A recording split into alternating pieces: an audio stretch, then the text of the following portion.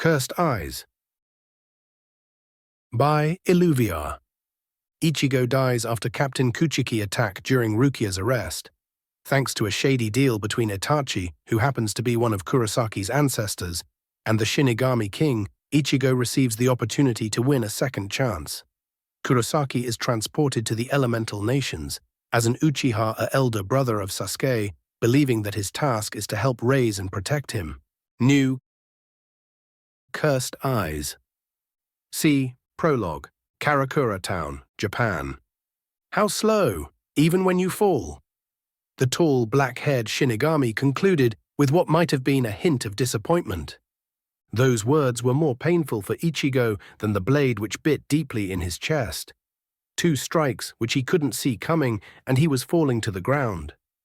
Kurosaki could feel his reiatsu leaving him, like a wave of water surging from a broken dam. In mere seconds, his spiritual power was gone. He failed. He couldn't protect his friend. When it mattered, he couldn't repay the debt he owed Rukia. Ichigo drifted in and out of consciousness, hearing a snippet of conversation between Rukia and her captors. "Let's go, Renji. The brat's dead." "It's my fault he died," Rukia exclaimed. For a moment, Ichigo's mind was clear, and he bristled at those words. It was not her fault. Even if it was, it wouldn't matter. If it wasn't for Rukia, not only Ichigo would have died weeks ago, but his precious sisters too. Kurosaki was the one defeated, the one who wasn't strong enough. It wasn't Rukia's fault in any way, shape or form. If he had been better, if he had trained his Shinigami powers. Ichigo's eyes briefly opened to see Rukia pinned to a signpost by that red-haired bastard. His dying body shook with impotent fury. His heart thundered in his chest, increasing the speed with which he lost blood from his gaping wounds. Kurosaki's trembling fingers clawed at the hilt of his broken sword, grabbing it like a lifeline. "Release Rukia," Ichigo spat from blood-stained lips. He prayed for her safety while glaring at her tormentor. Enraged, Renji slammed Rukia into the hard metal post. Everything was becoming harder and harder to see. The Shinigami and Rukia became dark blurs, their voices transforming into whispers, coming from far away. Lub, lub, lub, lub, lub, lub. As his world was engulfed by darkness, those were the only sounds Ichigo could hear. Lub, pause, lub. The echo was fainter and more irregular with each repeat. Heartbeat. Somehow that thought crystallized within Ichigo's fading mind. Lub. He waited for eternity for the second beat before succumbing into soft twilight. Ichigo's unseeing eyes closed, and a single bloody tear slowly made its way down his face, leaving a crimson trail. That was unpleasant. A bored-sounding voice deadpanned. Ichigo found himself staring at the owner of said voice. The substitute Shinigami was in small, well-lit room, looking at a pale man whose body was hidden by black cloak embroidered with pink clouds. He had a grey metal head protector with stylized leaf in the center. The stranger's face was framed by bangs of onyx black hair, which make his pronounced tear troughs under his eyes stand out even more on his alabaster skin. The man's charcoal eyes looked softly at the young reaper. "I hoped that if we were to meet, it would have been at better circumstances. You are dying, child." This time the stranger sounded tired instead of bored. Ichigo's eyes widened in realization. He heard how his heart stopped beating before losing consciousness. "So that's it. I was useless," Kurosaki muttered to himself. "You went against a Shinigami captain and lieutenant without any training to speak of. You did better than most." The stranger's lips stretched into a thin smile. It was stupid, suicidal. The outcome was predictable. The man sighed. "Yet it wasn't like the man you could have done anything less, is it? Kurosaki Ichigo, you want to protect her. This Rukia." Ichigo looked at the man, his sluggish brain trying to comprehend the words. "Yes, I have to save her. I owe her everything." The cloaked man smiled, evaluating the substitute Shinigami. Their time was running out. He smiled sadly, looking at his descendant. "I can give you a second chance, though I'll ask you for a boon in return." The stranger looked away. Ichigo looked the man who refused to meet his eyes again. Ichigo was ready to do almost anything to save Rukia. "What's the catch?" he asked. You might get killed trying to fulfill my request. However, right now you are seconds from oblivion, so… Kurosaki nodded sadly. He could feel it. His body was dead, his soul clinging to it for a few precious seconds. I'm already dying. Risking my life is no price to speak of in this situation. Ichigo narrowed his eyes at the stranger. What must I do? What is the price? The man bowed at him and gave him a smile of approval. I need you to take care for my little brother. I need you to prevent a tragedy. The man paused. I need you to change who you're in order to succeed. I need you to become a shinobi, to walk with death even closer than you do as a Shinigami. I need you to become an accomplished killer. Just like me was left unsaid. What? Ichigo blanched. I need you to live another life if you're to earn a second chance to save Rukia and protect those precious to you. That sad smile was back at full power. I don't know if I can do that, Ichigo whispered. All I'm asking you right now is to try. Ichigo closed his eyes and thought about his little sisters, about Rukia and his friends, about his father, no matter how big pain in the butt the old goat was. Ichigo could feel the world growing duller, grayer. He was running out of time. He was pretty sure he was already dead, and only the stranger kept him here, though it was obvious he couldn't do so for much longer. Ichigo was out of time. What that man wanted, it went against everything Ichigo believed in, against who he was. Ichigo had no problem fighting to protect those precious to him or for himself. However, becoming a killer, a shinobi even, whatever that really meant. He was tempted to refuse, just to let go. Yet Ichigo found he couldn't do it. His sisters, Rukia. I accept. I can't promise I'll become what you want me to be, however I'll do my best to save your brother. To avert that tragedy you're talking about. I'll do better this time, Ichigo declared. He was surprised at how weak and distant his voice sounded. The stranger gave him a relieved smile. His eyes glowed, irises changing into intertwined black pinwheels, which were spinning slowly. Ichigo was mesmerized by the sight, never noticing how the space around him blurred, shifting and twisting as if being sucked into a vortex. I'm sorry for the fate I'm forcing on you, Ichigo. But fear not, in the end of your days in the elemental nations, you'll have the second chance to save your girl. He smiled. And I have a gift for you, Tsukuyomi.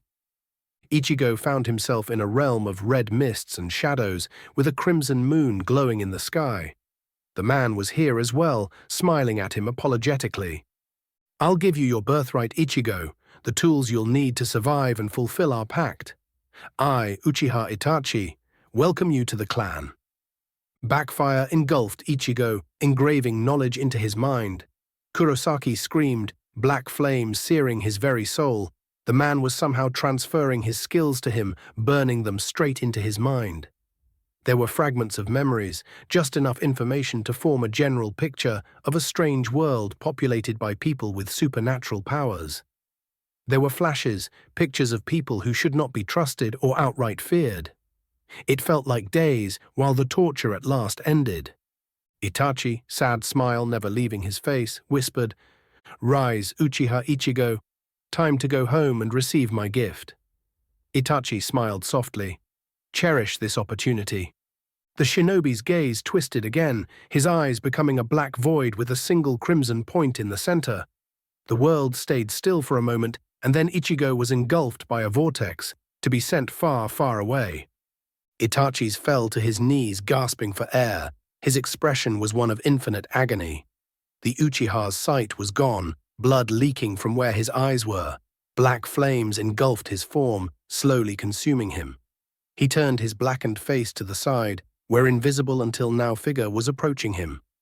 Our deal is now concluded, Uchiha. An inhuman voice grated. Let's hope the kid is up to the task. More than he'll ever know is now riding upon his shoulders. The Shinigami King thrust his hand into the disintegrating form of Uchiha Itachi, grabbing his very soul. The immortal being channeled his power into the shinobi's soul, using it as a key for their plan. It opened a tunnel to the past, making something that should have been impossible a reality. The power of the god of death erased the future of a part of the multiverse, resetting its timeline from a specific point. making a few key changes as his pact with Itachi required. The Shinigami King barely stayed on his feet as exhaustion hit him. The dice was thrown. In another dimension, on the border of a country called the Land of Fire, a tear in the air appeared. A human-shaped shadow fell through and went into a youth walking on a small dirt road. Itachi. Chapter 1. The Land of Fire, near the border. A pitiful moan heralded Ichigo's slow return of awareness. That fucking hurt, was the first coherent thought that crossed his mind. With a groan, he dragged his dust-covered form from the ditch where he was laying unconscious. His head was spinning, which was aggravating the killer headache tormenting him. He swayed on unsteady legs. There were 3 sets of memories chasing each other in his head, and they were making his mind feel like a hollow just chewed on it, spat it out, and then proceeded to stomp on it for a good measure. There was Kurosaki Ichigo, a substitute Shinigami. Brother, friend. Then there was Uchiha Ichigo, who had lived almost his whole life in seclusion with his mother Masaki. Ichigo whimpered at remembering. Everything that the Grand Fisher denied him all those years ago, he got to experience in this world, until Masaki got sick and died not so long ago. So this was Itachi's gift, something that Ichigo might have been tempted to sell his soul for. Remembering being raised by his mother in this strange world, it was a blessing. Experiencing her death again was a curse. As if that wasn't enough, there were the memories Itachi burned into Ichigo's mind. Skills, information he had no way of knowing being raised by Masaki. Ichigo roared at the heavens. Hasi.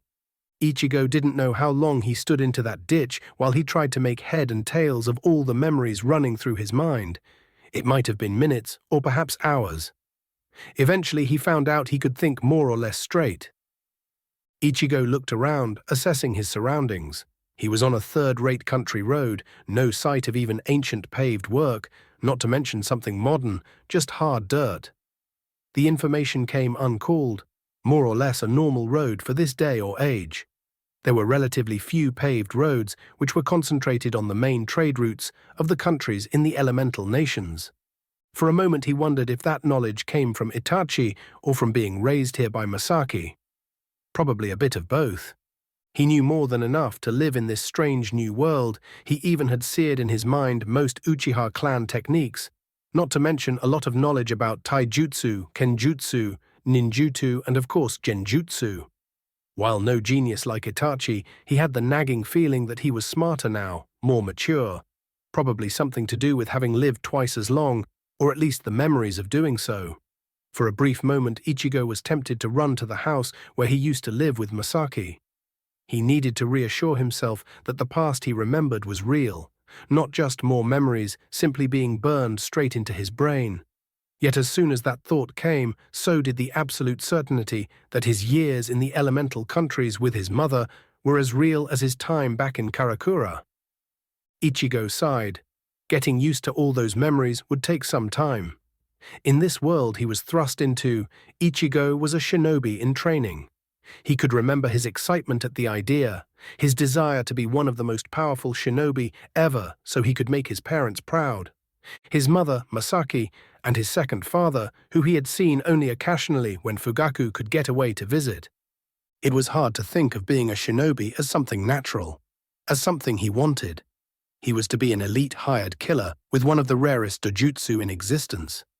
That meant he would become a target as soon as knowledge of his existence spread. It grated. All Ichigo wanted was to protect his precious people. He grit his teeth. He had 2 brothers in this world he hadn't even met yet. A younger version of Itachi, who wasn't exactly stable after slaughtering most of their clan, and Sasuke, who was probably even worse thanks to Itachi. Ichigo, he had a decision to make.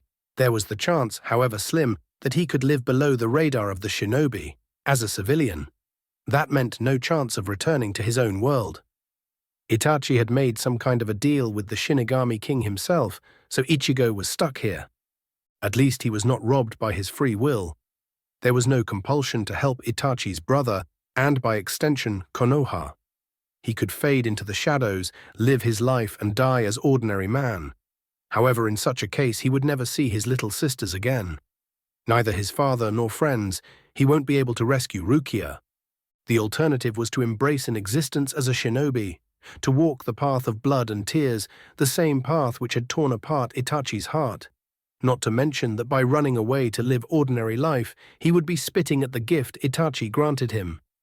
Ichigo was afraid to ask what price his new brother had to pay in order to give him a second chance to experience a childhood with his mother. Kurosaki's shoulders slumped while he was thinking. He laughed sadly. Oh, Itachi was a right bastard. The precious gift he gave Ichigo had strings attached, and it was only now he figured them out. A big part of Ichigo wanted to be a shinobi. He wanted to meet his younger brother. He needed to see his clan rise again, and none of that would be possible if it wasn't for Itachi's gift. Well played, brother, Ichigo whispered.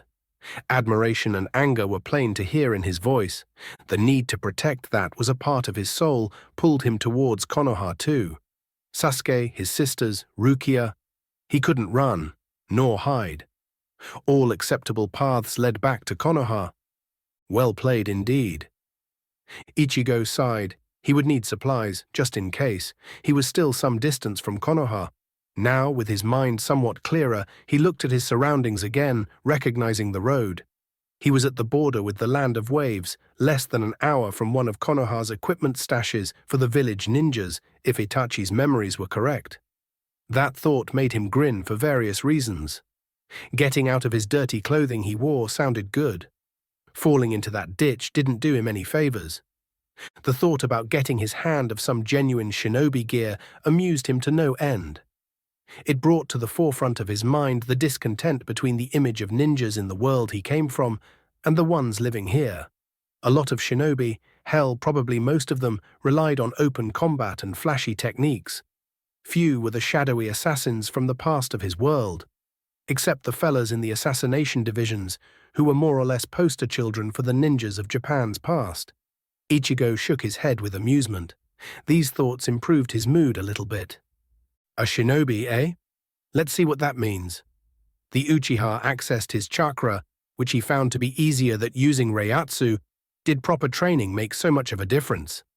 Ichigo disappeared into the bushes surrounding the road with speed at which it would have been impossible to navigate if not for his time as substitute Shinigami. He was moving fast enough to be a blur for a civilian in either world.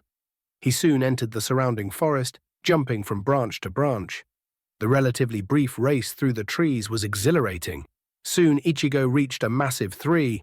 The cache should have been in its roots. It took him a few moments to find it, and then a bit longer to check for traps. There were none. Ichigo retrieved dark blue shirt and black pants with lots of pockets. The clothing was joined by a pair of leather hiking boots, which turned out to be surprisingly comfortable. Looking at the well-preserved weapons in the cache, Ichigo wondered what to take. While thinking about the various sharp, pointy instruments of death and mayhem, he removed the wrapping of a small mirror. There were few of them present for a couple of reasons. It helped when applying various maskirovka and was pretty useful when checking and trying to treat wounds on parts of one's body which normally couldn't be seen. With trepidation, Ichigo looked in the mirror. His face was the same, if a couple of years older. While his hair had retained its spiky form, now it was charcoal black, what one would expect from a stereotypical Uchiha. Good thing that I didn't come to this world with the standard stick up the arse, which is one of the clan's trademarks. He froze at that thought. He had just thought of himself as an Uchiha. You are one down to the DNA. There was a small, treacherous voice in his head. Ichigo decided to bite the bullet and channeled a bit of chakra in his eyes. The action was natural, as if he had done it countless times. His eyes changed, becoming crimson with 3 tomos spinning lazy around his irises. He stared a long time in his reflection, the reality finally sinking in. Ichigo knew intellectually who he was now, from the moment he awakened in this world, yet deep down, in his heart, part of him had been in denial. But now, seeing the changes with his eyes, the enormity of his situation struck him like a sledgehammer. Those eyes, he knew for certain they were proof of his mother's second death. He remembered grieving for her and how her death awakened hid bloodline. A whisper barely registered in his turmoiled mind. Abandon your fear, Ichigo. Move forward, never look back. You'll age if you pull back. You'll die if you hesitate. This is the world of your ancestors, your birthright. Embrace it, or you and everyone you hold dear will die. Ichigo shuddered as cold sweat covered his body. That voice was familiar. He somehow knew it as well as those of his father and sisters. He closed his eyes and took a deep breath, regulating his chakra flow in order to calm down his body faster. The trembling stopped and his shock subdued. With sure hands, he wrapped the mirror in the soft textile, protecting it from impacts. It resembled cotton to the touch, which made Ichigo wonder if cotton actually existed in this world. Ichigo shook his head at the odd thought and continued browsing the gear. He attached pouches of kunai and shuriken to his belt and secured a duo of hunting knives in his boots. Ichigo looked at the tactical vests in the cache and took the one which was the closest fit for him. Then he looked for a good blade. He was not sure why he felt that he needed a sword. Was it because swords were one of the preferred weapons in the clan, or the part of him which was Shinigami desired a blade in his hands? The selection was poor, just a few tantos. Ichigo took the best of them and secured it to his back. Just in case, he stashed a med pack in the small of his back. He took 6 smoke bombs, rations for a few days, secured the rest of the stash. Uchiha Ichigo, he muttered. The name flowed naturally from his lips, just as easy as he would say Kurosaki. Ichigo shook his head in regret. He couldn't afford to think of himself as Kurosaki Ichigo. That person had no place in the shinobi world. The son of Isshin was no cold-blooded killer, something he needed to become in order to survive and thrive here. Something he hoped he'll be able to live with. The fact that a part of him was looking forward to becoming a shinobi was both exhilarating and terrifying. He exhaled loudly and stretched himself. Ichigo turned in the direction of Konoha and started moving in leisurely pace. He needed to sort through the memories of his new life to figure who exactly Uchiha Ichigo was before entering the leaf. C. Haino Kuni, 2 days later. Ichigo was only a day out of Konoha, still moving slowly for a ninja. The last 2 days did wonders for his psyche, giving him enough time to straighten out his mind and feelings. His memories of this world, along with those grafted into him by Itachi, were changing him, making him much more cynical. What he regretted from the whole ordeal was the death of what was left of his innocence. Ichigo was grimly aware of all the evils people did in the world, of what Itachi had done, even though his intentions were mostly good and honorable. Ichigo's musings were disrupted by clash of metal and muffled woman's scream which came in front and to the left of his current path. Ichigo cursed under his breath for not being more aware of his surroundings and dashed to check what was happening. He made his way to the confrontation fast yet stealthy. He found himself hidden in the corona of a high tree, overlooking small clearing in the forest floor. There was a slender black-haired woman supporting herself on a tree trunk in the middle of the meadow. She was wearing red armored blouse with only right sleeve, covered by a short dress which looked like it was made of bandages. Her arms and upper thighs, which were visible under her dress, were wrapped in actual bandages. She had a long bleeding gash on her lower right thigh, which was bleeding a lot, though luckily not with enough strength to indicate a cut artery. The woman's unusual eyes, red with double rings, were glaring at 3 shinobi who were circling her like a pack of jackals.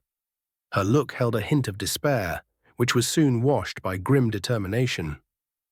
Ichigo could sense that she was almost out of chakra too, not a good combination given the odds and her wound. His mind promptly supplied her name, Yuhi Kurenai, Konoha's genjutsu mistress. Wounded and without enough juice for even a simple jutsu, her situation was desperate. Ichigo slowly drew 4 kunai in his left hand and prepared to jump in. One of the attackers, whose face he could see, leered, "She's a nice piece of ass. We can have a bit fun after all the shit she made us go through." Kurenai glared defiantly at the shinobi, who had a Suna head protector with the sign of the village scratched through. A missing nin, then. Ichigo wondered how the hell those bastards had made it this close to Konoha without being stopped by one of the patrols. At least one of the missing nin was a would-be rapist to boot. Ichigo's face was transformed into one of fury. His first kills were not to be ones he would regret. The first idea anyone had of his presence was when his kunai left his hand and hissed through the air aimed at a single target. That turned to be good idea when the shinobi, warned by combat-honed instincts, dove to the right. Two of the weapons were thrown at the back of his head and spine, and the other two at the most likely directions for the target to dodge. One kunai hit the missing nin in the tight, slowing him down. He was unable to evade the next pair, which struck him in the neck and the left eye. He slumped to the ground, dead. Meanwhile, Ichigo was upon another of the shinobi, slashing at him with his tanto. The missing nin was moving in slow motion, compared to the Sharingan-enhanced perception Ichigo possessed. Slipping the blade between the hasty drawn guard of the man was a child's play. The ninja fell to the ground nearly decapitated, leaving Ichigo with Kurenai between him and the would-be rapist. With an unexpected speed, Ichigo vaulted over the wounded Kunoichi while his left hand was busy making symbols. Fire-style, dragon flame bomb, Ichigo hissed. A long stream of flame shot from his mouth as if it was the muzzle of a flamethrower. The missing nin had just enough time to start screaming before being engulfed in flames. A second later, he was rendered silent when superheated air made its way in his mouth and lungs, cooking them instantly. The nameless shinobi's blazing remains crumpled to the ground like a puppet with its strings cut. Ichigo cleaned up his tanto on the clothes of one of the dead shinobi while scanning the forest for more treats. He was trying hard not to think about what he just did. He had snuffed the life of 3 people, and it was easy. Too damn easy. With a supreme effort of will, he ordered his hands to remain steady, fighting the shock which was trying to crash his system. "Thanks," Kurenai rasped, a hand clutching her wounded leg. Her voice was enough to distract him from thinking too much, which was a good thing at that moment. He looked her in the eyes, causing her to gasp softly. Kurenai bit her lip, forestalling a colorful curse. The man who just saved her had the Sharingan. Sasuke and Itachi Uchiha should have been the only ones left with that bloodline. Besides, only Itachi was supposed to have the Uchiha's bloodline awakened. Further, the youth in front of her was deadly, slaughtering her pursuers with practiced ease. She logged in for later the lack of forehead protector, despite the otherwise normal shinobi outfit of the teen war. Was this Itachi using genjutsu? "Are those all of them?" the youth asked, waving at the bodies. Kurenai nodded, the taunt lines of her beautiful face relaxing a bit. She was deadly pale. Blood loss and shock. Again, a maddeningly familiar voice supplied from within Ichigo's mind. "Let's see that leg," he said softly and knelt next to her. "That's a nasty scratch." Ichigo noticed how she was slipping in unconsciousness and slapped her face lightly. "None of that now, miss. Stay with me." Kurenai focused on the young man, her eyelids heavy with fatigue. She felt his fingers probing her throbbing thigh and winced, then yelped in pain as he none too gently pressed near the wound. "Stay awake," he ordered with a voice brooking no argument. She grumbled quietly, glaring at her unexpected savior. "Not to be ungrateful, but who are you? What are you doing here? You are no Konoha shinobi." Ichigo huffed while examining the wound. It was ugly with jagged edges, but not deep enough to reach the artery. He opened the pack, tearing open a packet of blood clothing powder. "This will sting," he warned and dumped the powder all over the wound, causing Kurenai to hiss in pain and give an unladylike curse. "As for your questions, no, I'm not a Konoha shinobi. Heard of the place but haven't been there yet. To your second question, I'm hoping to be accepted in the village. I was on my way there when I stumbled upon this unpleasantness. Seriously, aren't there supposed to be patrols this close to the leaf? And as far as my name is concerned, ladies first," he said while cleaning the wound which had stopped bleeding for now, then proceeded to bandage it. "Any idea which are the blood-replenishing ones?" While she was pondering his words, he asked, nodding at the pack opened between them. "The red ones," she deadpanned. "I'm Yuhi Kurenai." "A fitting name. It does suit you." He smiled at her. Ichigo looked at his handiwork and hummed. It should be good enough until they reach Konoha. The time spent helping at his dad's clinic had apparently paid off. He cleaned the blood of his hands and gave Kurenai 2 blood pills and his canteen. His smile became thinner and he looked her in the eyes. He wondered how the first Konoha nin he met will react to his name. "I'm Uchiha Ichigo," he said, his voice level. Despite seeing his eyes earlier, Kurenai was startled at the name. An Uchiha? The name poured from her crimson lips. I know, it's hard to believe. I somehow evaded the mandatory implantation of stick up my butt. Ichigo grinned sadly at her. Kurenai chuckled, though still suspicious of her savior. She must have betrayed something in her expression because his next words were, "It's fine not to trust me yet. It comes with being shinobi, I guess. I just hope that you'll find me somewhat trustworthy after my inevitable meeting with an Yamanaka. Now let's go." Ichigo picked her up bridal style, prompting an indignant yelp, which was more from embracement than pain. "It's faster that way. Besides, you shouldn't walk on that leg until a proper doctor has seen it." Ichigo explained, "I'm not a bloody princess in distress." Kurenai muttered, "Well, you are certainly beautiful enough to be a princess," Ichigo quipped. He sped into the failing night, moving as fast as possible without causing too much pain to the kunoichi in his arms. Sieka Konoha. The next morning, Ichigo reached Konoha shortly after sunrise. The massive wall surrounding the village was impressive, very tall and wide, with polished like a glass outer surface. It was obvious that any direct assault would be a bloodbath. In fact, Itachi's memories didn't do it justice. There was a good half-kilometer of cleared forest beyond the wall, making for a great killing ground, which was a big hat boon for the defenders. Reaching the leaf, carrying one of their shinobi without meeting a single bloody patrol, not so much. When he neared the gate, a big damned monstrosity, he was finally confronted. A squad of half a dozen ANBU shunshined, surrounding him. "Halt!" growled the apparent leader. Ichigo shook his head. Seriously, did they think that he wounded Kurenai and then decided to bring her to the village doorsteps? Using the main road for the last leg of the trip too. Granted, there were probably a few shinobi who would be crazy arrogant or good enough to pull it off. But still, he shook gently the sleeping woman in his arms. Kurenai had dozed off in the middle of the night. Her fatigue had gotten better of her still lingering mistrust. "Hey, Sleeping Beauty, please tell these nice fellas that I'm not an enemy. Preferably before they lose patience and start poking me with various sharp objects," he said cheerfully. The Uchiha could swear that the ANBU leaders was eye-twitching under his wolf mask. Did Ishida felt so much satisfaction when he needled him back home? What?" came the kunoichi's sleepy voice. She opened her eyes and blinked, still half asleep. "Irate ANBU who, by the looks of it, don't like me very much. Not to mention that your boss might want to chat with me." He smiled at the sleepy woman in his hands. She was a cutie, reminding him of his sisters. Kurenai sniffed innately and looked at Wolf. She pointed with her thumb at Ichigo and said softly, "He saved me by 3 missing nin while I was returning from my latest mission. And yes, the Hokage will want to speak with him ASAP, because of his bloodline. Please escort him to the tower." The ANBU leader nodded at Ichigo with air of something that had the barest hint of respect. He looked at one of his subordinates. "Eagle, take the Junin off his hands." "Hey," said Kunoichi, showed her indignation at being unceremoniously picked up. "You, stranger, follow us. Let's see if you are worth the Hokage's time." The ANBU continued unperturbed, waving at Ichigo. "CE, Hokage Tower, Konoha." Sarutobi Hiruzen was waging an eternal war against the bane of his existence, the multi-headed hydra known as paperwork.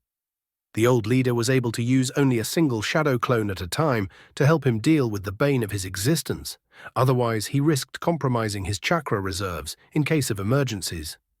He was hoping for a crisis, anything really, to get away from the tedious work. Preferably before the mountain of paperwork, under which his desk was barely holding, buried him alive under an avalanche of paper. His prayers were about to be answered, and his headaches were going to at least triple, but that's another story. It all started with a knock on the door.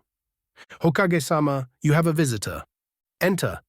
Hiruzen redoubled his prayers, hoping for respite from the infernal paperwork. A squad of ANBU, led by Wolf, escorted a teenager in his office. Black hair, onyx eyes, and what looked like a standard shinobi outfit, if off a bit by its older design. Naturally, the youth was disarmed before being admitted in. "Hokage-sama, this man saved Yuhi Kurenai while she was returning from her last mission." She is in the hospital, being treated for her wounds. She said that you need to speak with this man, in regards with his bloodline limit, Wolf reported. She'll be sending a report ASAP. Hiruzen's gaze lingered over the visitor, meeting his unflinching eyes. Old man, you may want to decide who needs to know my story after hearing it. It's connected with an S-class village secret. Sarutobi's eye twitched at the disrespectful tone, his face becoming grim. Ichigo smiled, channeling a bit of chakra at his eyes. Hiruzen's eyes became cold, calculating. The kid had fully formed Sharingan, yet he had never seen him before. By the way, how's my younger brother? I understand been like a lost sheep for the last few years. The professor glared at the young man. He knew or believed to know too damn much of the village dirty secrets. Hiruzen's left arm curled around a kunai hidden under his desk, just in case. He ordered the Ambi squad to leave and motioned with his free hand to the visitor to speak. Ichigo's smile disappeared, and he started his story. I'm Uchiha Ichigo. I awakened my Sharingan 2 weeks ago when my mother died by the wasting disease. There was a flash of anguish in his eyes as he spoke about his mother's demise. I wasn't sure if the story she told me at her deathbed was true, so I came here for answers.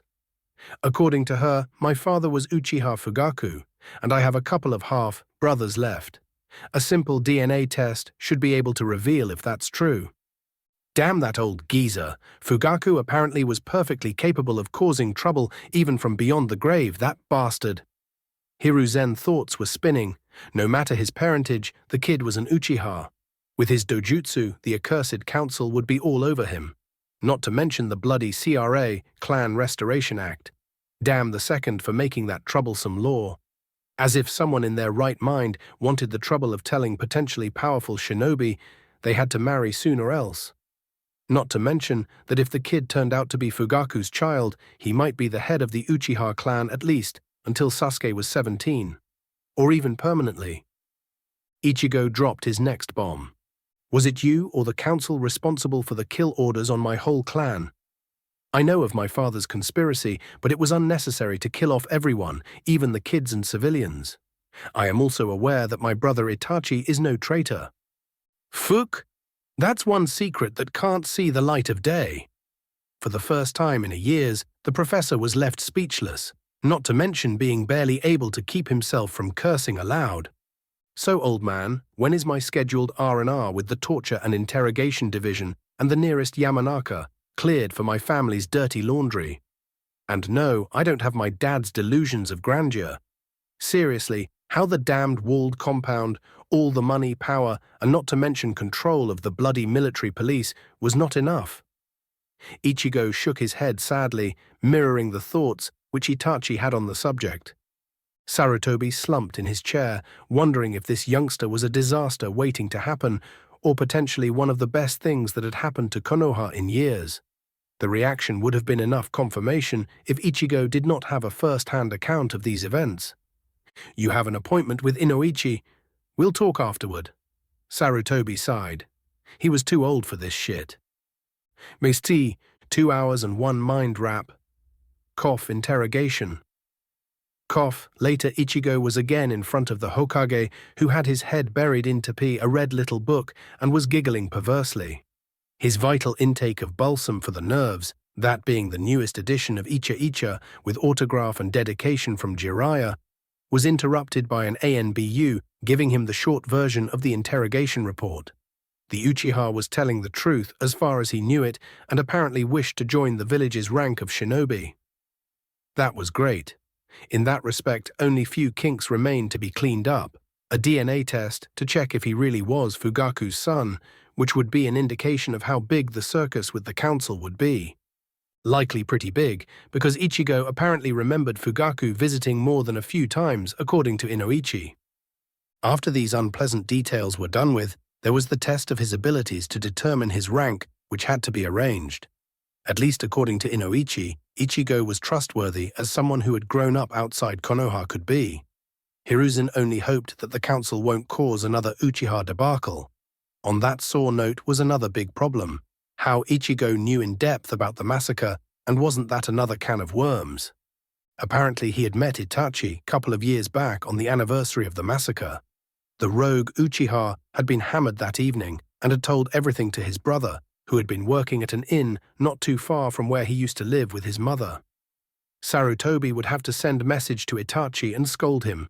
Granted, he knew that the actions of that night weighted heavy on the loyal shinobi, but such a slip could have grave consequences. Then there was dispatching Anbu to the inn and to check on the place where Ichigo used to live. More headaches and even more paperwork to be dealt with. The Hokage skimmed through the report which Kurenai had just submitted, while Ichigo was waiting impatiently. DNA test, and when the results are ready, I'll present you to the council, said Hiruzen. He glanced over the mountains of unfinished paperwork at the Uchiha. You did save one of my kunoichi, without it being your duty. What would you want as reward?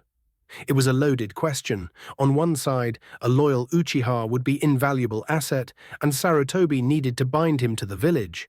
On another, the question was a test. Two things, old man. First, I would like to meet my little brother, before the rumors start flying. It will be better if we both get untainted first impressions of each other. Sarutobi nodded. It was a reasonable request, which was no trouble to grant. Second, I'm aware of the so-called CRA, and I'll want an extension of the period before needing to marry, until I'm at least 19, that's 2 years from now. The Hokage was intrigued by that request. If they were able to pull it out, it will be much longer, until the council could get its claws into the kid through a forced marriage contracts. I'll see what can be done about the CRA. You'll be staying for a couple of days in one of the free Junin quarters until the DNA test is done and your clan status can be determined. As far as Sasuke is concerned, you can meet him at the academy after the results come in. Naturally, until you are made a shinobi of the village, there will be a discreet escort. After that, too. Fair enough. Shower and bed, here I come, Ichigo thought. Tsitsi. After being prodded with sharp needles in the hospital and getting a general examination which lasted few more hours, Ichigo checked on Kurenai, who was napping at the time and was recovering nicely. He went to his assigned quarters, with directions provided by the duo of visible ANBU escorts. At least 6 more were shadowing them just in case. The Uchiha took a long hot shower, followed by a meal that consisted of 2 chicken sandwiches and some apple juice.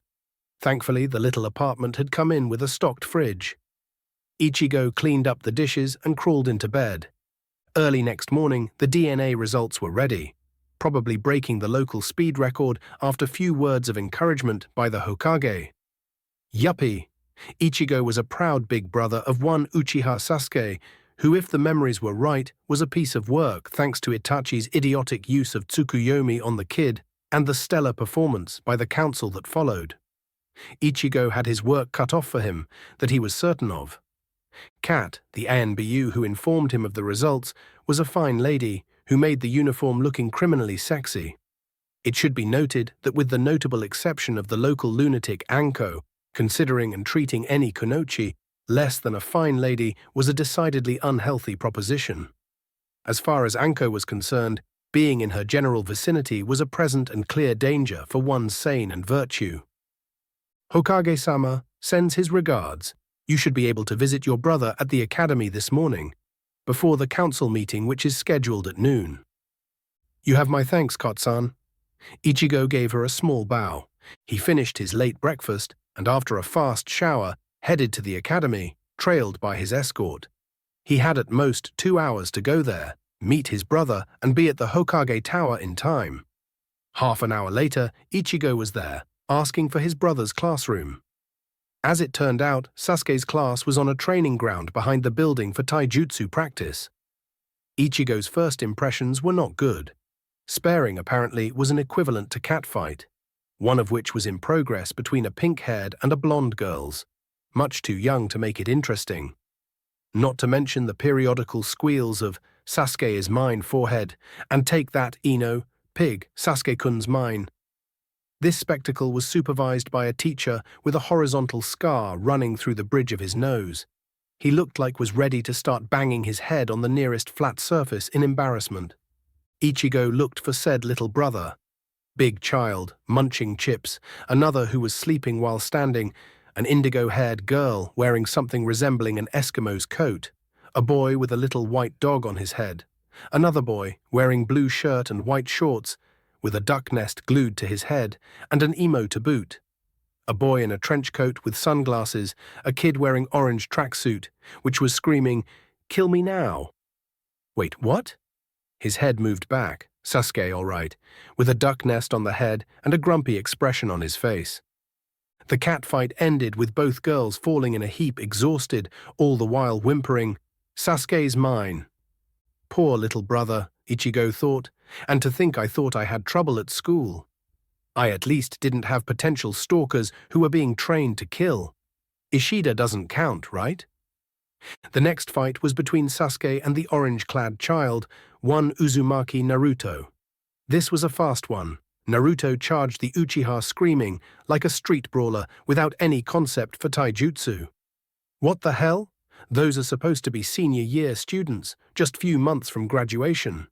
With what little was shown so far, the kids were not good enough to take on the thugs of Karakura, not to mention samurai and ninjas. I'll have to talk with the Hokage about that before these children get killed. At least his brother had learned the basics, knocking down the Orange Menace with a well-executed academy-level combo. The crowd exploded with squeals of girlish joy. Sasuke, at least a dozen girls roared in approval. Ichigo's little brother looked skittish, like a deer caught in the lights of a speeding truck. Fangirls, the terror from the deep. Ichigo shook his head. Too much XCOM, time to save the kid from the circling sharks. Uchiha Sasuke, a word please. The substitute Shinigami's voice cut through the sounds of bloodthirsty predators, ahem. Joyful fangirls, redirecting everybody's attention to himself. Another round of squeals. Fuck, I don't need preteen fangirls. The teacher roared, using a jutsu which made his head much bigger. Silence. The sheer force of the scream was able to subdue his pupils. Got to learn this one, thought Ichigo. I'm Umino Iruka, the beast handler of these. The teacher waved at his charges. Who are you and why do you need to speak with Sasuke during academy hours? Ichigo, Uchiha Ichigo, I need to speak with my little brother before the council makes a circus from my arrival. Sasuke scoffed. He had only one brother and he hated his guts. He had never seen this man before. I'm aware that you don't know me, Sasuke. Ichigo's voice became softer, the tone he used to comfort his little sisters.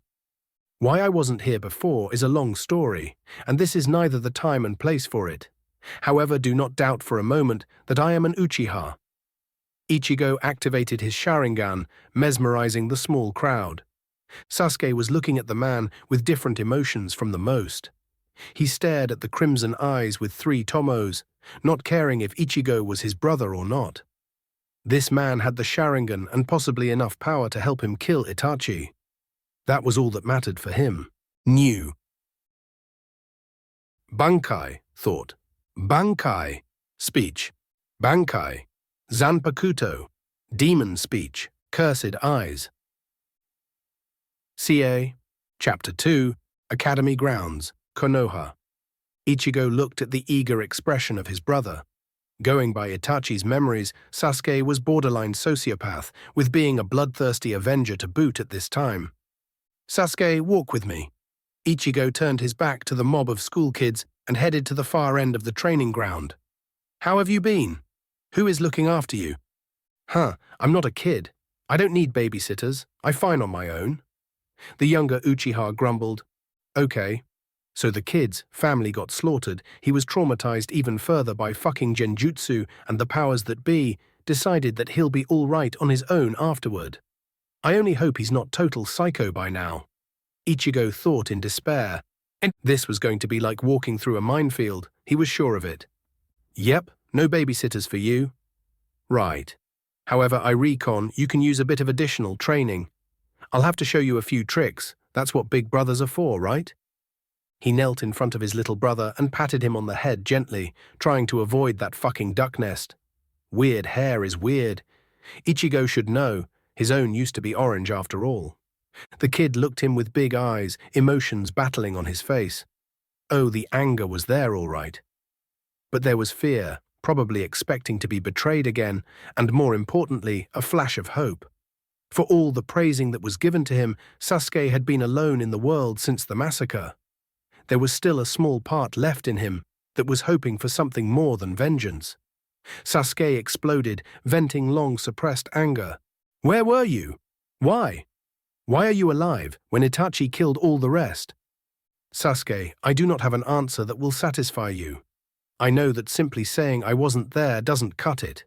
Until recently, I was not even aware of my heritage as an Uchiha. That's why Itachi did not know that I was there to kill. You could say I'm alive because of dumb luck." Ichigo's voice became softer, wrought with feelings. "I know it's not what you want to hear. Nevertheless, it's the truth." He took a deep breath. "I know about pain, Sasuke, what it is like to lose your family." Sasuke scoffed at that, and he was obviously ready to leave. However, he was stopped in his tracks by the intensity in the eyes of the elder Uchiha. The boy could see the pain, knew that the man was telling the truth. "2 weeks ago, I watched my mother die from the wasting disease. As far as I knew, she was the last family member I had left. And if you were wondering, that was too high a price to pay for my Sharingan." Ichigo was telling this with tears in his eyes. He was seeing flashes of the murder of his mom by that accursed Hollow too, followed by images of her dying by the damned disease. The newest Uchiha gazed into his brother's tear-laden eyes and embraced the kid. "You are not alone, Sasuke. You don't have to deal with the pain by yourself." Sasuke was torn. On one side was all the anger and the instructions pounded into his skull by Itachi. On another hand, he was tired of being alone. Simply striving to become stronger was not enough. He felt empty. Yet Sasuke was afraid to hope. There was a glimpse from the boy he was before Itachi screwed up everything. Sasuke quietly asked, "You won't go away? You won't die? I can guarantee the first, and I'll do my best not to get killed. I'm just fine in one piece, thank you very much." Was the only response. Ichigo wondered if that was Uchiha's specific verbal tic. Answering with more than one syllable is all right, you know? Then the Dimension Traveler whispered to his brother, "They won't take off Academy points for longer answers, you know." Thick mark and glare from Sasuke was his only answer. "You've got your work cut off for you. This one's denser than even you." The damned whisper in Ichigo's mind was back. "Sasuke, now that I've found I have a little brother, I can't let myself die. On the contrary, I just discovered a reason to live." At least now Sasuke began looking like he was salvageable, marginally. "Well, kiddo, see you tonight after school. And beware of the fangirls. Evil creatures, I tell you." Ichigo smiled at his little brother and patted him on the shoulder. "It will be all right, Sasuke," he added as a goodbye, leaving a confused younger Uchiha. Time for a chat with the old man and that fucked-up council. Shigosei, Hokage Tower, Konoha. Ichigo went to the Hokage shortly before the council meeting. He had a bone to pick up with Sarutobi. He found Hiruzen clad in the full regalia of his office, smoking from a long pipe. The Uchiha's future boss was hidden behind another mountain of paperwork. The scene struck him as strange. There was something wrong with the Hokage spending his whole day buried in paperwork. No wonder problems Ichigo had seen so far were unresolved. Either the old man did not have enough time to go around the village and check up what was happening in his domain, or the solution was forever lost in a pile of paper. The Uchiha looked as the Hokage puffed few small clouds of smoke with content smile. Ichigo was at loss why the smoke reminded him of something. "Puff," he muttered. Sarutobi looked at him strangely. Ichigo had a flashback of the academy grounds where, while his Sharingan was activated, he had glanced at a group of students practicing with clones. The clones were appearing and disappearing in puffs of smoke. Why was this important? Hiruzen was looking at the Uchiha, wondering where the mind of his visitor was wandering. The clones used in the academy were little more than a basic exercise, practically useless in the field. So not those clones. Solid clones. That thought sent a torrent of information in the front of Ichigo's mind. Shadow, water, rock, and other corporeal clones. Divide the chakra evenly between themselves and the original. Dangerous, can kill by chara exhaustion, but useful, fighting with 10% of the original's skills. Autonomous, acting as the original's will when not having orders. Upon dispelling transfer memories, that was it. But why Sarutobi was not using a clone for the tedious paperwork? Can't be because he lacked sufficient chara. Despite being old, the man was a Kage with one of the greatest reserves in the village. Can it be? Sometimes you can't see the obvious under your nose and you need outside perspective, interjected the voice in Ichigo's mind. Old man, I have a few concerns which must be addressed, but before that, I have a question. Why are you doing the paperwork by yourself? Hiruzen was perplexed by the question. Those are documents that need the Hokage signature. I can't leave them to someone else, no matter how much I wish to do so. Well, that was it. The old monkey had not thought to use clones for that work. Ichigo grinned. Time to score some points with the boss. I have a solution for your problem.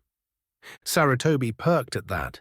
Was it possible that this kid had reinvented Minato's way to deal with paperwork? Hiruzen looked at the Uchiha with hope in his eyes. Ichigo pronounced two words that changed the world. Shadow clones.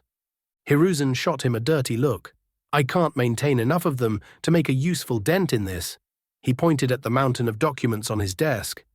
Did it get bigger while Ichigo wasn't looking? He shook his head. His mind must be playing tricks on him. Ichigo looked around the office. It was just like in Itachi's memories. His eyes went over the pictures of the former Hokages, and he frowned. Ichigo stared at the picture of the fourth, remembering the blonde boy in orange. His mind was screaming in protest. If it wasn't for Itachi's few distinct memories of an older Naruto, he might not have connected the dots. Are you people out of your kami-damned mind? Are you trying to get the kid killed, or what? I just watched a spar between Sasuke and the son of the fourth fucking Hokage. He has no concept of taijutsu. Either he's the sorriest excuse for ninja wannabe to ever live, or his training was sabotaged, and your so-called taijutsu instructors are fucking traitors. When he finished, Ichigo was almost foaming in the mouth. Hiruzen was left speechless. That was not what he was expecting when Ichigo started speaking about Naruto. It can't be that bad, right? The academy instructors should know better. Yet the last time he personally checked was just before Naruto enlisted. May Kami curse those fools to the deepest pits of hell. This was something he'll have to deal with personally, but right now he didn't have enough time for it. The Hokage smiled grimly. He was sure that the council had a hand with whatever irregularities were present in the academy. He'll have to deal with them carefully. During the time just after Kyuubi attacked, they had gained too much power to be eliminated directly. A lot of the more powerful civilians on the council did have close ties with notable and more importantly powerful people in the capital, so simply removing them had never been a viable alternative. Oh, Sarutobi could do it. However, the potential consequences were worse than the headaches the civilians tended to cause. With Tsunade out of the village and the Uchiha seat vacant, the best Hiruzen was able to do was to stalemate the council, and that was when all on the shinobi side of the council voted the same. Thus, Sarutobi had to use the Hokage's vote, which was traditionally only used to break stalemates, in order to block the civilians' disastrous ideas. He had lost count how many times he and the rest of the shinobi had to block a vote to execute Naruto. The Hokage smiled thinly. That was no longer the case. In front of him was an Uchiha old enough to assume the position as clan head. With Ichigo being the only loyal Uchiha of age, it fell to the Hokage to decide if he's fit to assume the position. That was made a law by the first in order to sidestep the inevitable political storm which would ensure otherwise. Hiruzen went to one of the bookshelves along the walls to retrieve the relevant documents. A bit of scribing in the blanks, few signatures, and it was done. Besides, if Ichigo wasn't loyal, well then Hiruzen's brainchild was going to give him enough rope to hang himself sooner. Uchiha-san, let me be the first to congratulate you for your elevation as a clan leader. Sarutobi smiled at Ichigo and gave him a small bow. The Uchiha was stunned at the fast promotion. While he knew that he was technically the only one at this time who could fill this position, he did not expect it to happen this soon, nor this easy. He smelled a trap. So, Ichigo, you wanted to discuss a couple of issues? Hiruzen asked. First, I would like an explanation, old man. I never expected to become a clan leader this soon, if at all. Ichigo looked suspiciously at Hiruzen. It serves my purposes to affirm you. Your actions in this position will help me see your true mettle too. Sarutobi smiled. Before you ask, declining isn't an option. Congratulations. The new clan leader nodded glumly. It was a test then. Probably both a political statement and move too. Unfortunately, Itachi's memories weren't particularly helpful in that regard. Ichigo sighed and began speaking. First is about Sasuke, whose idea was to leave him to live alone after the massacre. My little brother is a mess, on the way of becoming sociopath. Any particular reason why he wasn't adopted? That goes to Naruto as well. I would have thought that the clans would have given arm and leg for even the chance to raise the last Uchiha and Namikaze. In their infinite wisdom, the council decided that your brother will be better alone, so the last Uchiha won't be influenced by one of the bigger clans. Hiruzen's dry tone told all Ichigo needed to know about how the Hokage viewed that particular idea. And then the big clans blocked all attempts for adoption from the rest. Ichigo finished the thought. He did not mention that his brother would have been better in a civilian family than alone. That left Naruto, aka the Orange Monster. It wasn't that Ichigo had a problem with the color orange. His hair used to be such, and that was a legacy from his mother he was proud of. However, wearing an orange jumpsuit as a shinobi, even one training in the academy to be one, good luck sneaking in most terrain with such clothes, perhaps during autumn or in the desert. I sense that's not the case when Naruto is concerned. Ichigo dismissed his idle thoughts. The Hokage chose his next words very carefully. Naruto-kun is bearing a burden, because of which some foolish people hate him. That is no different when the council is concerned. His parentage is a village secret, so do not go proclaiming it to the world. Splendid, Ichigo grumbled. The bloody council again. Well, he was a clan leader now, so dealing with them would be unavoidable. He cleared his throat and spoke. My second issue, as it was mentioned before, concerns the academy and what is taught there. As I understand it, my brother is about to graduate in few months. I'm not convinced that he and the other prospective genin are adequately prepared. I'll look at this in the next few days. The Hokage answered. What he was just told about Naruto's training did indeed raise some pointed questions. Right now, you should be concerned with the council meeting and the test to determine your skills as shinobi. See Council Chambers, Hokage Tower, Konoha. Apparently, the council, or at least the civilian part of it, were a big pain in the ass for the Hokage. It certainly explained in part the reason why the old man had put faith in total stranger by signing the paperwork, making him a clan head. That position gave him a seat on the council, one he owed the old man. There were undoubtedly strings attached, which Ichigo didn't see. Again, from the short conversation he had with Hiruzen few minutes earlier, it became clear that with his addition to the council, now the civilian and shinobi sides had parity, with the Hokage holding the deciding vote. Ichigo idly wondered when Konoha had become democracy. Well, it was time to feed the piranhas. The council men and women slowly filled in the chamber, many of them throwing him unpleasant glares. He could see why on their faces, for most of them he was a nobody who had no business being in this chamber. Ichigo suppressed a smirk, so most of the council did not know of him. That would be a first. The rumor mill hasn't caught up to current events. Ichigo nodded respectfully to the shinobi councillors, most of whom were surprised at his presence, so at least this time the Hokage gag orders had held. Ichigo found himself sitting between Inuzuka Tsume on the left and Yamanaka Inoichi, with the rest of the Inoshika Cho trio to his right. On the other side of the tables was an apparently crippled old man, with bandaged left arm and eye. Danzo, a very dangerous man. Now it was time to see how politics here compared to the ones back home. Before everyone had taken their seats and the council was in session, a nondescript man from the civilian side bolted from his seat. Hokage-sama, why have you gathered us for unscheduled meeting? And what is this stranger doing here? The man's tone was anything but respectful, and his glare did not help his case. Ichigo decided to use a time-honored technique, leave them enough rope to hang themselves, the bastards. Which was what the Hokage was doing with him, damn it. The Hokage glared at the counselor, his expression grim. Village business. The old man deadpanned. He pointed at Ichigo and said, "This young man is the reason for this meeting." A pink-haired banshee screeched, "Why is this upstart here and seated, showing no respect for the council?" Oh boy, if these people act this way, without any fear from the Hokage, the situation is grim indeed. Ichigo thought, what the hell gave them the idea they could act in such a way? More importantly, why Sarutobi wasn't on their case for such a disrespect? Obviously, there were considerations Ichigo was unaware of, something he would have to fix ASAP. The Uchiha looked at the old man and saw him give a small nod. He smiled thinly, thinking, "Let's the circus begin." He closed his eyes and activated his Sharingan. Then he looked at the various counselors and introduced himself with cheerful tone, his dojutsu blazing. "Hi, I'm Uchiha Ichigo. Nice to meet you all. I am the new Uchiha clan head." For a moment the council froze, staring at his eyes.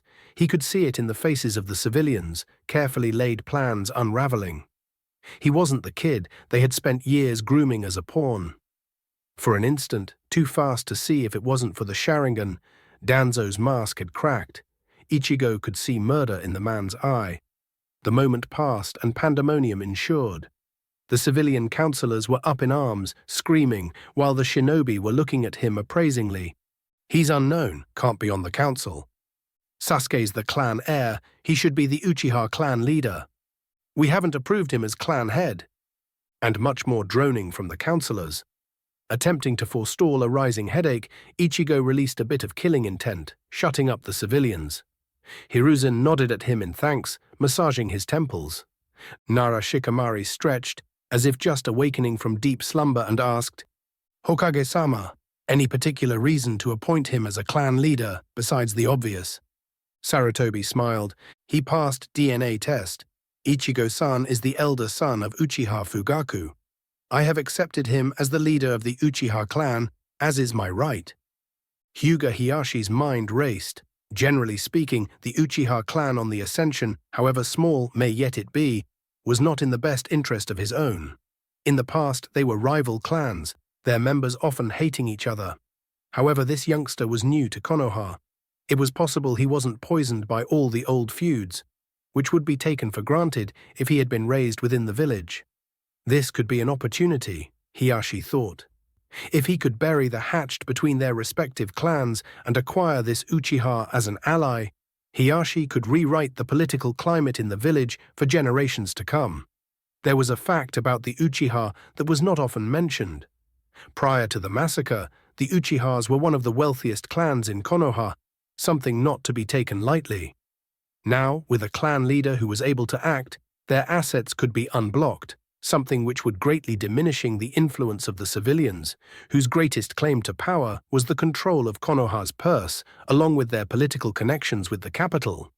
Hiyashi turned to the Dimension Traveler, and with a polite bow said, "Ichigo-san, welcome to Konoha. It's good to see one of the great clans starting to rise again." Most of the people in the room threw Hiyashi surprised glances. It was unheard of a Hyuga given the smallest nod of respect to an Uchiha. Times were changing. "Thank you, Hiyashi-san," answered Ichigo with a bow of his own. He continued, "Considering I'm the center of attention and my new position, I believe this is the right place to ask for a boon." The head of Clan Uchiha looked at Hizuren and smiled. "Hokage-sama, I'm not sure of the precise administrative process for such things in your fine village, so I thought to ask you. It have been years since my clan had been actually operating, so I think that an audit of all Uchiha account and properties is in order. That is something I believe is best done through your office." The civilians erupted again in protest. Danzo glared at the Uchiha, mind spinning. Those accounts were one of the places from which he financed his Nei division. He had also used Uchiha money to buy some of his civilian supporters. Until now, the accounts were frozen and should have been untouched until Sasuke became of age. Not to mention that their care was under the purview of one of his cronies, making sure that most checks made would not reveal anything. However, an audit made by people loyal to Sarutobi, that was something else. At least he had the foresight to tweak the books, so all leads were pointing at his cronies in the council. only if the kid had decided to go through the usual channels. This Ichigo had to be dealt with swiftly. One of civilians scoffed, his face pale. "That's highly irregular. Their accounting falls under the purview of the civilian council. We will be the ones making any audits after the proper paperwork has been submitted." Ichigo's cheerful facade broke, and he unleashed his killing intent. The man had basically admitted that the accounts have been tampered with and was stalling for time to disappear the evidence. Bloody bastards. The civilians were crushed under invisible pressure, 3 of them fainting outright and couple voiding their bowels. 2 men dressed in ANBU uniforms materialized behind Danzo and rushed the Uchiha clan head. They were moving at low Junin speed, with Tanto and Kunai ready to shred the enemy of their master. Their attack was an ill-thought idea, their brainwashing getting the better of them. The duo charged at the middle of the shinobi side of the council. While the clan heads were jumping out of their seats in reaction of the attack, Ichigo was already moving, vaulting over the table to meet the assailants. He had not deactivated his dojutsu, the crimson eyes giving him all the time in the world to react. The attacking duo was moving sluggishly as far as Ichigo was concerned.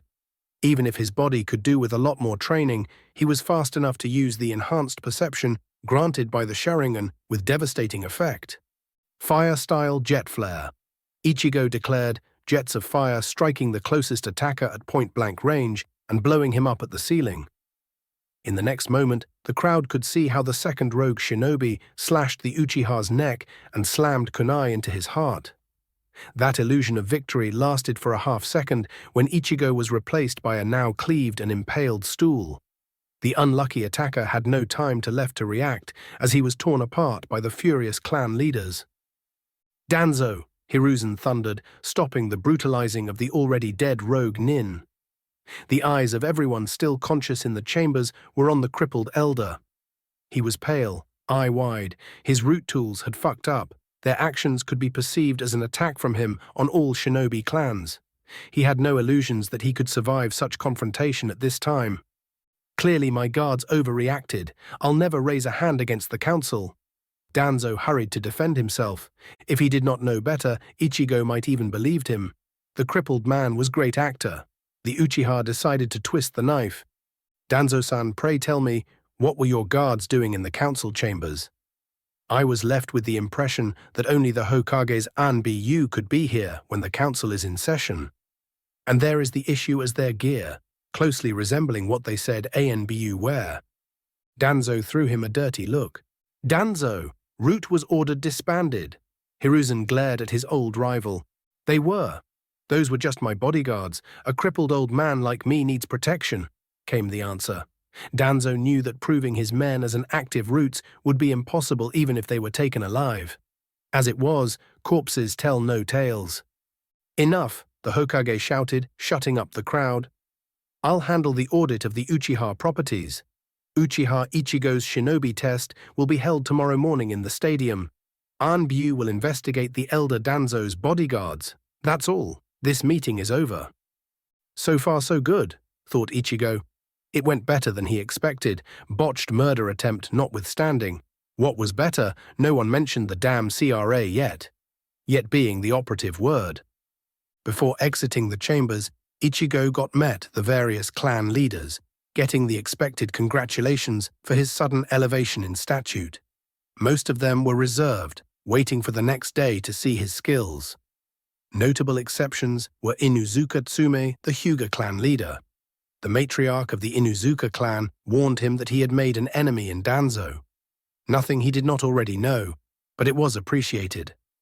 By the surprised reactions of the other shinobi, Ichigo found that Hiyashi was uncharacteristically friendly to him. Now he recalled that there was supposed to be some bad blood between the Uchiha and Hyuga clans. He wondered if Hiyashi was trying to mend fences between their respective families, or it was some plot to win his trust and screw him over at later date. Well, time will tell. Ichigo had more present concerns, to find better equipment for tomorrow and check with the Hokage to see if something else was required from him. As it turned out, Sarutobi did require his presence. Ichigo needed to fill some forms in order to authorize the audit. Then he asked Hiruzen for a place to get shinobi equipment. The Hokage was helpful, giving him directions to few good shops. "Old man, can I use the Uchiha accounts to pay for the equipment? I'm not exactly flush with money right now." "Yes, now that you are the clan head, so the accounts are at your disposal. Just go to the Shinobi Bank and you'll be set up," answered Sarutobi. "Thanks. Anything I need to know for tomorrow?" "It will be a demonstration fight. I'll appreciate if you and your opponent try not to kill each other. An ANBU will lead you to the stadium." "All right, and thank you." When he turned to leave, Ichigo saw the Hokage make a clone to do the paperwork. Speaking of bloody paperwork, that's what awaited Ichigo in the bank. He was stuck there too for a few hours, clearing up various issues with his clan's accounts. Ichigo also opened a separate one for his expected income as shinobi and another from which to pay day-to-day expenses. Finally finishing the paperwork for the day and withdrawing reasonable amount of Ryo, the Uchiha headed shopping. He knew he had to keep himself busy, otherwise he would end up pondering the deaths he caused. Not only in the council chamber earlier that day, but in the forest on the way to Konoha. Those killings were justified, either in self-defense or to prevent the Kurenai's rape and murder. Telling himself so even helped. Most of the time anyway. CE. First he hit the armor shop, recommended by Sarutobi. After getting his ass handled to himself by Byakuya and Renji in his homeworld, Ichigo had acquired a healthy need for protection. He browsed the various protective suits, most of which were pretty useless for heavy-duty combat, something Ichigo expected to see a lot. His eyes were caught by a suit of armor hidden in the corner of the shop. It was not something most modern ninjas would consider. The suit had the futuristic look of something that came from few decades in the Earth's future. It was made of interlinked plates, attached over a black inner mesh, which had a resemblance to Kevlar, smooth body-hugging arm and leg protectors, which integrated seamlessly in the main body of the armor. The same could be said for the gloves and boots. The plates themselves were black, made by some composite material. They did not feel like a metal to the touch. If he had to compare the armor to something he had seen, Ichigo would have to say that it was like the bastard child of various pictures for light power armor he had seen on the net. It was wicked cool looking. He decided to try it, however the Uchiha did not believe that it will be practical to use on shinobi-dominated battlefield. He asked the shopkeeper where it came from. The answer was interesting. The elder man who was tending the shop, a grizzled retired shinobi who was a veteran from last two great ninja wars, looked at the armored suit and said, "It was at the height of the Second Shinobi War. I and my team were a part of a strike force sent deep behind enemy lines. We were in the land of snow, which as you know is the most technologically advanced country in the elemental nations. They were the greatest weapon supplier to our enemies, so we had to destroy as many of their manufacturing sentries and equipment depots. Our first two attacks were a great success. We obliterated the targets with only few wounded. The third, however, turned out to be the armor R&D complex of the country. It was more heavily guarded than our intel suggested. Even worse, minutes after we commenced the assault, our unit was hit by enemy reinforcements. I don't remember much of that battle. It was a fucking maelstrom. Kunai and jutsu flying everywhere, waves of fresh enemies were hitting our left flank. That was the longest night of my life. When the dust settled, we had won. Of 230 shinobi, only 19 of us were left standing. The bastards had lost twice that number, not counting the scientists and workers in the facility. I was one of the 3 demolition experts still on our feet. While the rest of the survivors treated our wounded and disposed of the dead, we were sent to mine what was left of the labs. While planting stacks of explosive notes, I found this beauty in one of the labs. It is supposed to be a prototype for chakra armor, but it was never finished. I sealed it in a storage scroll and went to finish my work. Half-hour later, we blew the place sky high and made ourselves scarce. We spent the time until the end of the war attacking supply caravans in the land of snow, making our best to disrupt their logistics. Later, when I returned to Konoha, the use of heavier armor had fallen out of favor, and no one spent a second glance at this armor. Ichigo thanked the man for the story. He tried it on, but it was not a good enough fit. The clan leader wondered if he can find someone who could finish the armor. He bought it anyway. He certainly had enough money to finance his own R&D program. He ended buying a light chain, mesh armor with a plate chest protector. He added plate arm guards and armored gloves, which were flexible enough to permit unrestricted finger movement. The outfit was completed by black leather pants, which had a lot of pockets and were protection enough from shrapnel. He got 2 more pairs of combat boots too, considering the amount of walking and running he'll have to do in this world, so that was a good investment. He made sure that his equipment will be delivered at the Uchiha compound and left, heading for the nearest of the recommended weapon shops. The closest one turned to be civilian-owned, with a wide selection of imported items. Ichigo was browsing the inventory, looking for a suitable blade, when Naruto entered, wearing his eye-searing orange tracksuit. No sooner the proprietor lay his eyes on the kid, he screamed, "Out, demon spawn!" Naruto flinched at the words and bolted. Ichigo had to suppress the desire to gut the trader on the spot and left, following the kid. Catching up to the brat was surprisingly hard. "Hey, you there, you're one of Sasuke's classmates, right?" Ichigo asked, surprising the kid. "Oi!" Naruto jumped in the air, startled, and tried to run, only to be stopped by a firm hand which caught him on the shoulder. "Calm down. Care to tell me what that was about?" the Uchiha asked. Naruto looked at the young man with huge eyes. He was expecting a beating, not questions. "Most shopkeepers hate me," the Uzumaki mumbled. You sure it's not all that orange?" Ichigo asked. "Hey, orange is my favorite color. It's perfect." The substitute Shinigami looked at the kid critically, thinking, is he colorblind or something? Sure, orange was nice. However, there was orange. Then there were Naruto's clothes. "You want to be a ninja, right?" "Yes, I'll be just as the Yondaime, and I'll be the next Hokage, Datebayo." Naruto started bouncing, exited. "Not, with that outfit you won't. It screams kill me. You'll have to dress properly. Clothes which blend in the environment and make sneaking possible." The light in Naruto's eyes diminished. He lowered his head and sniffed. "These are the only clothes which they sell me at a price I can afford. Besides, they're orange." What the hell, Ichigo thought. The brat must be paid to wear those things, not the other way around. The village was going down the drain. Note to self, make contingency plans to grab whoever sane remains and run for the hills. Ichigo thought for a few seconds, remembering the Hokage's recommendations. Not far from here should be a weapons shop, which also deals with general equipment. It was supposed to be owned by ex-shinobi, so hopefully no one will try to throw out Naruto. "Come with me. I wonder if the shopkeepers will try something dumb with me around. Just for the record, I like orange too. That doesn't mean I would wear it on a mission or even during training. When on your own time, you can wear all the orange in the world," Ichigo said. "But on the double, trooper." The shop they were looking for took most of the first floor of 3 stores building. It had a huge selection of various weapons, with one wall left for standard shinobi equipment. The shopkeeper was a young genin, a 13 or 14-year-old girl with brown hair, which she was wearing in a Chinese-style buns. The ninja was dressed with a blouse in a style from the same county. Ichigo wondered what was the local equivalent of China, but it was more a set of cultural traits than a separate country in this world.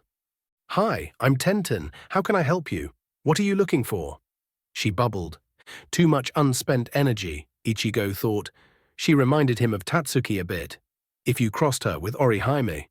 That thought was depressing. Barring a miracle, Ichigo wouldn't be seeing his friends anytime soon.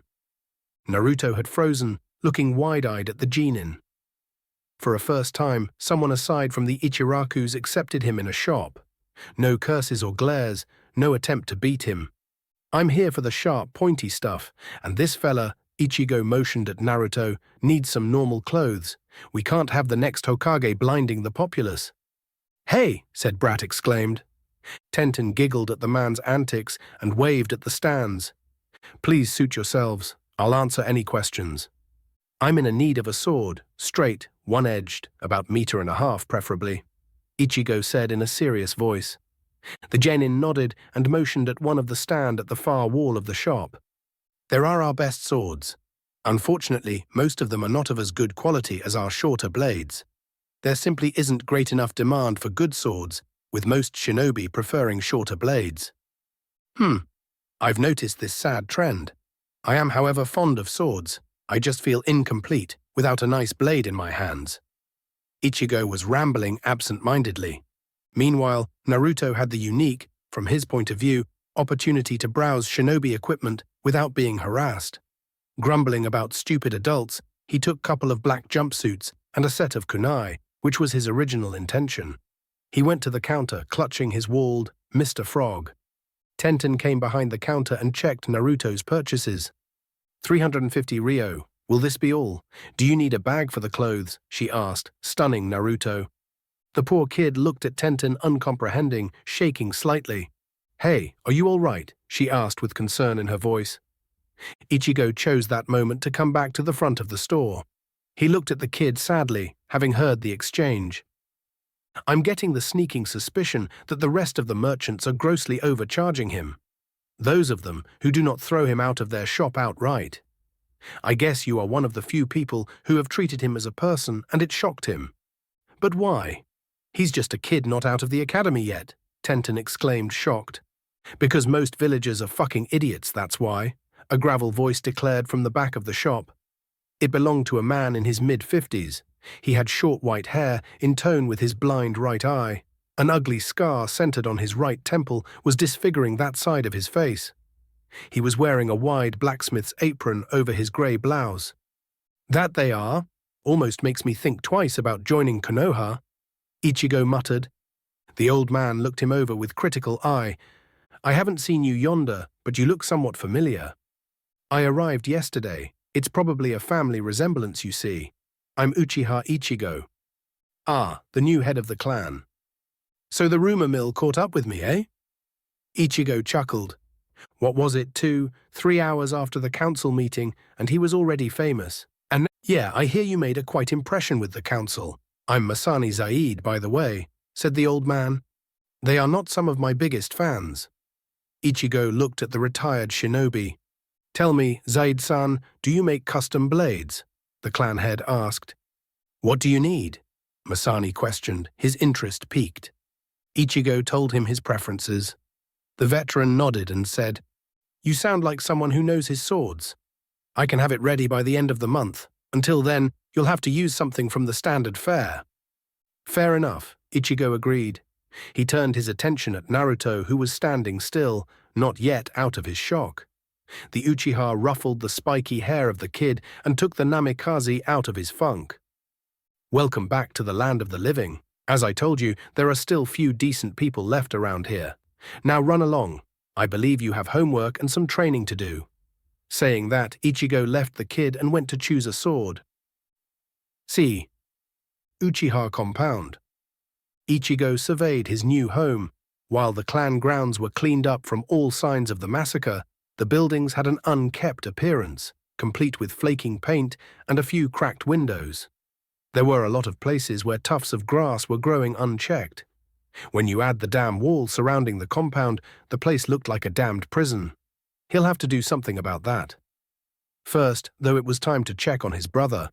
Ichigo wandered around for about 15 minutes before finding Sasuke. The kid was on the ground, panting, obviously exhausted from training. Lil Sasuke, how was your day? Ichigo exclaimed all too cheerfully, then paused. Was he beginning to channel his dad, his real father, Isin? The thought was at the same time oddly comforting, yet frightening too. The younger Uchiha glared at his so-called brother, who was grinning at him. The clan heir spat venomously. Fangirls, after you came to the academy, I couldn't get away from them. They mobbed me. It's your fault. Ichigo cringed, nodding in sympathy. I feel for you. Those are evil creatures. Well, my young apprentice, you'll need more training to evade this particular evil. But first, before we continue, you need a bath. Ichigo sniffed at his brother and shuddered for effect. Sometime later, Ichigo had unwrapped his purchases and stowed him in one of the free rooms in the building where his little brother was living. By this time, Sasuke was taken a shower and was presentable. Ichigo called his brother to the kitchen, which was on the first floor, where the elder Uchiha was preparing dinner. Sasuke, we can talk here. I've checked for listening seals and have a few clones patrolling. As I said earlier, some of my story is not for the general public to know. Ichigo told his brother while cutting vegetables on the kitchen counter. Next to him could be heard the hissing sound of frying chicken. The duck-haired boy grabbed a kitchen knife and joined his newfound relative at the task of slaughtering onion. Ichigo watched his brother, noticing his sure grip on the knife handle and the practiced ease and speed with which he was cutting the vegetables. "A question for a question, all right? You go first," the clan leader said. Sasuke stopped for a few moments thinking. "You are obviously an Uchiha, the Sharingan kind of confirms it. You say you are my brother. How did that happen?" Sasuke asked, for a first time showing a bit of maturity. "You see, this comes in the ground of clan business. No need to show to outsiders all of our dirty laundry." Ichigo started. If Sasuke was surprised of the somewhat outlandish way his relative was speaking, he did not show it. "Well, Dad, and yeah, I'm speaking about Fugaku. Met my mother 17 years ago. I believe I won't have the explain the whole bees and birdies thing, right?" Ichigo asked with forlorn hope. No, we covered that at the academy," stammered Sasuke. "Ah, that's great." The big brother smiled, relieved. "So Mom and Fugaku were together, and 9 months later I appeared. As you can guess, at that time he was already married to your mother. What's more important, if you got your math straight, I'm a year older than Itachi, which would have made me the clan heir despite my bastard status. And that could have started a political storm within the clan, something no one needed or wanted at the time. So I was raised and trained by my mom Masaki, who was a kunoichi, oblivious to the rest of the family. You know how it goes from there." Ichigo watched as Sasuke's eyes flashed with anger at the news of their father's indiscretion, but the kid settled down soon. "Fuck, I just really thought of Fugaku as my father. Damn you, Itachi." "Father cheated on mother," Sasuke grumbled. "Not my fault in any way, shape or form. You won't be blaming my mother either. It took 2 to make me. Fugaku gets at least half the blame anyway." Ichigo grumbled, earning himself a glare. "My turn. Any friends at the academy?" the clan head asked. Sasuke had to think long and hard for answer. While he was doing that, Ichigo took the cut vegetables and added them to the chicken, slowly stirring the mixture. "Not really. Once I might have considered the dough as such, but he's such a loud idiot." Sasuke mustered quietly. No girlfriends?" Sasuke scoffed. "They are all darn fangirls. Can't stand any of them." He became thoughtful for a moment, then added, "The only one who is actually training never speaks to me and is constantly fainting." Ichigo smirked and asked, "Care to elaborate? Who's the so-called dobe and the girl?" "Naruto. You saw me kick his ass," Sasuke said with pride. "It was well-executed takedown, but you should consider that he is not trained adequately. Any idea what's with that? He's your year and should be ready to graduate by now." Sasuke was torn between exuberance at the praise and anger at the followed diminishing of his accomplishment. "Brother, you did well. Your technique and timing were good. I do not mean to belittle your victory. I believe that you'll be able to best an opponent who has similar training. But you should consider why your classmate is not trained to same level. Sasuke, you will be a shinobi in just a few months. You should be able to notice these things and reach correct conclusion." Ichigo said, Sasuke gave his trademarked reply and descended deep in thought. "Naruto is your classmate, a future Konoha shinobi, and one day, sooner than you think, your life may depend on his actions. So when you look at it from this angle, tell me what you think. Why he has not even the basic taijutsu training?" Ichigo left his brother deep in thought and focused his attention on the cooking. He added the rest of the spices, a bit of wine, and left the chicken and vegetables to stew. As his big brother was preparing the diner, Sasuke was reflecting on his days in the academy. Part of him had found it natural that the dope was often kicked out of class. However, then he thought about the taijutsu lessons and was startled what he recalled. The instructor was teaching Naruto wrong, but why? And who else was sabotaged? He gulped. Were his achievements in the academy questionable too? He's still a dobe, but when I think about it, it's obvious. I do not know why, but he is being sabotaged, and if one student's progress is tampered with... Sasuke trailed off. "You are wondering who else's studies were messed with, fearing that you are either being outright sabotaged or all the praise given to you is overstatement of your abilities." Ichigo finished the thought. Then he smiled. Well, the Hokage is looking into it, and Ibiki and Co. will soon have new playmates. As far as you are concerned, I'll make sure that you are ready and graduate with honors. Continuing that train of thought, do you know how the Genin teams are formed? Ichigo asked, after a stray bit of information from the memories of Itachi had flashed through his mind. Sasuke shook his head. Usually the top dog gets paired with the best kunoichi and the dead last.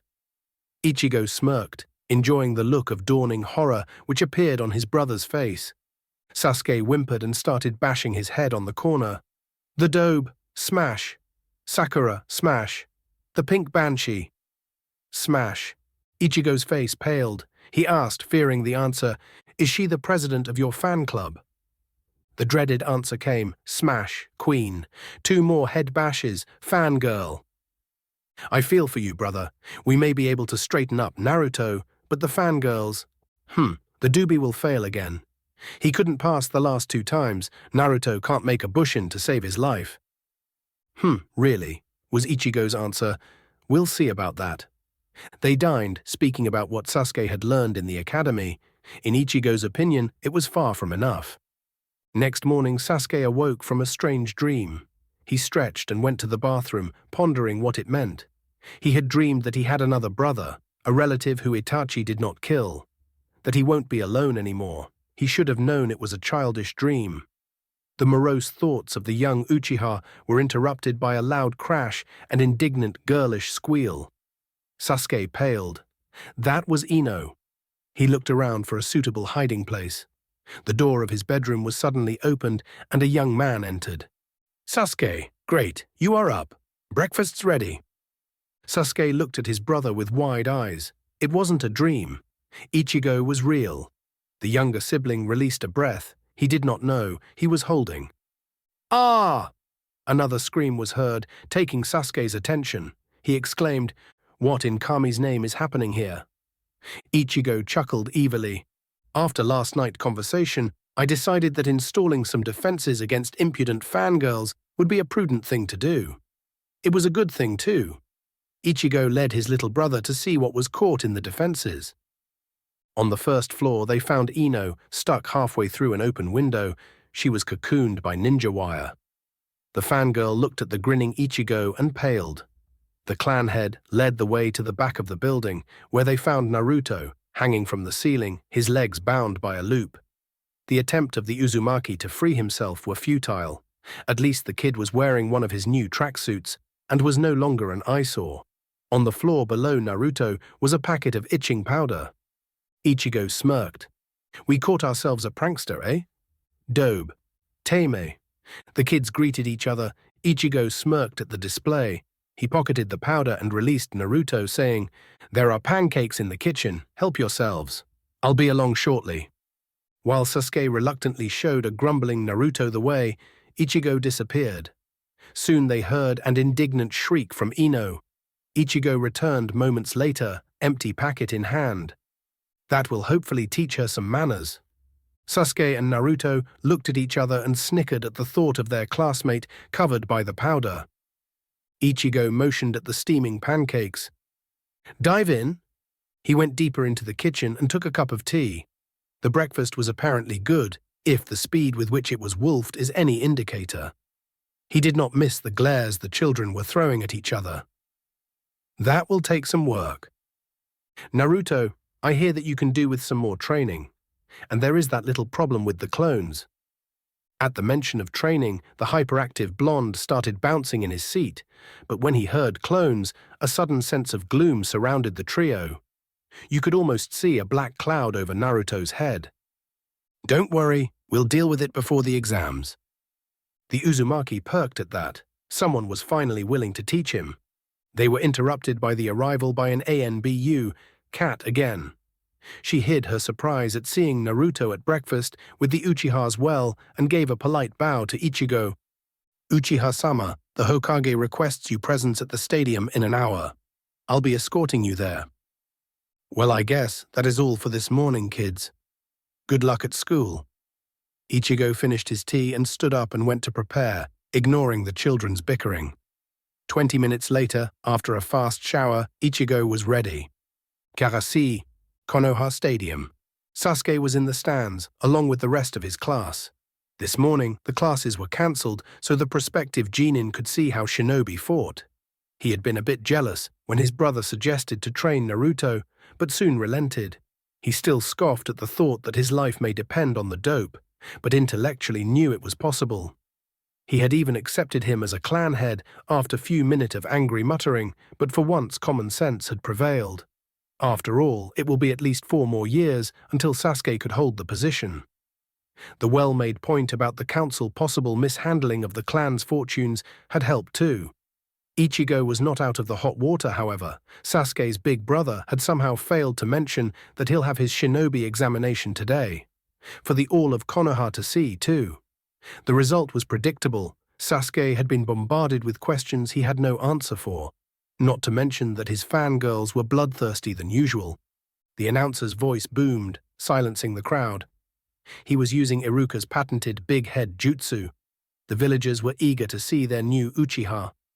We are here today to determine the abilities and shinobi rank of Uchiha Ichigo, clan leader of the Uchiha clan. The combat will be until unconsciousness, yield, or stopped by the referee. Uchiha-sama, come to the arena, thundered the announcer. Ichigo's armored form shunshined next to the ANBU proctor, who was in the middle of the arena. The Uchiha's opponent appeared in a swirl of leaves. Ichigo was looking at the hunched form of a white-haired cyclops, who had his face buried in an orange book. Hatake Kakashi. This time the thunder was caused by the Hokage's irate voice. Huh, what? Exclaimed the ex-Anbu.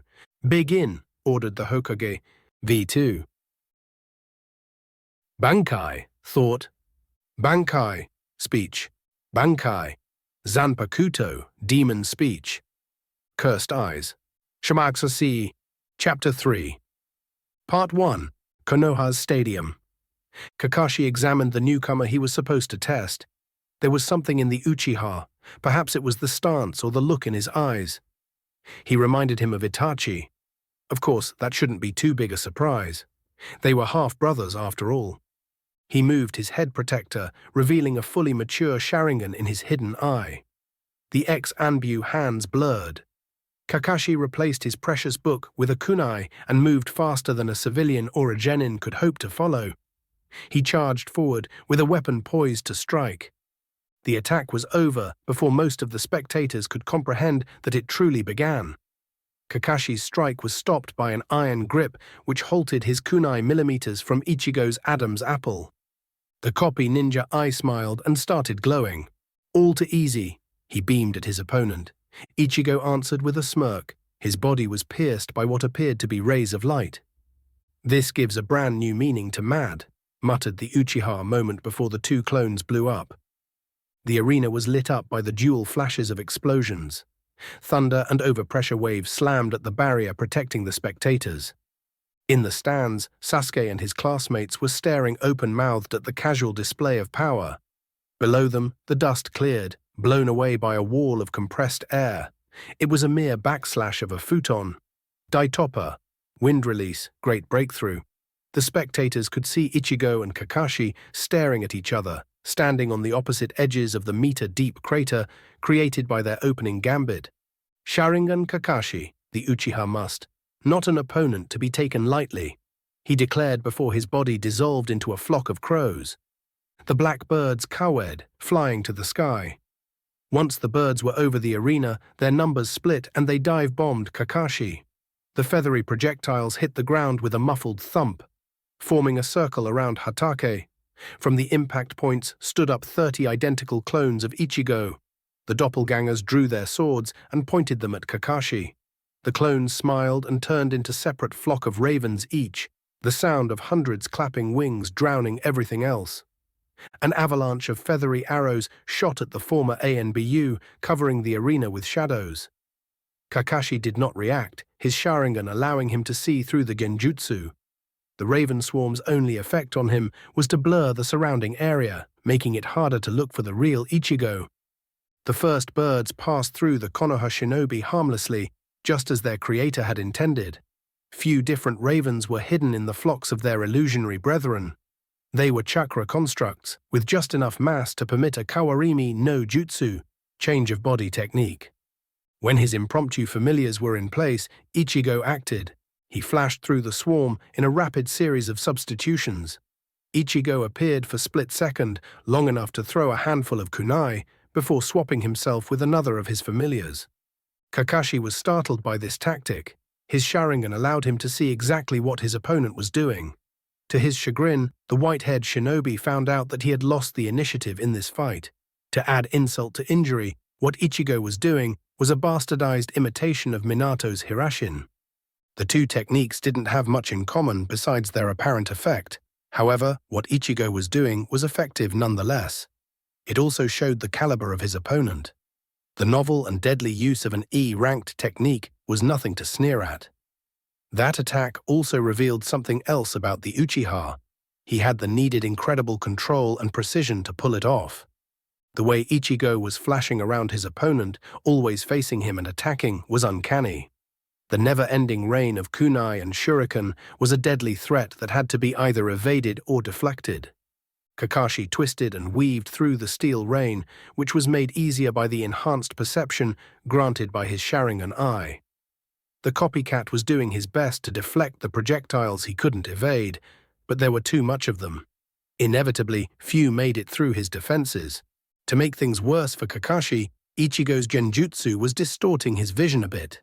Just enough that when combined with the relentless attack, he couldn't swap himself with an object outside the illusion's radius.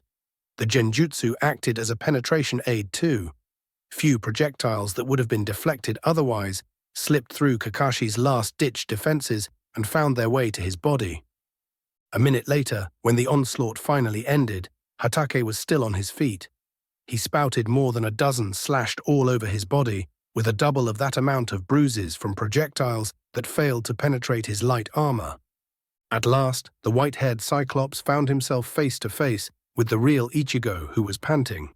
He had underestimated how much 100 or so replacements in such a short span of time would strain his body. Despite that, he smirked at his opponent. Ichigo had a reason to be in high spirits. While his technique was unable to take out someone of Kakashi's caliber, it would be a murder against a group of lesser opponents. The Uchiha clan leader made a mental note to add explosive tags to his kunai for the next time he used this attack. "That was impressive," congratulated Kakashi. The Jonin and some of the Chunin in the audience had to agree. The stunt pulled by the Uchiha could conceivably decimate a small army. "Thanks, but you just had to remain standing, didn't you? And here I was hoping to end my day earlier." Ichigo's smirk almost became a smile. The eyes of the two Sharingan users met and they charged each other fast enough to be little more than a blur to a casual observer. Ichigo had a long sword in hand, which was intercepted by a kunai wielded by Kakashi. The blades met in a shower of sparks. Ichigo was using the longer reach of his weapon to keep his more experienced opponent at a hand's reach. In the next few moments, the opponents fought to a standstill amidst the flashes of two dancing blades. It couldn't last. Kakashi used the kunai in his left hand to turn Ichigo's sword to the side. He rushed in the opening in his opponent's guard, and his right hand struck like a hungry viper. He aimed at Ichigo's shoulder in a point where the small blade could incapacitate the Uchiha's arm with a single strike. The weapon impacted Ichigo's armor with a scream of tortured metal. The substitute Shinigami had turned at the last moment, so the blade struck the light plate protecting his chest. The armor was dented, but held. The kunai slid over it, leaving a deep gorge behind. Ichigo wasted no time in returning the favor and bashed Kakashi in the face with the pommel of his sword. Both heard the sound of cracking bone before the Jonin stumbled a step backwards. Instead of trying to regain his momentum, Kakashi jumped back, leaving his kunai to fall to the ground. His fingers were a blur of hand signs. Kaiten, Hosenka no Jutsu, Fire Style, Art of the Phoenix Flower, the Touch Me Not. A dozen football-sized fireballs shot from the hands of the shinobi aimed at Ichigo. The Uchiha weaved between the first half of the fiery missiles when large shuriken puffed into existence in the hearths of the remaining fire spheres. Ichigo's eyes widened and he desperately moved his sword to intercept the nearest weapon. He deflected that one, stepped aside from a second, and blocked third with his blade. The fourth slashed his left biceps, but the last pair screaming at him, too close to evade or intercept. In the last moment, Ichigo used Kawarimi to replace himself with a rock blown away by the explosions which started the battle. The shuriken struck it with enough force to break it in pieces. The clan leader had no time to catch his breath because he had to evade a flight of kunai with attached live explosive notes. Ichigo dived to the right, leaving the improvised rockets to pass over him. They exploded behind Ichigo to no ill effect. The Uchiha retaliated with one of his clan's trademark fire jutsus. Keitun, Karyu Endan. Fire style, dragon flame bomb. Ichigo exhaled a stream of fire, forcing the Kakashi to hastily jump away. Suiton, Teppodama, water release, gunshot. Answered Kakashi, somehow spitting trio of water bullets without revealing his face. Ichigo evaded two of them, but he was not fast enough to get away from the third, which grazed his chest and tore away his tactical vest and the plate protecting his torso. Ichigo was thrown back by the force of the glancing blow and hit the wall of the arena. He lost his sword, which flew away from his hand. Before Kakashi could take advantage of the partially successful attack, the Uchiha body flickered to the other side of the stadium, thus gaining some breathing room. The Dimension Traveler had to regain the initiative. Showing off a bit wouldn't hurt either. Ichigo concentrated, needing chakra within his lungs. It was the first time he was going to use one of his favorite jutsu at full power. Katon, Karyu Endan, fire style, dragon flame bomb. This time, the flames he exhaled were not the thin stream of a flamethrower. Instead, the fire condensed in front of the caster, forming a great fiery dragon. The reptile, made of roaring flames, shot forward, elongating as it was moving. Its wings were spread wide, creating a three-pronged attack at the area it hit. Half of the arena was engulfed by searing flames. The cobblestones covering its floor became a half-melted lumps of rock, which glowed white. The crowd was left gasping at the display. The heat was so intense that the people on the front seats had to back away despite the barrier protecting them. Sasuke was concerned when it looked like his brother was losing, but now the younger Uchiha was watching the spectacle with amazement. While his power-hungry part was still present and tickled pink at the display, there was another facet of his personality, one which had not reared its head since Sasuke was a carefree child. Surprisingly enough, it was not something selfish as many would have expected. Sasuke felt pride in his brother and a glimmer of hope. Ichigo might be strong enough to survive in the shinobi world. However, he didn't dare hope that his new brother could be powerful enough to stand up to Itachi if the murderer ever returned. It took nearly a minute for the inferno exhausted itself. It left in its wake a charred devastation. In the middle of the affected area was a small hill, its sides melted to glass. Kakashi survived by creating a shelter with an earth technique. It was turned into a fused tomb, and he had to escape it by using Doton, Moguragakure no Jutsu, earth release hiding like a mole technique. Kakashi attempted to surprise the Uchiha and failed, because Ichigo's Sharingan noticed the small tremor in the ground, heralding Hatake's passage. Kakashi shot from the earth, walking straight into the waiting hands of the clan leader. A knee in the gut helped his upward motion, which the Uchiha used as an opportunity to deliver a devastating taijutsu combo. Ichigo was using his clan style, which was an amalgamation of the various taijutsu types faced by Uchihas during the years. The only notable problems for a master of that style was when faced by both faster and stronger opponent, or an unfamiliar taijutsu type. Outside of that, an Uchiha trained in that school held a distinct advantage against an opponent of similar skill. However, Kakashi had faced opponents with the same training Ichigo had, and he too possessed the Sharingan. After the first solid hits delivered by the Dimension Traveler, the combatants fought to a standstill. Their dojutsu and speed allowed them to parry and dodge their adversary attacks with relative ease. To the silent spectators, the taijutsu combat looked like a well-choreographed dance, punctuated by closing in a lightning exchange of strikes, followed by separation of the fighters, a quick plan of the next attack, and a new clash. Both combatants were bruised and bleeding, but the shinobi in the stands could see the tide shifting. Some of them knew that Kakashi couldn't use his Sharingan for prolonged periods of time. The implant was quickly siphoning his chakra reserves. Ichigo, as a full-blooded Uchiha, was not so limited. Kakashi held his own for few more seconds, then the fatigue set, and his speed fell drastically. Ichigo saw this opportunity and dived in viciously, slipping his strikes as an assassin's dagger between Kakashi's two slow attempts to block. The Uchiha delivered a few well-aimed attacks. He struck at pressure points, disabling Hatake's left hand. Only a desperate shift in the last moment allowed Kakashi to remain standing. Because of that, the pinpoint strikes which should have knocked him out missed their targets, merely producing grunts of pain. In a desperate bid for victory, Hatake channeled his remaining chakra in one last jutsu. "Rasengan!" Kakashi shouted as one of the fourth Hokage's signature jutsus appeared in his right hand. The sight of the twisting sphere of blue spinning chakra produced shouts of awe from the crowd. The ex-Anbyu charged at Ichigo with surprising speed. The Uchiha smirked at his attacking opponent, making an eye contact with him. What the Sharingan wielder did would not have been possible unless Kakashi was on his last legs, with chakra reserves almost gone. Ichigo met the gaze of the attacking man and smiled. Hatake's both eyes blazed crimson, the tomos of the Uchiha's Sharingan visible in them. The clan head didn't move to avoid the Rasengan, yet the attack missed by a large margin, with its wielder passing close by the intended target. Ichigo moved, delivering a chop to the back of the neck of his hypnotized opponent. Kakashi fell to the ground unconscious, the Rasengan in his hand dispelling harmlessly. The stands exploded with cheers. The villages were ecstatic at the display of their new Uchiha. With a fake smile, Ichigo waved at the crowds and bowed to them. The Uchiha clan leader was painfully aware that he only won because Kakashi's Sharingan was too chakra-hungry.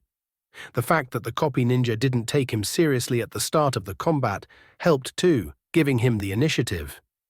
Yet, despite all of that, most of the time the more experienced man had the advantage. This test made clear to Ichigo that he couldn't count only on the skills gained by Masaki's training and whatever was put into his head by Itachi. There was going to be a lot of training and studying in the clan's extensive libraries in his near future.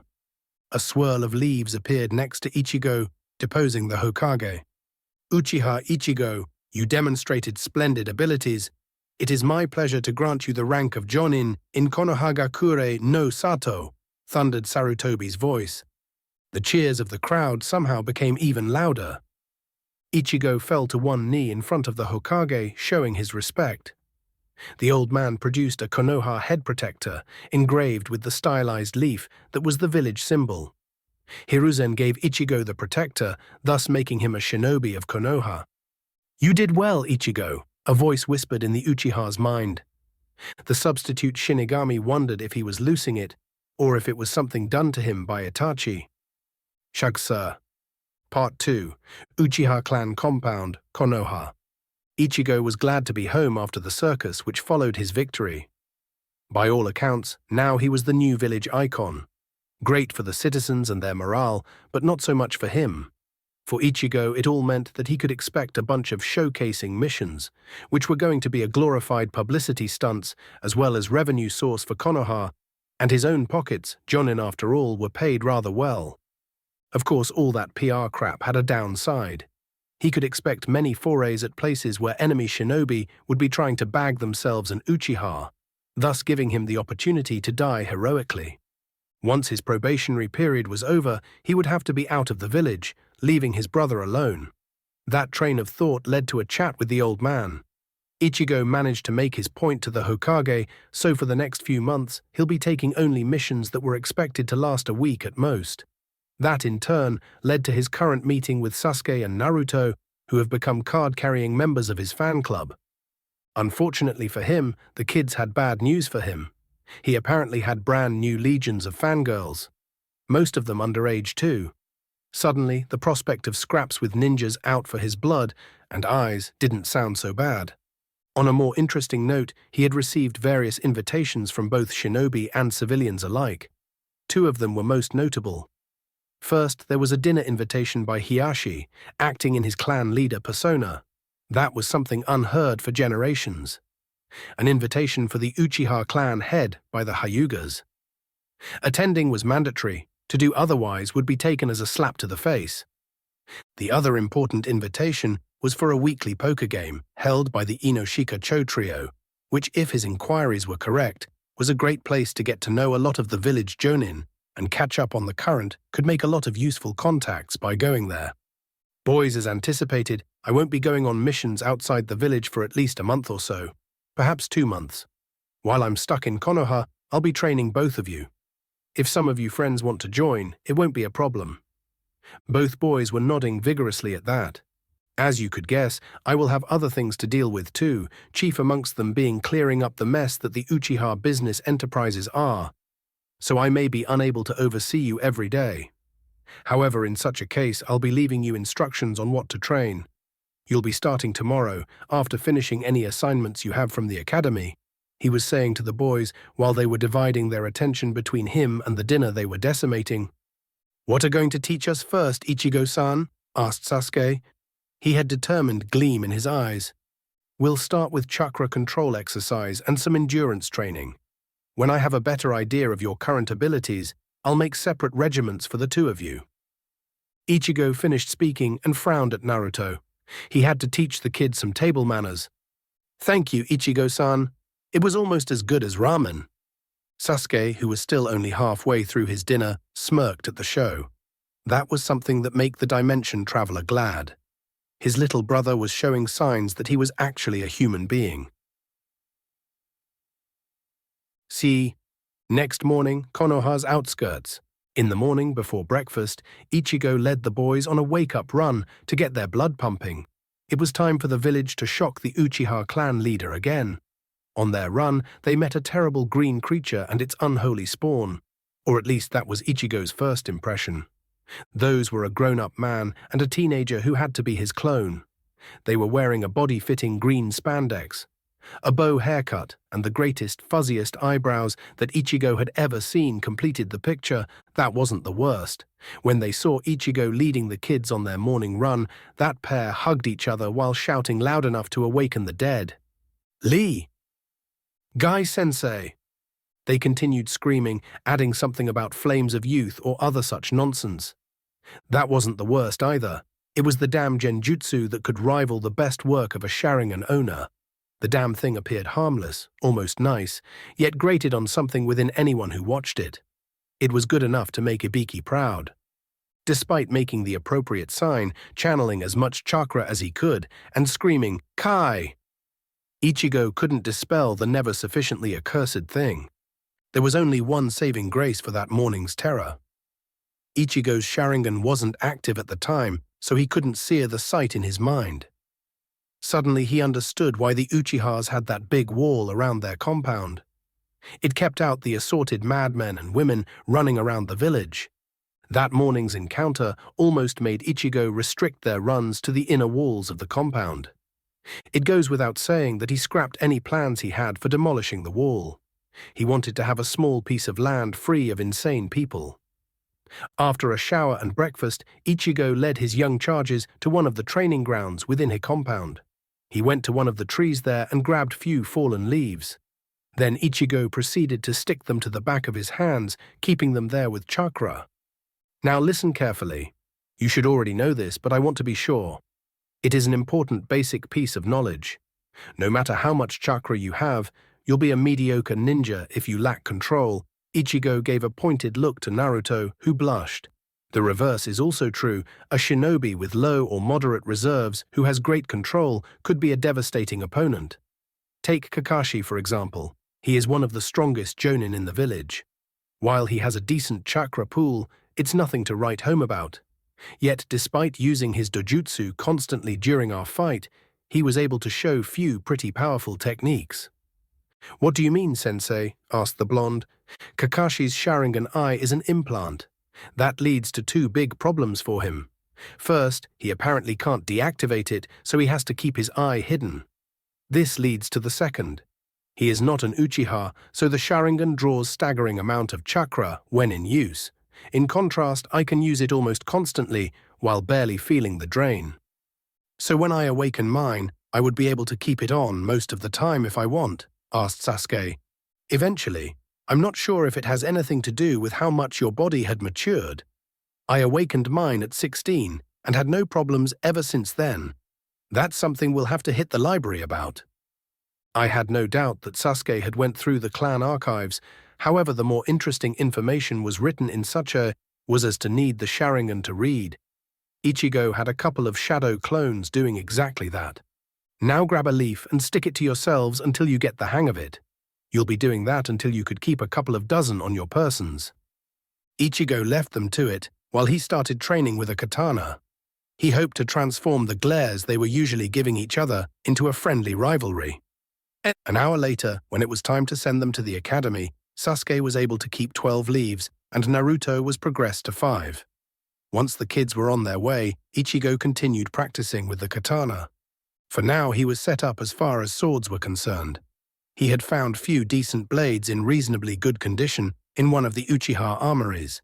They would do until Zaid created his custom blades. On the downside, he was unable to find any decent armor. He would need another custom job for when it was time for missions. The rest of the week passed fast. He continued training the kids in chakra control and endurance.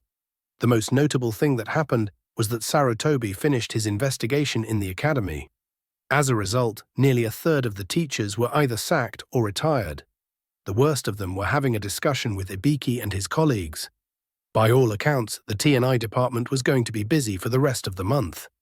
Ichigo wondered what would come out of it. During that time, Ichigo was going to terms with the person he was now. The memories of the 18 years he had lived in this world were almost fully integrated with those of his life in Japan. The kids not only helped with that, but the two of them were growing up on him. He was starting to think of them as a part of his family, almost on par with his sisters. However, there were some pangs of pain when he thought about Yuzu and Karin, who were a dimension away. Ichigo wondered if he would ever see the girls again. There was one more thing that was troubling him. Even now, about a week after he arrived in Konoha, he felt nothing about the men he killed. When he thought about it, Ichigo saw those acts as necessary evil. He wondered if it was thanks to Itachi that he felt no remorse of regret. Kurosaki, Hyuga clan compound, Konoha. The evening indicated in the Hyuga indication came almost unnoticed by the Uchihas. As it turned out, it was on the same day when the Shinobi Academy scandal became a public knowledge. Ichigo had to scramble in order to get his brother and himself ready. He had decided to bring Sasuke too. The kid, as the clan heir, had to be familiar with formal affairs such as this one. Besides, Sasuke needed to get out more. The Uchihas went to the dinner in the Hyuga compound, wearing formal kimonos in royal blue color which had their clan symbol embroidered on the back. Ichigo was carrying a gift for their host, a rare bottle of wine made a year before the massacre. There was something not known to the world at large. One of the most profitable business venture of the Uchiha clan was a vineyard, which was one of the best in the elemental countries. It had been closed ever since the tragedy that befell the Uchiha. To Ichigo's surprise, he found the wine cellars under the clan compound mostly intact, with the good stuff hidden behind a wall of masterfully weaved genjutsu, which was still active even years later. Needless to say, restoring the vineyard to its former glory was one of the long-term plans of the Uchiha clan leader. The two brothers arrived at the entrance of the Hyuga compound few minutes earlier than the designated time. They were greeted by two branch member guards. "Uchiha-sama, Hiyashi-sama is awaiting you in the dining room," spoke one of her guardsmen. "Then by all means, lead the way." Ichigo answered with a deep nod, almost a small bow. The dining room was richly decorated. It was lit up with discreetly placed silver lamps. Hayashi was the first to greet his guest, followed by his daughters, Hinata and Hanabi. Behind the Hyuga clan head, A and his immediate family, came the clan elders. At least half of those men and women looked at Ichigo and his brother with barely restrained hostility. After exchanging the expected pleasantries, Ichigo gave his host the gift he brought. When he carefully unwrapped the package, Hiyashi was pleasantly surprised to find out that it was a bottle of fire wine, the best vintage produced in the country. He noted the make and year of its creation and nodded in understanding. It was not only from a small production run, but it was the last one made by the Uchiha vineyard before it was forced to close. The gift was nearly priceless for a wine enthusiast. While the dinner was in progress, they conversed on mostly neutral themes. It was obvious that Ichigo's host was careful what he said, as if he was navigating through an invisible minefield. It was kind of expected considering the history between the two clans.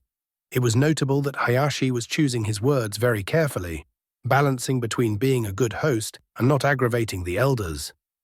Eventually they reached the day's big news, what was becoming widely known as the Academy affair.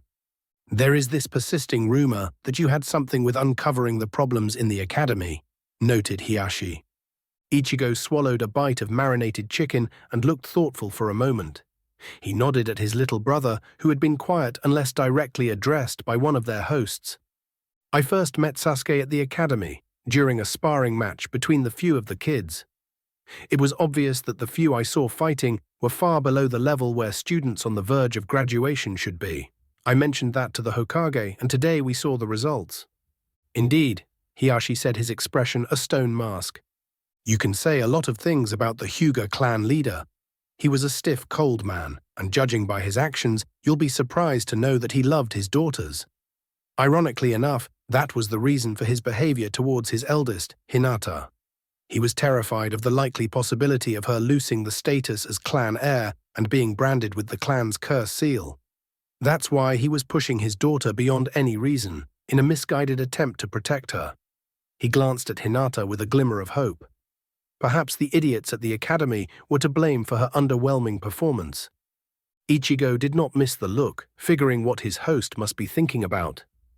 Some of the teachers at the Academy made a fine mess. It'll be interesting to see what Ibiki finds out, but it is sure they had negative effect on the progress of a lot of kids. That's one of the reasons why I'm giving additional training to Sasuke and one of his classmates." The elders perked up at that. An Uchiha training someone outside of the clan when he was not a Jonin sensei. Another thing that was unheard of, an elderly woman who had passing resemblance with Hiyashi was the one to ask what was on their mind. "Uchiha-san, who is the gaki that you are training?" "Uzumaki Naruto." Ichigo deadpanned. He smiled politely, awaiting the explosion. He wasn't disappointed to Hiyashi's embarrassment.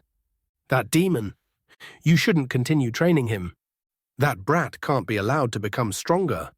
It should be noted that the clan elders didn't hate the boy for the burden he was carrying. Their purpose was more sinister. Most of them were power-hungry, taking their position for granted. They resented that an attempt a decade ago by the Hyuga clan to adopt Naruto and place him in the branch house failed, thus missing a golden opportunity to gain control of the Jinchuriki and become an unrivaled power in Konoha. So if they couldn't have him... Sasuke looked wide-eyed at the elders, wondering why they hated the dobe so much. He was about to ask, but was stopped by a pointed look by his brother. "Demon brat? I'm afraid I do not know what you are talking about. Care to elaborate?" Ichigo innocently asked. "The Kyu," started saying one of the elders. "Silence, fool," roared Hiyashi. "You won't dishonor our clan by breaking the Hokage's law." The crowd went silent at that outburst. The Hyuga clan leader made a small bow to Ichigo. "My apologies, Ichigo-san. Their behavior was out of line. As to your question, we can't answer. The Hokage made the knowledge an S, rank village secret, with the appropriate penalties." Ichigo returned the bow. The slip-up didn't go unnoticed by him. It was something that needed some research. "Apology accepted, Hiyashi-san. I won't hold against you something you have no control over." Hiyashi nodded, pondering Ichigo's answer. It had so many meanings. "I won't be naming anyone, but my brief observations on this year's senior students shows that they are not ready for the reality of a shinobi's life. Something that the jonin under whose command they would fall will have their hands full with. At least in the time left before the exams, the kids should be able to catch up enough to pass." Ichigo continued as nothing had happened. Hiyashi winced. The evident belief by a shinobi, who was able to best Kakashi no less, that this year's graduating class may not be ready for even the exams, much less for being Genins, was a kind of wake-up call. After all, Hinata was one of these kids. He cursed himself for not paying closer attention to his daughter aside from her atrocious gentle fist performance. "What are some of the bigger problems you noticed, Uchiha-san?" asked one of the elders who had been silent so far. His granddaughter was in the academy, so he had a keen interest in the subject. Besides outright sabotaging the training in some instances, the taijutsu was the most glaring mess I saw. Further, at least few of the students were led to grossly overestimate their abilities. Sasuke cringed at that. The last few days of training with his brother had been a rude awakening. It won't be a stretch to think that few so-called teachers had also helped make other students suffer of inferiority complex. Ichigo added, glancing at Hinata. Observing her behavior this evening and adding the little he had learning from his brother when they were talking about how the days at school went, added up to that. It was a logical conclusion and mostly correct. It was just that the arrested academy teachers were not the ones to blame in this case. The perpetrator was his host, Hiashi, thanks to the cold and sometimes outright cruel way he acted towards Hinata. The dinner ended on that somber note, leaving some food for thought to the Hyuga clan leader. Quam CE, Part 3, Uchiha Clan Compound, Konoha. The morning after the dinner with the Hyuga, Konoha's Shinobi Academy saw further changes. Two of the competent teachers who were left saw promotion. Those were Iruka and Mizuki. They were charged with preparing the graduating students for the exams, which would be different that year. That morning, Ichigo was at his home. He created 2 clones and left them to continue reading through the clan archives. Then he went out craving something sweet. He made his way to a dango shop, wondering if the ones made in Konoha were different from what he had eaten in Japan. On his way there, Ichigo was a bit absent-minded, while wondering what should be the next step in the children training. The only thing he had planned so far was teaching them the inevitable tree climbing. He was distracted and didn't notice in time Kurenai, who was exiting the shop.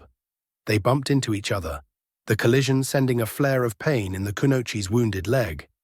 Kurenai stumbled, dropping the pack of dango she was holding. Despite being startled, Ichigo managed to catch the woman, stopping her fall.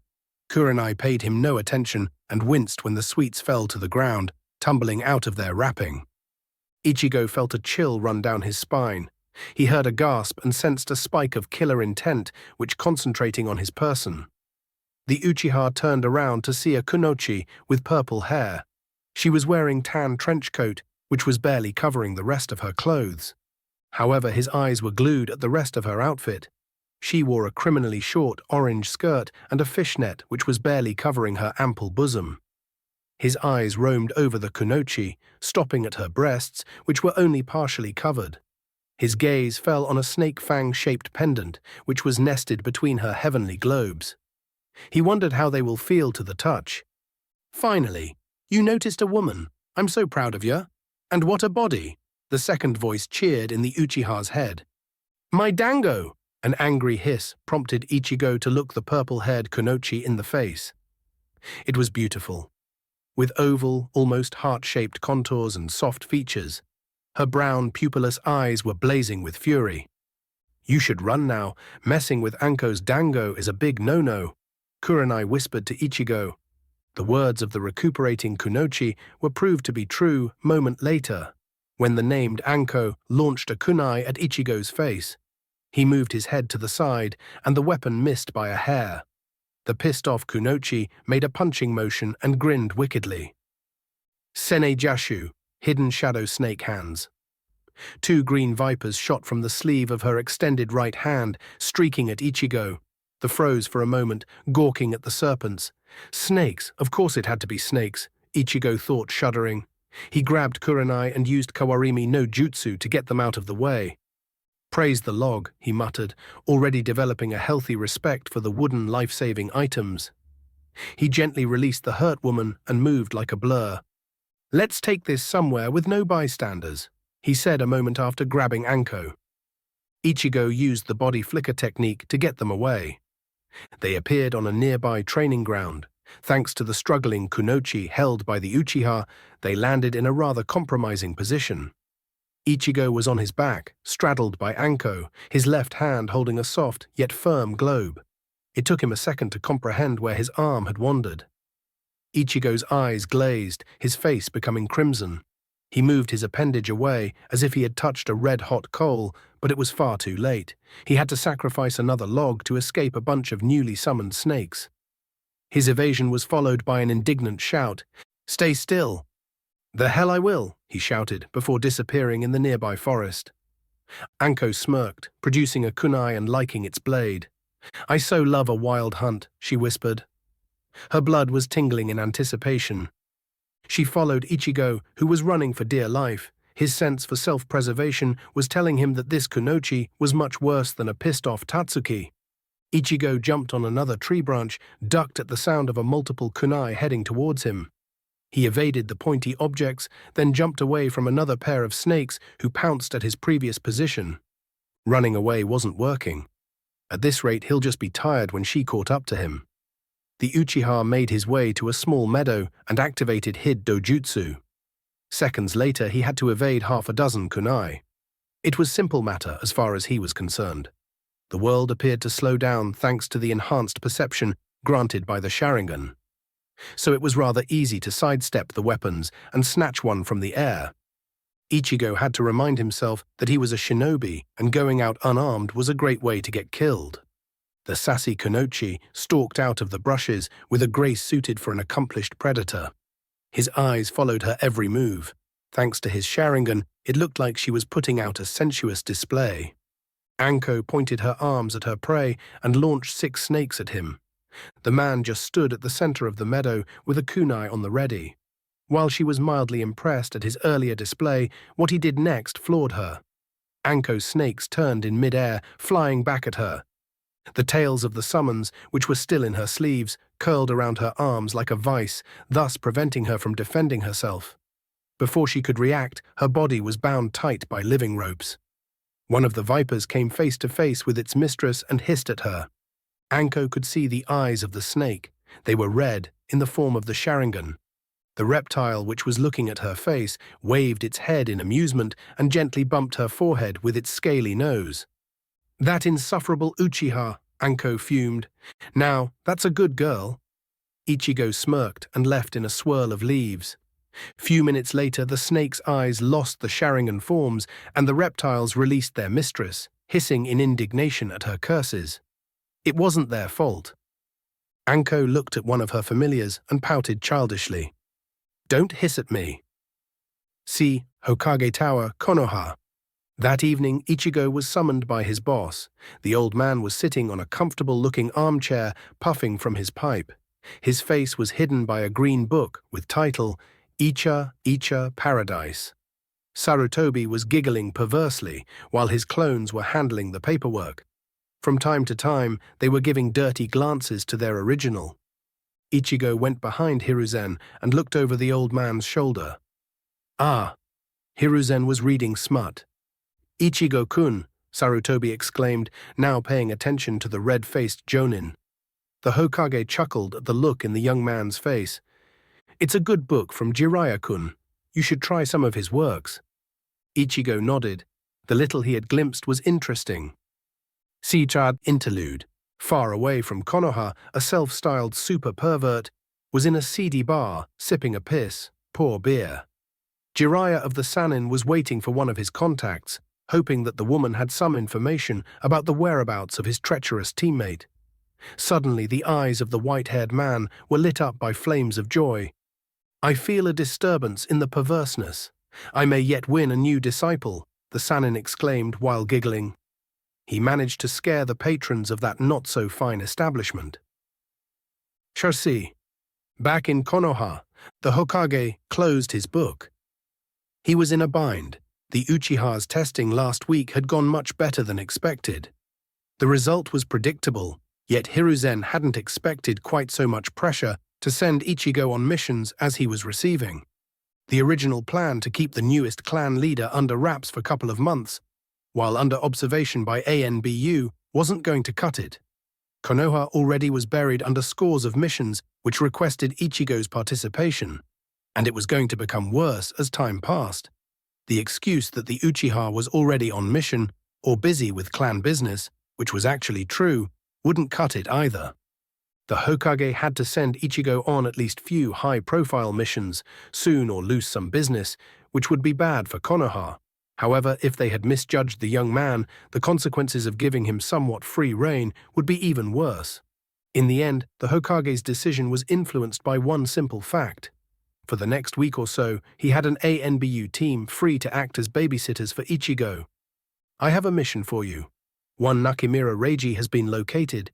He is one of the biggest drug runners in the country and an embarrassment for the daimyo, being a second cousin. Nakimura needs to be removed together with his associates. It is an assassination mission. As this is your first assignment as a Konoha Jonin, I'll be sending you with an ANBU backup in addition to your partner for this mission. She should be here any moment." Duly noted. By the way, can you recommend some books? Ichigo asked the Hokage.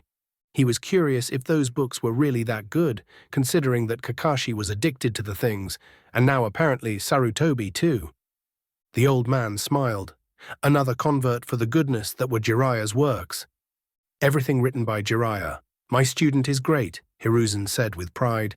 The promised backup arrived, forcing the office doors open a bit too roughly. Anko strode in the office with a bounce in her steps. Hiruzen stiffened a groan. She was again high on sugar. Anko, who was more hyperactive than usual, was a bad news. "Ichigo-kun, meet Miratashi Anko." The Uchiha smirked and greeted her. "Hello, crazy snake girl." Her answer was another kunai thrown at his face. This time he was not fast enough, and the bladed weapon left a thin, bloody line on his left cheek. "Anko!" The Hokage was not in the mood for her antics. His commanding voice stopped the kunoichi before she could throw another weapon. She pouted cutely while her eyes were trailing Ichigo's bloody cheek. "You two have a mission to do. If you manage not to kill each other..." The old man trailed off. Sometimes he wondered whether he was running a damn madhouse. Anko somehow managed to sneak up behind Ichigo while he was looking at the Hokage. She hugged him from behind and started licking the blood on his cut cheek. The Uchiha stood frozen in place. He was torn. On one hand, he was freaked out by her behavior, yet at the same time he found the presence of the beautiful woman spooned over his back alluring. "She's a bloody vampire too," the Uchiha thought, while with a supreme effort of will he was keeping a calm outward appearance. "Tasty blood," Anko crooned in his ear, disturbing him ever more. "Ahem, you two can cuddle later," Sarutobi intervened. "Yes, places to be, people to kill. Have to go now." Ichigo managed to extract himself from the clingy kunoichi and disappeared so fast it looked like he was trying to break the speed of light. An hour later, after leaving a clone with assignments for Sasuke and Naruto, Ichigo was at the village main gate, waiting for Anko to arrive. He was clad in old-fashioned ninja armor, similar to what his ancestor Madara had used. It was painted with a forest-centered digital pattern, something that took hours to bunch of his clones to make. With the katana on his waist, the Uchiha looked more like a samurai than a shinobi. To be honest, he was put off by the assignment. Ichigo expected to be confined to Konoha's proper for few months at best. That's why he believed that this mission was another test. Sarutobi was giving him enough rope to hang himself. Ichigo's musings were interrupted when someone hugged him from behind. He felt soft breasts pressing at his back. "Miss me?" Anko whispered in his ear, her voice sending shivers down his spine. Not unpleasant ones this time. "Yeah, I'm lost without you," he answered honestly, literally. Anko was one of the interrogators who had gotten the info of the target and was the one supposed to brief him on the target location. "Let's go, I want to have some fun." She released him and moved out at ninja speed.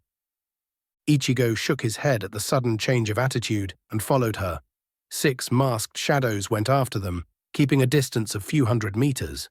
Few hours later, the run at ninja speed through the canopies of the trees had a calming effect on the Uchiha. Ichigo was moving few paces behind the kunoichi, leaving her to lead the way. That allowed him to notice how she turned her head to him a few times and was about to say something, but thought better of it and silently continued forward. He frowned. She did not strike him as an indecisive woman. Ichigo hastened his speed, coming shoulder to shoulder with her. "Anko, spill, what is bothering you?" She huffed, biting her lower lip. "Thank you," Anko whispered. You're welcome," was Ichigo's confused reply. "Kurenai, you saved my friend," she added, seeing his confusion. "Ah, no problem. Anyone in my position would have done it," Ichigo stammered. "Not Orochimaru," Anko thought, anger flaring in her eyes. You could say that Kurenai was her only true friend left in the village. After the Sanin's betrayal, the rest of her friends, not that there were many to begin with, had grown distant, sometimes outright hating her. They saw in her a stark reminder of her sensei and the horrors he had wrought before being found out. "Why the long face?" Ichigo asked, seeing the change in her expression. "Just a bad memory." She brushed off his concern. The dimension traveler decided not to push her and changed the topic. "You are an interesting woman." He paused, studying her for a few moments.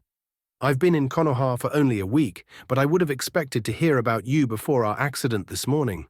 "Why's that?" It was a good question. Ichigo had met or heard about most of the notable jonin and tokubetsu jonin in Konoha.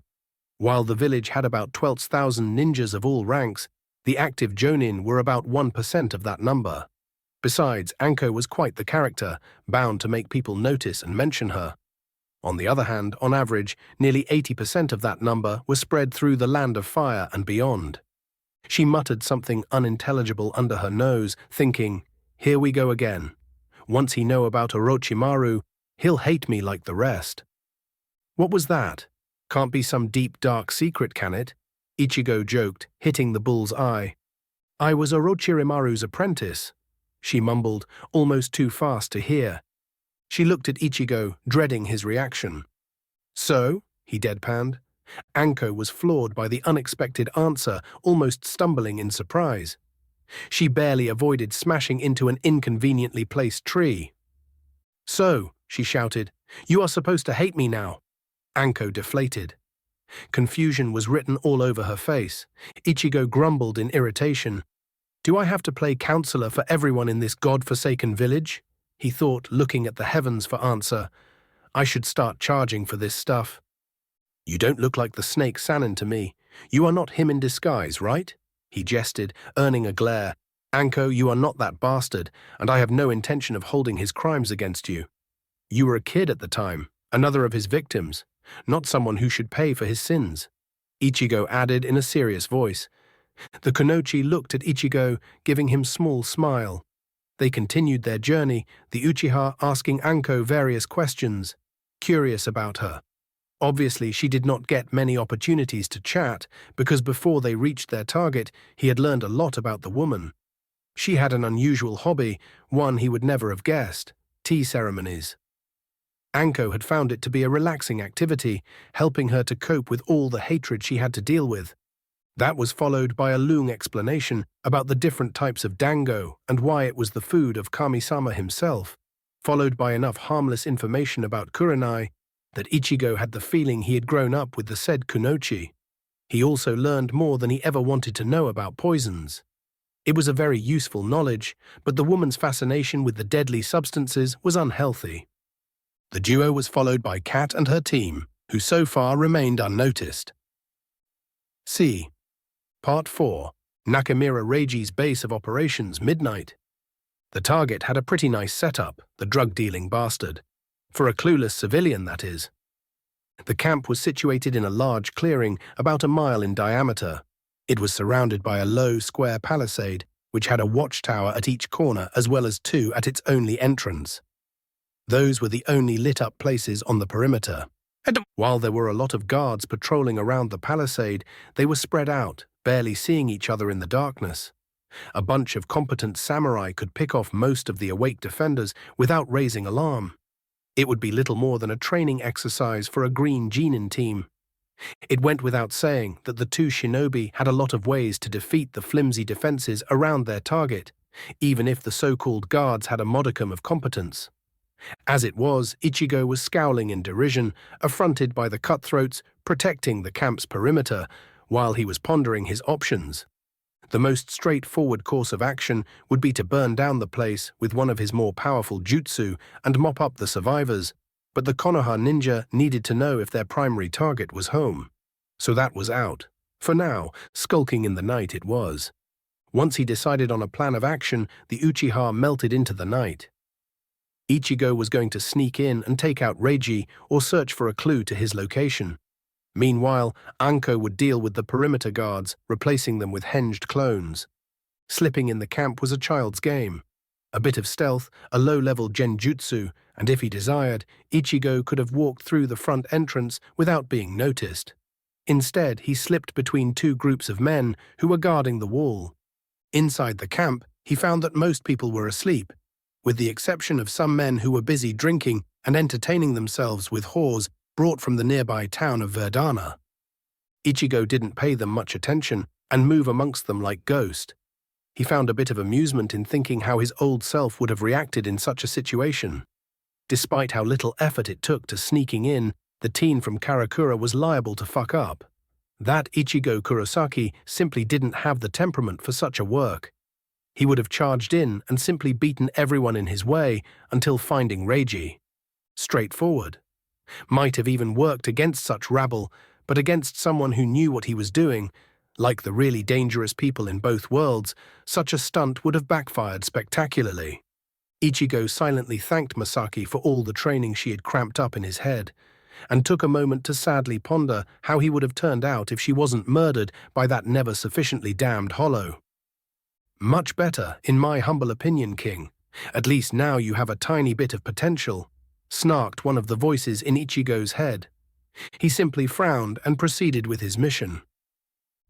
Chasie. The only dangerous moment in the infiltration phase was when a half-asleep bandit stumbled from his tent, while the Uchiha was about to pass near it. The shinobi froze, becoming a part of the night's shadows. The cutthroat came near his position and unfastened his trousers, relieving himself in the dark spot where Ichigo had hidden.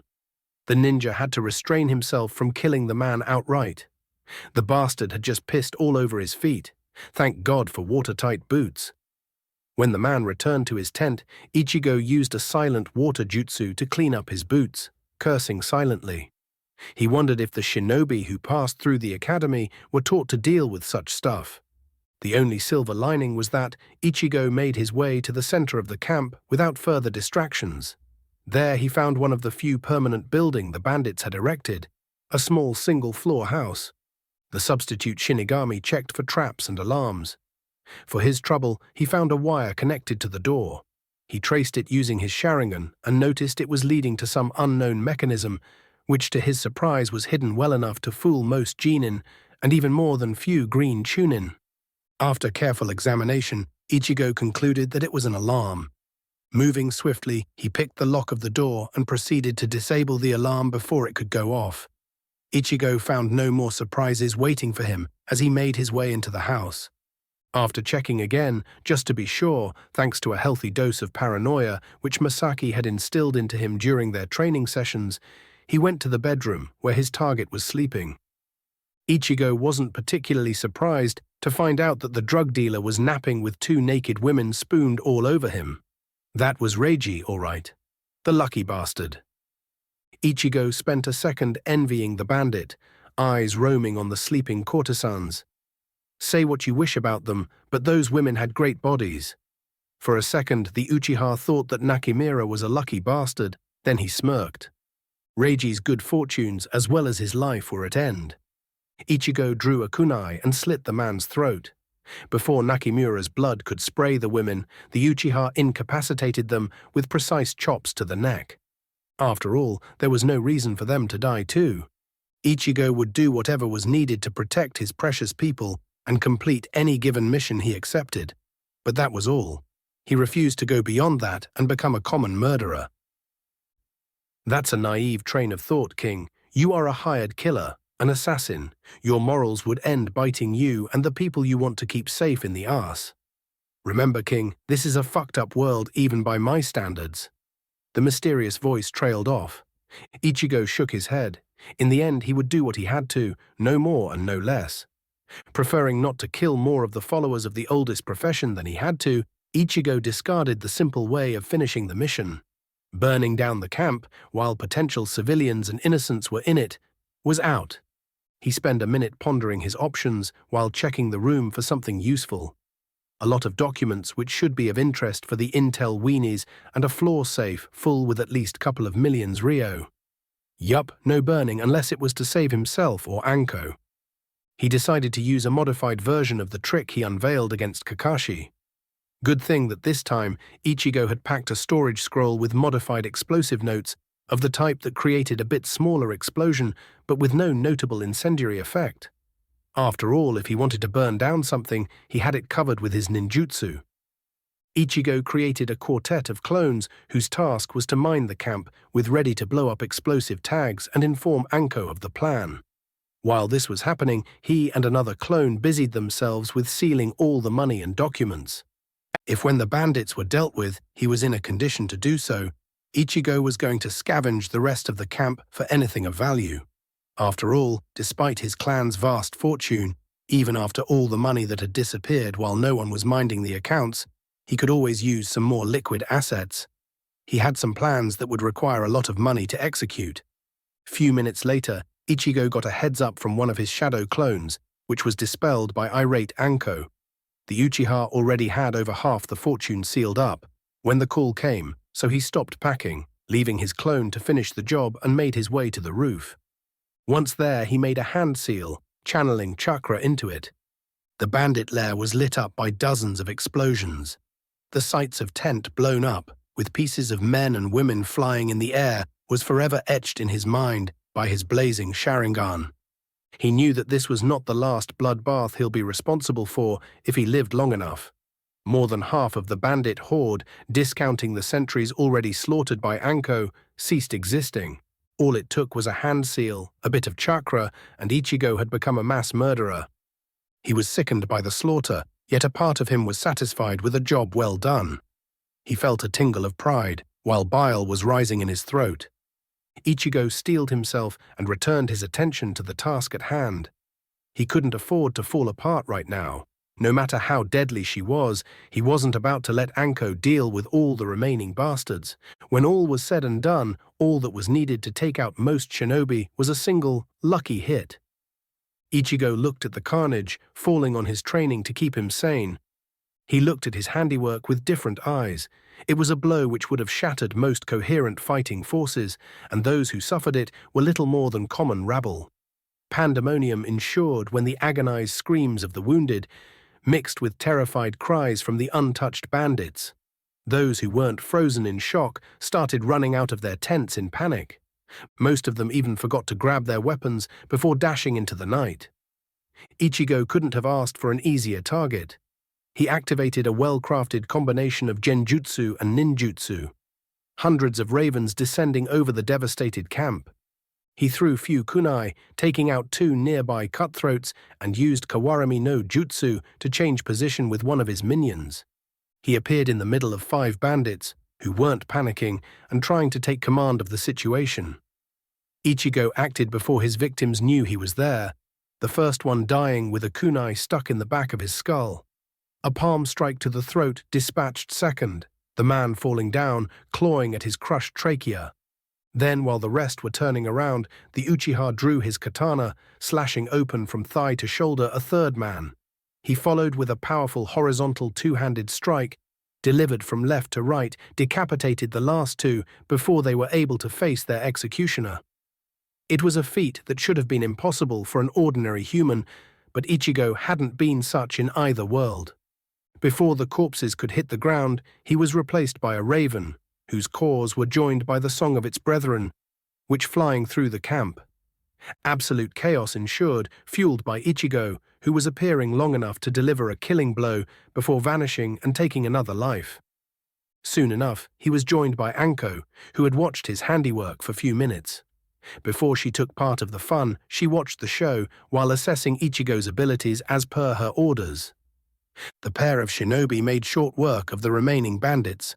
When the morning came, of the 236 outlaws, only 2 would manage to escape in the night. Months later, they could be seen telling their horror story in the land of waves. See, Ichigo surveyed the slaughter he had wrought. Thankfully, the remains of the camp were sliding into darkness, because most of the torches and fires were extinguished during the battle. A single tear fell from the corner of his left eye. He doubled over, retching, the enormity of his actions finally catching up to him. Anko put a reassuring hand on his shoulder, her face grim. For what's worth it, this stuff gets easier with time. This is the life of a shinobi, full of blood and tears. It's not as glamorous as you expected, is it? She said gently. To be fair, she was a bit confused by this man. On one hand, he had slaughtered his way through the bandits without hesitation, showing that he had what it took to kill when on mission. Taking out those would-be rapists that had assaulted Kurenai was a far cry from doing it only because you were paid to, at least for some people. In her case, it was a pleasure they were paying her for. Ichigo retrieved his canteen and washed his mouth, spitting a mouthful of water. I knew it will be bad, but... He never finished his thought. His Sharingan had caught the barely distinguishable shapes of shuriken flying at them. He jumped in front of Anko, who was just starting to turn at the direction of the coming attack, sensing that something was amiss. Ichigo battered away the oncoming projectiles using his canteen, making it useless in the process. Look, Jamer, the leaf weakling regrets a little bit of slaughter, taunted a voice from the shadows. They should. Our client's dead, so they cost us a paycheck, a woman added from behind the Konoha shinobi. That's the new Uchiha we heard about. The boss will reward us for his eyes, gloated a third voice. Ichigo steadied himself, preparing for another battle. Next to him, the snake mistress of Konoha drew a kunai. Her bloodthirsty grin made it obvious that she was ready for more entertainment. Are you good enough to fight? You can be screwed over this, she waved at the carnage, when there are no more enemies around. I won't get killed because you are too squeamish, she grumbled. I'm fine, the Uchiha said with more bravado than he felt. Anko was right, this was not the time and place to fall apart. Not for long, sneered one of the hidden ninjas. Ichigo smiled sadly, giving one last glance at the bodies around him. He felt that he started to understand Itachi. The Uchiha clan leader placed his left hand on Anko's shoulder. They dissolved in a flock of ravens moment before their location was obliterated by invisible force. C. Part 5. Nakamura Reiji's base of operations shortly after midnight. Shit, genjutsu, spat one of the enemy ninjas. Ichigo was sneaking on the one who just shouted. All the while, he was examining the man's apparel. The enemy was wearing a leather armor over grey shirt. He had cargo pants with camouflage appropriate for a city scope, not a forest. The shinobi had a head projector with a musical note sewn on the forehead of his black balaclava face mask.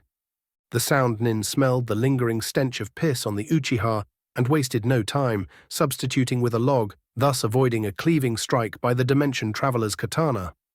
Ichigo darted to the right, his eyes detecting the place of egress for the enemy.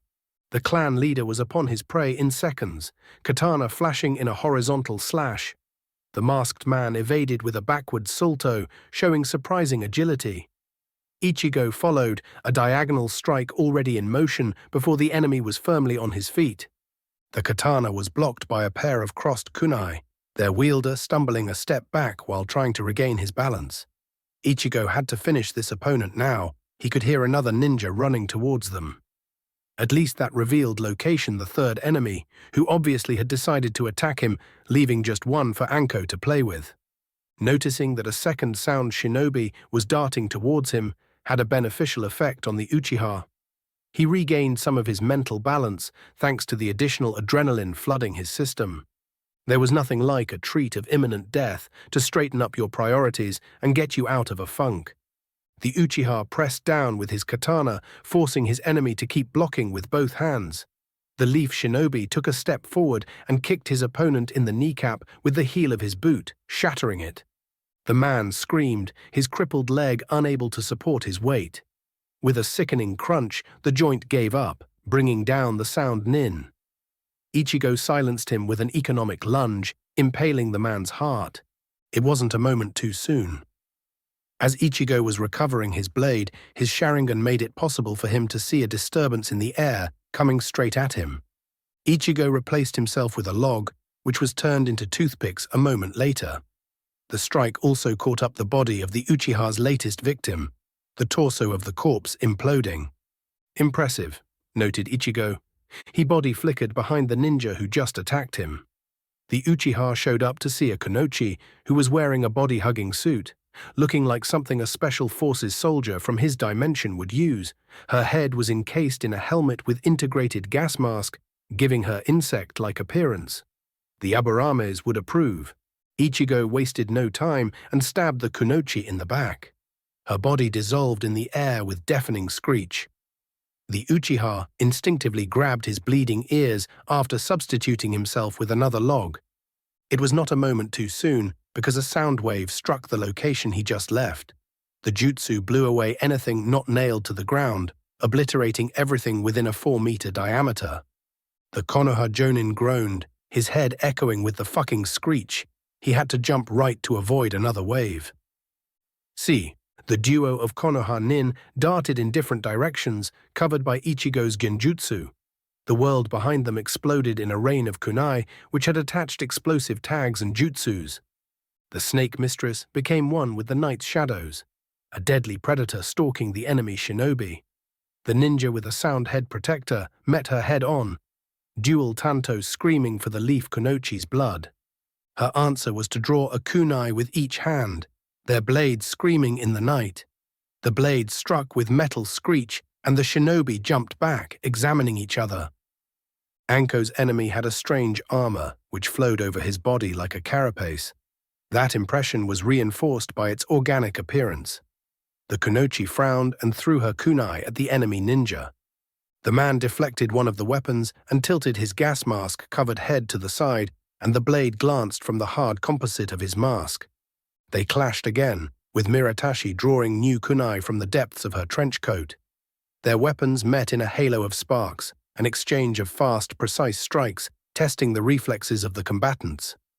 Anko was the first one to breach the enemy's defense. She used a kunai to parry a short sword strike and in a blink of an eye struck at the man's heart. Her weapon failed to penetrate the armor, its tip snapping at the impact. However, it struck with enough force to push man back. The snake mistress growled in irritation, leaving the blunted kunai to fall to the ground, and made a punching motion at her opponent. "Sene Jashu!" Hidden shadow snake hands. She hissed, 2 snakes shooting from her sleeve. The sound ninja managed to stab one of the reptiles. His other sword wasn't moving fast enough to make the intercept. The surviving viper bit the shinobi's left shoulder. The serpent's muscles rippled under its scales, and it threw the man into a still intact tent. He struck hard enough to snap the poles, keeping it upright, his momentum carrying him into the tent material, cocooning the man into the heavy fabric. He was followed by a kunai with hissing explosive tag. The resulting detonation scattered the remains of the tent to the elements. The bright light of the explosion allowed Anko to see her opponent. He was unharmed. The sound nin had saved himself with Kawarimi no Jutsu. His fingers were busy making hand seals. Raiten, Raikyu, lightning release, lightning ball. The man screamed, spheres of cracking lighting emerged in the palms of his hands. The sound nin charged Anko, throwing the balls of electricity at her. She dodged the first and jumped in the air, twisting her frame over the second. In the same fluid motion, she drew pair of kunai, and the moment she was secure on the ground, the weapons left her hands, flying at the head of her enemy. He was too close to dodge both projectiles. He struck one with an armored fist, deflecting it. The second one cut through his mask, penetrating deep enough to scrape the cheekbone. The shinobi grunted in pain and jumped at Anko, tackling her to the ground. He was hoping that his armor will be a decisive advantage in taijutsu combat.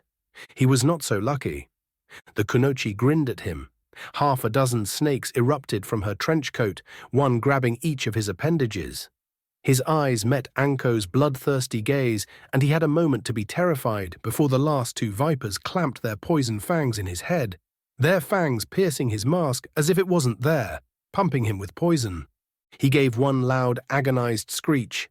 The sound nin choked with foaming mouth and died with a back-breaking convulsions. See, Ichigo's Sharingan blazed in the night, reflected by the visors on the sound kunoichi helmet. She was shooting sound waves from devices in the palms of her arms, blowing everything in her path. Ichigo smirked, noticing a pattern in her attacks. After every sixth blasts, she had to pause for a few seconds to catch her breath. The Uchiha prepared himself for the next onslaught. A blast from her right hand passed through the place where Ichigo just was. 1. He mentally counted. He made a snake seal, starting to knead chakra into his body. A stream of sound from the left palm shot at the wildly moving Jonin, missing him by centimeters. The attack hit one of the towers on the perimeter of the camp, drilling through its foundations. The wooden construct shuddered, the young trees from which it was made snaring like kindling, its frame toppling slowly. 2. Ram. A pair of attacks followed, tweaked to be less powerful but with wider range. A 20-meter semicircle was blown away with Ichigo evading by replacing himself with a nearby piece of timber. "Thank you, Log," he whispered. 3. Monkey. 4. Boar. The Kunoichi moved in close, a palm strike, releasing another attack. It struck the Konoha shinobi dead center to no effect, his body falling apart into a flock of ravens. 5. Horse. She cursed, looking around for him. The sound ninja found him, standing on a tent pole 50 meters away. She blasted the offending piece of wood, Ichigo jumping over her attack. 6. He said and made the tiger seal. Keiton Gokakyu no Jutsu. Fire release, great fireball technique. Ichigo said, using for first time in combat his clan's signature jutsu. The air leaving his lips as he pronounced the technique's name turned into fire while he was expelling the chakra needed in his body. The flames formed a massive orb of roaring flames 10 meters in diameter. The roaring sphere plunged towards the Kunoichi, who tried to kawarimi away. However, she was unable to do so. Her attacks had a drawback, compensating for their devastating offensive power and low chakra consumption. The backslash of her sound attacks was disrupting her chakra flow, requiring a brief respite while it was restored. That required her to shut down her chakra, similar to what one does to counter genjutsu, but making her unable to use any jutsu for few precious seconds. She had decided that this drawback was worth it. Now that decision cost her everything. She was 2 seconds too late with the substitution jutsu. By the time she would have been able to use it, the sound Kunoichi was in the center of fiery sea. The only thing that can be found from her was a puddle of melted metal fused in the center of grassed circle, and that was days later, when the inferno finally was extinguished by a thunderstorm. Shortly after his pyrotechnic display, Ichigo met with Anko, who had sealed the body of her victim. She had the suspicion that the intelligence people would love to examine the sound shinobi. Miratashi whistled at the raging firestorm. "Overkill much?" she joked. Ichigo looked at her, pointing at his ears, shouting, "Can't hear you. That bitch messed up my ears. There should be close to a million left in the safe. Let's bag it and go back. I need a goddamn doctor." Half-hour later, after sealing the bodies of the enemy ninjas and the bandits' heads, they were on their way to Konoha. Their ANBU minders continued shadowing them. Few days later, Konoha. Ichigo was lucky.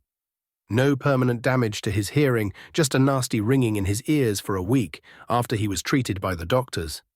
The debriefing with the Hokage was entertaining for everyone, but the Uchiha, who was nearly deaf at that time.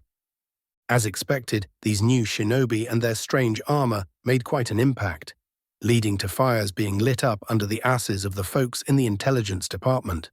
Unfortunately, there was no new information to be uncovered in the near future. Soon after that mission was completed, the Uchiha clan assets audit was finished, showing that 15 civilian councilmen had their paws in the cookie jar. 6 of them had the foresight to run. The rest stayed, expecting that their connections would protect them. That was not to be. They all were arrested and sent to the T&I department. However, each one of them suffered various accidents before Ibiki and his merry band of maniacs could get their hands on them. Sarutobi and Ichigo knew that this was Danzo's handiwork, however they couldn't move against him without a proof. Needless to say, evidence against the counselor was conspicuously lacking. On a brighter note, thanks to that mess, the power of the civilian council suffered a major blow. When the replacements for the arrested and fleeing people were finally able to gain their seats, they found the power wielded by their faction to be a shadow of its former self. After recovering, Ichigo had to go on new missions, with only a couple of days' rest in between. At least the assignments went without major problems, enchanting his reputation. He soon was classed as a high A-rank jonin in various bingo books. That increased the number of clients Konoha got and made Ichigo's life in the field more difficult. Meanwhile, his copious spare time was divided between teaching Sasuke and Naruto, training himself and few dates with Anko, who now counted him as one of her precious friends. One afternoon, while they were chatting in her favorite dango shop, Ichigo mentioned that he was wondering how to enhance the kid's training regimen. Anko finished siphoning dango from the stick in her arm and smirked. The old-fashioned way, use them as target practice. Ichigo touched the thin scar on his cheek given to him by Anko on the day they first met. His eyes gleamed with mischief. "That's a splendid idea, and I know how to make it even better," he exclaimed, chuckling evilly. The Kunoichi mumbled. Her mouth was full with dango. "You will be the one using them as targets." Ichigo winked at her. She choked on her favorite food, dropping the dango stick she was holding. "You owe me for that. And why should I help a couple of snotty brats?" she growled.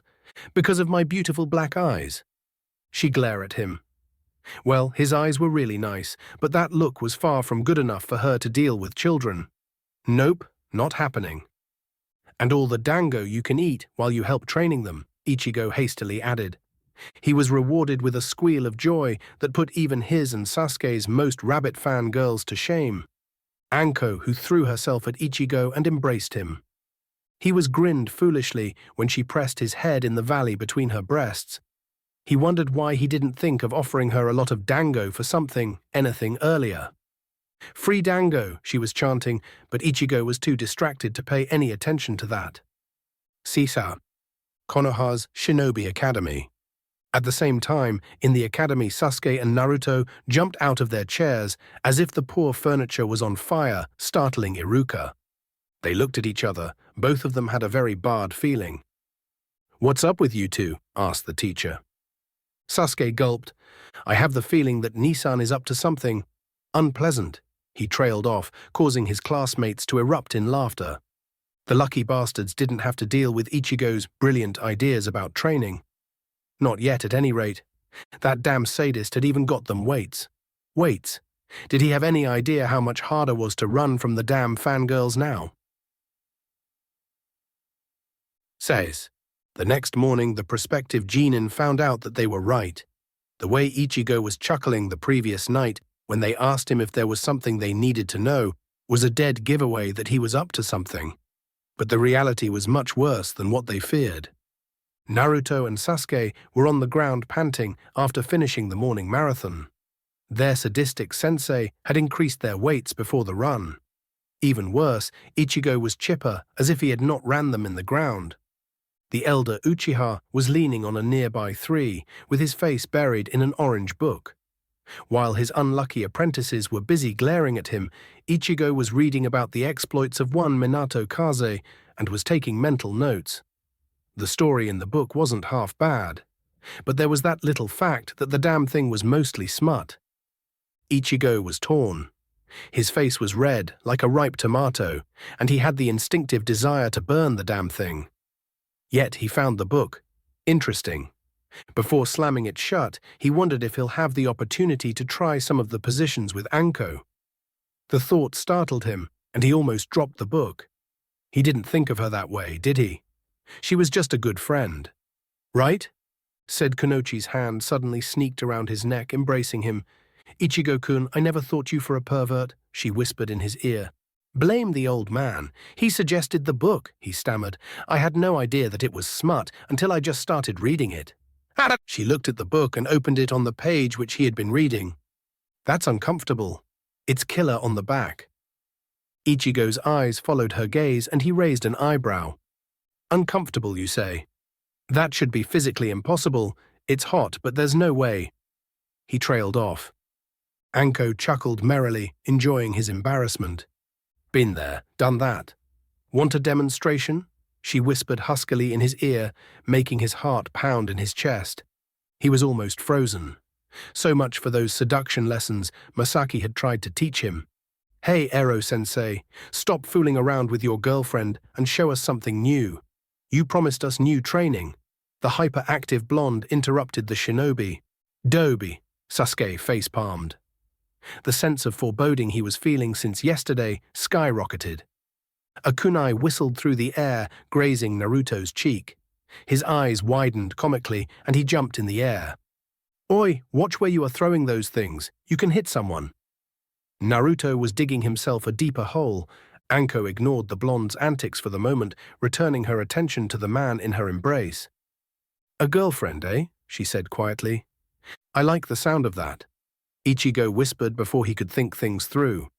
Then his eyes widened comically in embarrassment. Before he could stammer a denial, Anko turned him around. His first kiss occurred under the branches of a sakura tree. He had his back pressed to the trunk of the plant, with Anko's form spooned all over his chest. He was lost in her eyes. Her soft lips crashed in on his own, sending tingle of electricity through his body.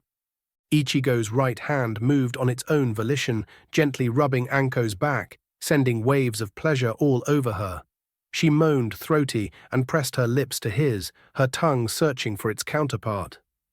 Ichigo answered in kind, their tongues exploring and dueling, the new sensations blowing the Uchiha's mind. They were lost in a whirlwind of feelings, their bodies grinding at each other. Eventually, they had to come up for air. The couple looked at each other, gasping. "That was... wow. Just wow." Ichigo babbled, looking at the woman in his hands with glazed eyes. "I'm that good, eh?" Anko purred. Ichigo's heart fluttered.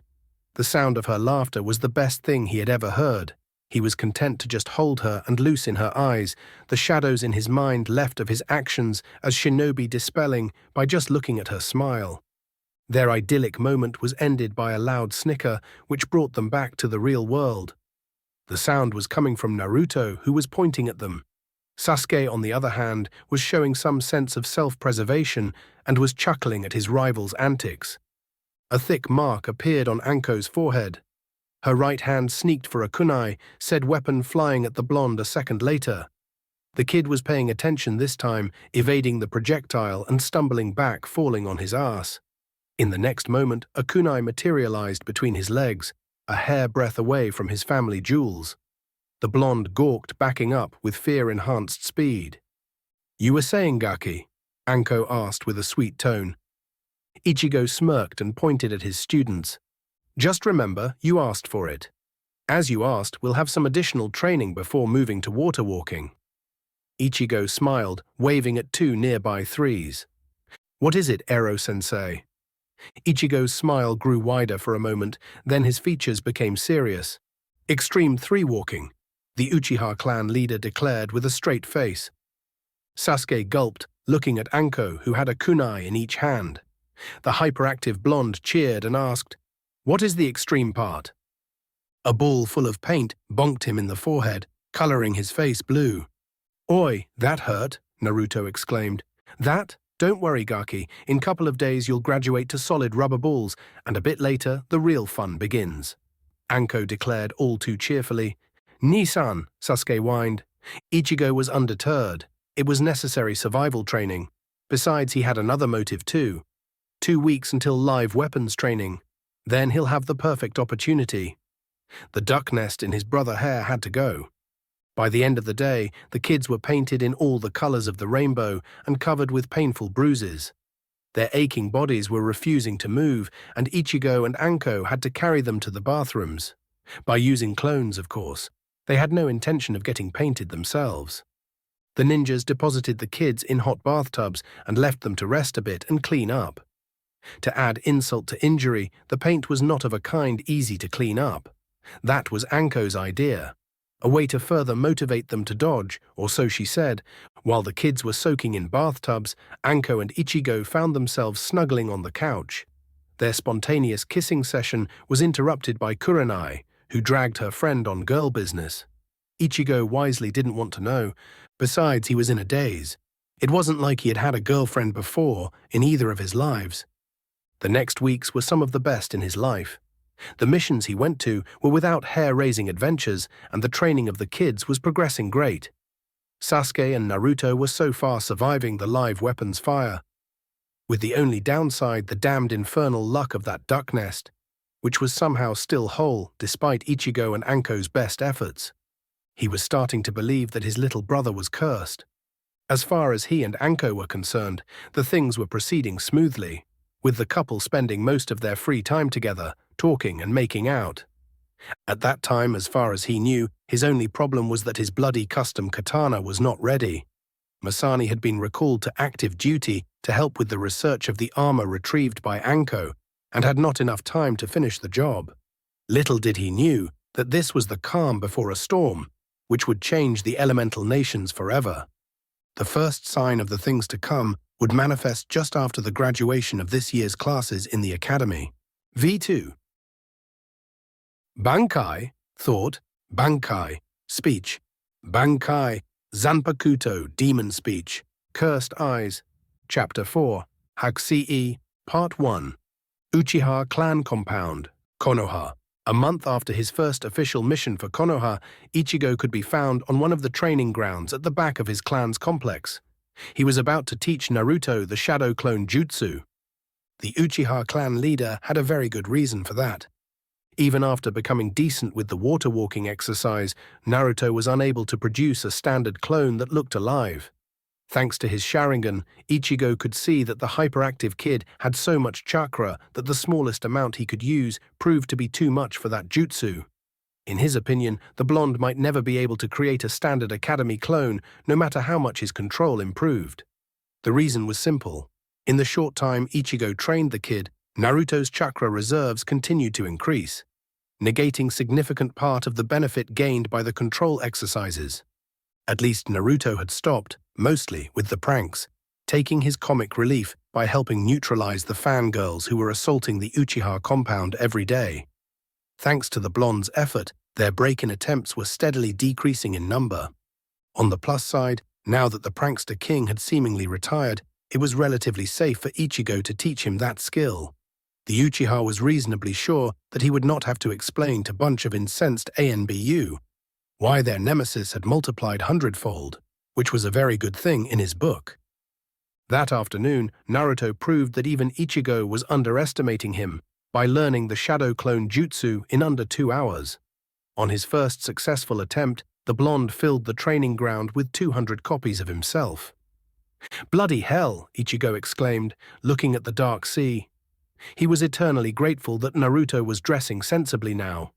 The last thing the clan leader needed was to be struck blind by Sea of Orange. Then Ichigo grinned. If he used the shadow clones to their full potential, Naruto could become one scary ninja. Ichigo grinned at the horde and said, "I guess you win. The moratorium on ramen is over." That had been Anko's idea, which went into effect a day after she joined in training the kids. Naruto had tried to prank her in response of the paint treatment when she started training them.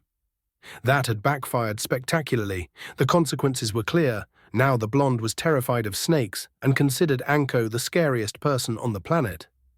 When she had decided that the runt needed healthier diet, Naruto had paled, gulped, and nodded frantically. That incident had interesting results. In next few months, the blonde had grown up 5 centimeters, filled in, and looked healthier than any previous time in his life. "Lead the way to your favorite ramen shop. My treat," Ichigo said, showing how clueless he was about the blonde's ramen appetite. He was nearly deafened by the cheer of hundreds of shadow clones. "And get those dispelled, in small groups," grumbled Ichigo. Naruto obliterated his previous speed-talking record, constantly babbling about the goodness that is Ichiraku's ramen. Ichigo followed the kid, shaking his head with amusement. Soon they reached their destination, a food stand owned by a jovial man in his early 40s. "Hey, Ayame, it's Naruto-kun." A cheerful, slender girl appeared from the back, her soft brown eyes falling on Naruto. She grinned at the kid. "Naruto-kun, where were you? We were worried that something happened to you," she exclaimed. "Whatever it was good. Look at him." The shop owner smiled. "Training with the crazy snake lady," Naruto grumbled. In the next moment, he received a hard slap on the back of his head. "Uzumaki!" The warning in Ichigo's voice was clear. "Ouch! She happens to be his girlfriend." Naruto rubbed the back of his head and pointed accusingly at Ichigo, who smiled proudly, thinking about Anko. Ichigo was slowly eating his ramen, glancing at the brown-haired girl. He was sure he had never met her before, yet her face was painfully familiar. Itachi knew her. The voice in his head was solemn. The Uchiha was startled. All he could do was clamp on the spoon in his mouth, trying not to jump in the air. Again he wondered if he was going insane. You are as sane as possible considering the situation. That's not the question you must ask yourself. Who are you here and now? Kurosaki Ichigo, Uchiha Ichigo. And once you know the name, you'll have to understand the man behind it. Back in Karakura town or even here. Few weeks ago, answering this question would have been easy. But now, Ichigo looked to the left, where he could see his image in the mirror like surface of nearby window. Black hair and onyx eyes looked back, from a face which was similar yet different from that of Kurosaki Ichigo.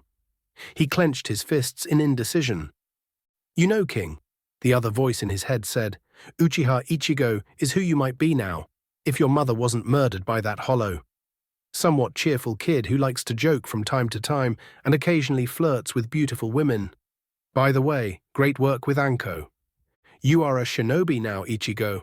Ever since dealing with Reiji, you've been wearing different masks, while trying to decide who you want to be, could be, without losing yourself. Soon you'll have to make a choice, Ichigo, both in heart and mind. Ichigo shook his head as if exiting a trance and wondered what that was about. They finished eating in silence. That's all for today. Tomorrow you'll start using the shadow clones to study for the exams. I expect that both you and Sasuke would be going to ace them. Go get some rest, Ichigo said and waved Naruto goodbye. He knew that this night's sleep won't come for a long time. CE. A few months later, Hokage Tower, Konoha. For the first time in what felt like decades, Sarutobi's desk was clear from paperwork, and it wasn't thanks to his shadow clones. Soon after the audit of the Uchiha clan assets and the arrests that followed, the paperwork which came for Hiruzen to check and sign was cut by over a third, thus becoming a manageable load. That was something that made Sarutobi a very happy man. This had the unintended side effect of making the lives of the shinobi under his command a bit easier. After all, when your boss is cranky, he usually manages to make you feel his ire, even if that wasn't his intention. Making the Hokage a bit easier to deal with had won some major kudos to the one responsible, a Uchiha who was hoping to cash in on the goodwill of his commander. The reputation he had earned doing missions since arriving in Konoha would help too. Ichigo wanted to be the Yonin sensei of his brother and, if possible, Naruto's too. The Dimension Traveler had found the classified files of the military police, which had been ran by his father, and after reading the documents, his suspicions about the blonde were confirmed. In the last few months, the brat had grown up on him, and he wanted to help the kid. Considering the fuzzball that was sealed in Naruto, Ichigo wasn't sure if most Jonin would train him properly. Granted, in the short time he knew them, they didn't strike him as people who intentionally would jeopardize the kid by fucking up his training. However, practically all high-ranking shinobi on active duty nowadays had lost someone, be it family or friends to the fox. In the end, his fellow ninjas were only human, and he suspected that if someone else get the kid, they may ignore his needs, or let their feelings towards Kyuubi get the better of them and take it out on the kid. While that was unlikely, he wasn't too keen on risking such a development. Talking about Naruto, ever since it became known that Ichigo was training him, the attitudes toward the Uzumaki had dramatically improved. While part of the reason was that a clan leader was teaching him, the village's favorite Uchiha no less, the main reason was more mundane. The inhabitants of Konoha were finally seeing someone treating Naruto as a human being on a daily basis, instead as the reincarnation of the demon fox. What a novel concept. That example began to slowly change their attitudes. After all, one of the main reasons for their actions towards the kid were as bad as they were was because everyone hates him, duh. So it must be true that he's a demon. We must deal with it now. Talk about a crowd mentality. Well, to be fair, now that Naruto was too busy to prank everyone in sight, most of the villagers were looking like that they may even accept him one day. The fact that he wasn't pissing off the citizens on a daily basis helped his cause too. Even more importantly, from Ichigo's point of view, Sasuke was making some pretty good progress at becoming a somewhat normal kid. Not being left alone was working a miracles on the younger Uchiha. Before going to his last mission, Ichigo even heard that his little brother had made friends with Nara Shikamaru and Akimichi Choji, two of his fellow future clan heads. On a related note, Sasuke had a bit of trouble with Tsume's kid, who was apparently irritated that all the girls were swooning after him. That situation had been diffused when the unlucky Inuzuka brat had happened to be at the wrong time at the wrong place. To be more precise, right between Sasuke and his scheduled mob of fangirls. Ichigo's brother had slipped away, but not before whispering to Kiba that he can have all those girls. The result was a trampled Inuzuka boy who was now sympathetic to Sasuke's cause. Everything was going too good, even Anko mellowing a bit. She was not trying to cut up anyone outside of missions and training, if you discount that dumb drunk Chunin the previous week who, after failing to accept a no for answer, would spend few months in the hospital. As a consequence, Ichigo was waiting for the other shoe to drop. He was well aware that the world they were living in was far from being nice, and sooner rather than later, it would find a way to make that clear to everyone. However, before the next clusterfuck was scheduled to occur, the Uchiha clan leader had a meeting with the Hokage. See, this was the week before the academy final exams, and Sarutobi had gathered all the prospective Jonin senseis. There were 20 shinobi standing in front of Sarutobi's desk. Hiruzen was looking through the files of this year's graduating students while waiting to hear what his ninjas thought. After the academy was cleaned up and the kids were made aware what exactly they could expect as shinobi, a lot of children had decided not to pursue such profession, cutting the prospective genin by half. Once you consider that a lot of the rest won't make the cut, much less pass the test put by the Junin senseis, Hiruzen would be happy to get 10 new teams from this year's crop. It should be noted that thanks of the mess in the academy, many more students were deemed not ready for graduation this year, and even worse, those were the graduating classes made by kids born the year Kyuubi attacked. Needless to say, the graduating children this year would be the smallest number in Konoha's history. Let's see who you want for students. Arashi Kenji, you go first. The Hokage opened the meeting, addressing a middle-aged jonin whose face was covered with vicious scars. The genin I'll want on my team are... The man started speaking, naming a group of civilian-born kids who had caught his attention. Eventually, it was the turn for Ichigo's main competition, as far as his brother was concerned. Hatake Kakashi, the old man asked. I want Uchiha Sasuke, Uzumaki Naruto, and Yamanaka Ino, the Cyclops said, his uncovered eye never leaving a green book. The Hokage looked pointedly at Ichigo, who answered with raised eyebrow. That was a special form of communication which Ichigo had mastered thanks to his friend Chad. The conversation could be translated as, you want Naruto and your brother on your team, right? From Hiruzen and a confirmation from the Uchiha. As it was tradition, all the friendly and mature bargaining where the fate of the genin will be decided would take place after everyone had stated for the record who he wants and why. Kakashi continued, they will form a balanced assault team with Naruto as close to mid-range specialist, Sasuke covering mid to long-range offensive power, and Ino in the role of interrogator and support. The next notable jonin was Sarutobi Asuma, who had returned to the village last month after years in service as one of the daimo's bodyguards. He wanted the next Inoshika-cho trio. When his turn came, Ichigo decided to bite the bullet. I want Naruto, who will cover close to mid-range combat, using taijutsu and ninjutsu. He knows the shadow clone jutsu and could make dozens of the buggers. He could cover scouting too. Sasuke as mid to long-range ninjutsu specialist, and Hyuga Hinata as close-quarters combat specialist and scout thanks to her dojutsu. They will make a great assault team while still having respectable ability in tracking and scouting. Ichigo declared he naturally had a plan B in case he did not get Hinata. Last was Yuhi Kurenai, who wanted Hinata, Kiba, and Aburame Shino for a balanced scouting team. What followed included a lot of bargains and persuasion, arbitrated by the old man, who enjoyed the show. Old man, this bickering is pointless.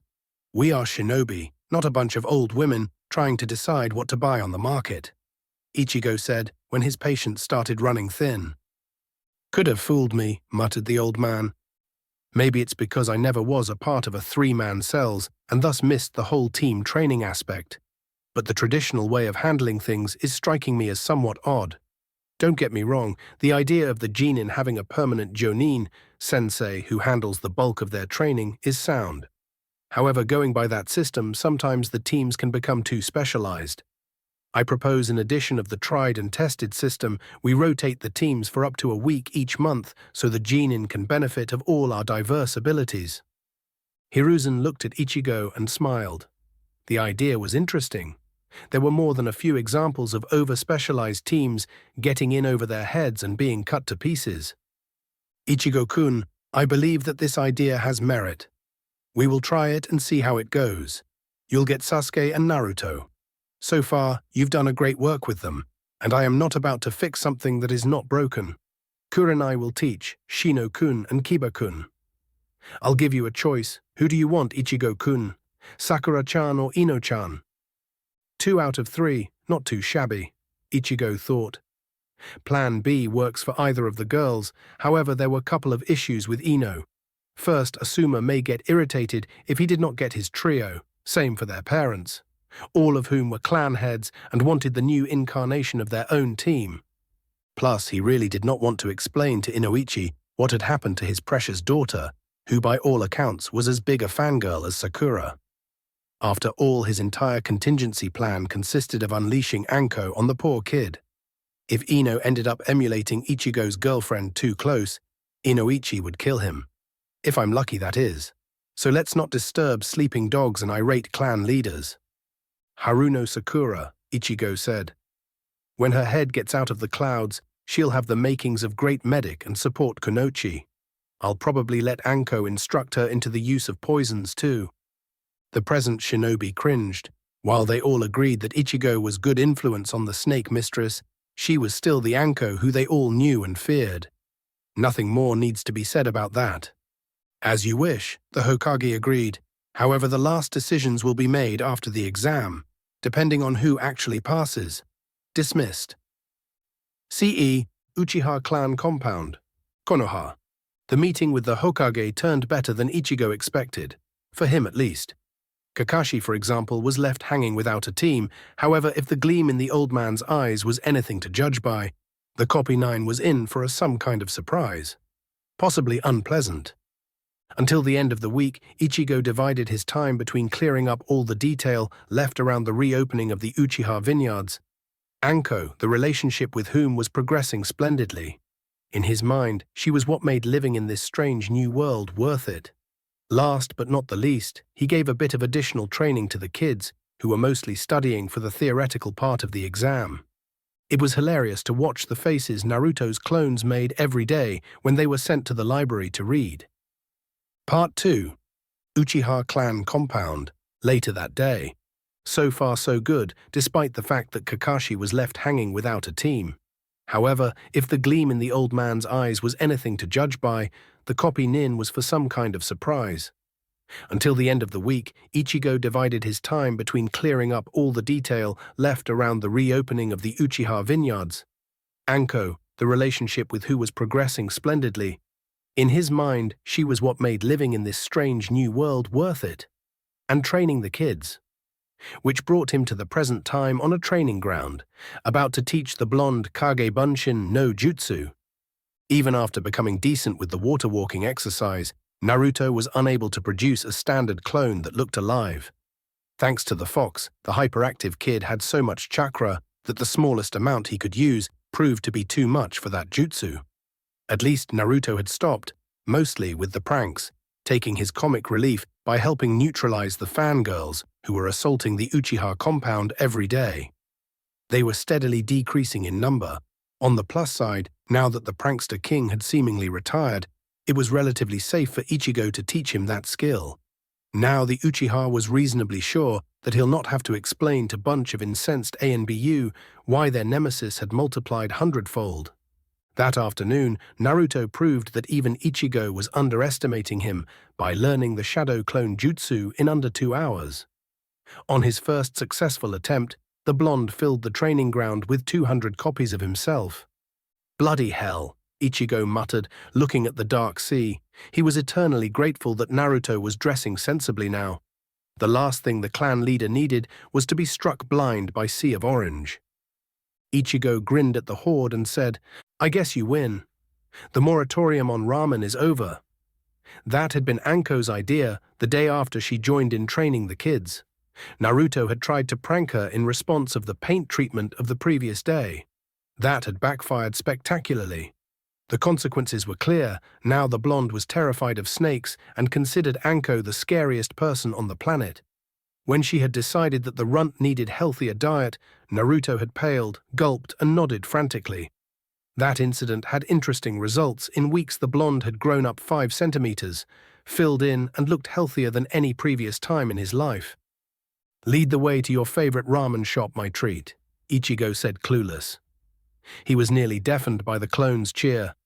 Naruto obliterated his previous speed record, constantly babbling about the goodness that is Ichiraku's ramen. Ichigo followed, shaking his head with amusement. Soon they reached their destination, a food stand owned by a jovial man in his early 40s. "Hey, Ayame, it's Naruto-kun." A cheerful, slender girl appeared from the back, her soft brown eyes falling on Naruto. She smiled and asked, "Naruto-kun, where were you? We were worried that something happened to you," she exclaimed. "Whatever it was good. Look at him." The shop owner smiled. "Training with a crazy woman," Naruto grumbled. In the next moment he received a hard slap on the back of his head. "Uzumaki." The warning in Ichigo's voice was clear. "Ouch, she happens to be his girlfriend." Naruto rubbed the back of his head and pointed accusingly at Ichigo, who smiled proudly thinking about Anko. Ichigo was slowly eating his ramen, glancing at the brown-haired girl. He was sure he had never met her before, yet her face was painfully familiar. Itachi knew her. The voice in his head was solemn. The Uchiha was startled. All he could do was clamp on the spoon in his mouth, trying not to jump in the air. Again he wondered if he was going insane. You are as sane as possible considering the situation. That's not the question you must ask yourself. Who are you here and now? Kurosaki Ichigo? Uchiha Ichigo? And once you know the name, you'll have to understand the man behind it. Back in Karakura town or even here, some weeks ago it would have been easy. But now, Ichigo looked to the left where he could see his image in the mirror like surface of nearby window. Black hair and onyx eyes looked back, belonging to a face which was similar yet different from that of Kurosaki Ichigo. He clenched his fists in indecision. "You know, King?" the other voice in his head said. "You are like you used to be before your mother died. A happy, cheerful kid who likes to joke." Ichigo froze at that. Yeah, that he was, like playing a role without knowing how to get out of character. "A gift from Itachi and me," the voice added, a distorted echo of Ichigo's own. "A mask, as all shinobi wear, and a glimpse of a better time. Enjoy the mask while it lasts, or become one with it. For tomorrow you'll never be the same again." Ichigo shook his head as if exiting a trance and wondered what that was about.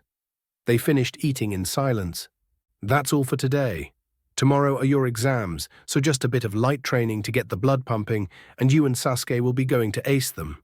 Go get some rest," Ichigo said and waved Naruto goodbye. He knew that this night's sleep won't come for a long time. C. Konoha's Academy, exam day. Sasuke was sitting next to the wall, using Naruto as a live shield between himself and his fangirls. He didn't even know some of these females. The Uchiha's virtue was saved by the entrance of Iruka and Mizuki, who broke the riot in progress. It was time for the jutsu part of the exam. The pair of school kids waited bored for their turn.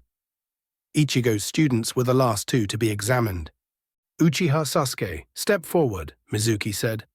"The next few minutes we're going to decide with which plan he'll have to go tonight."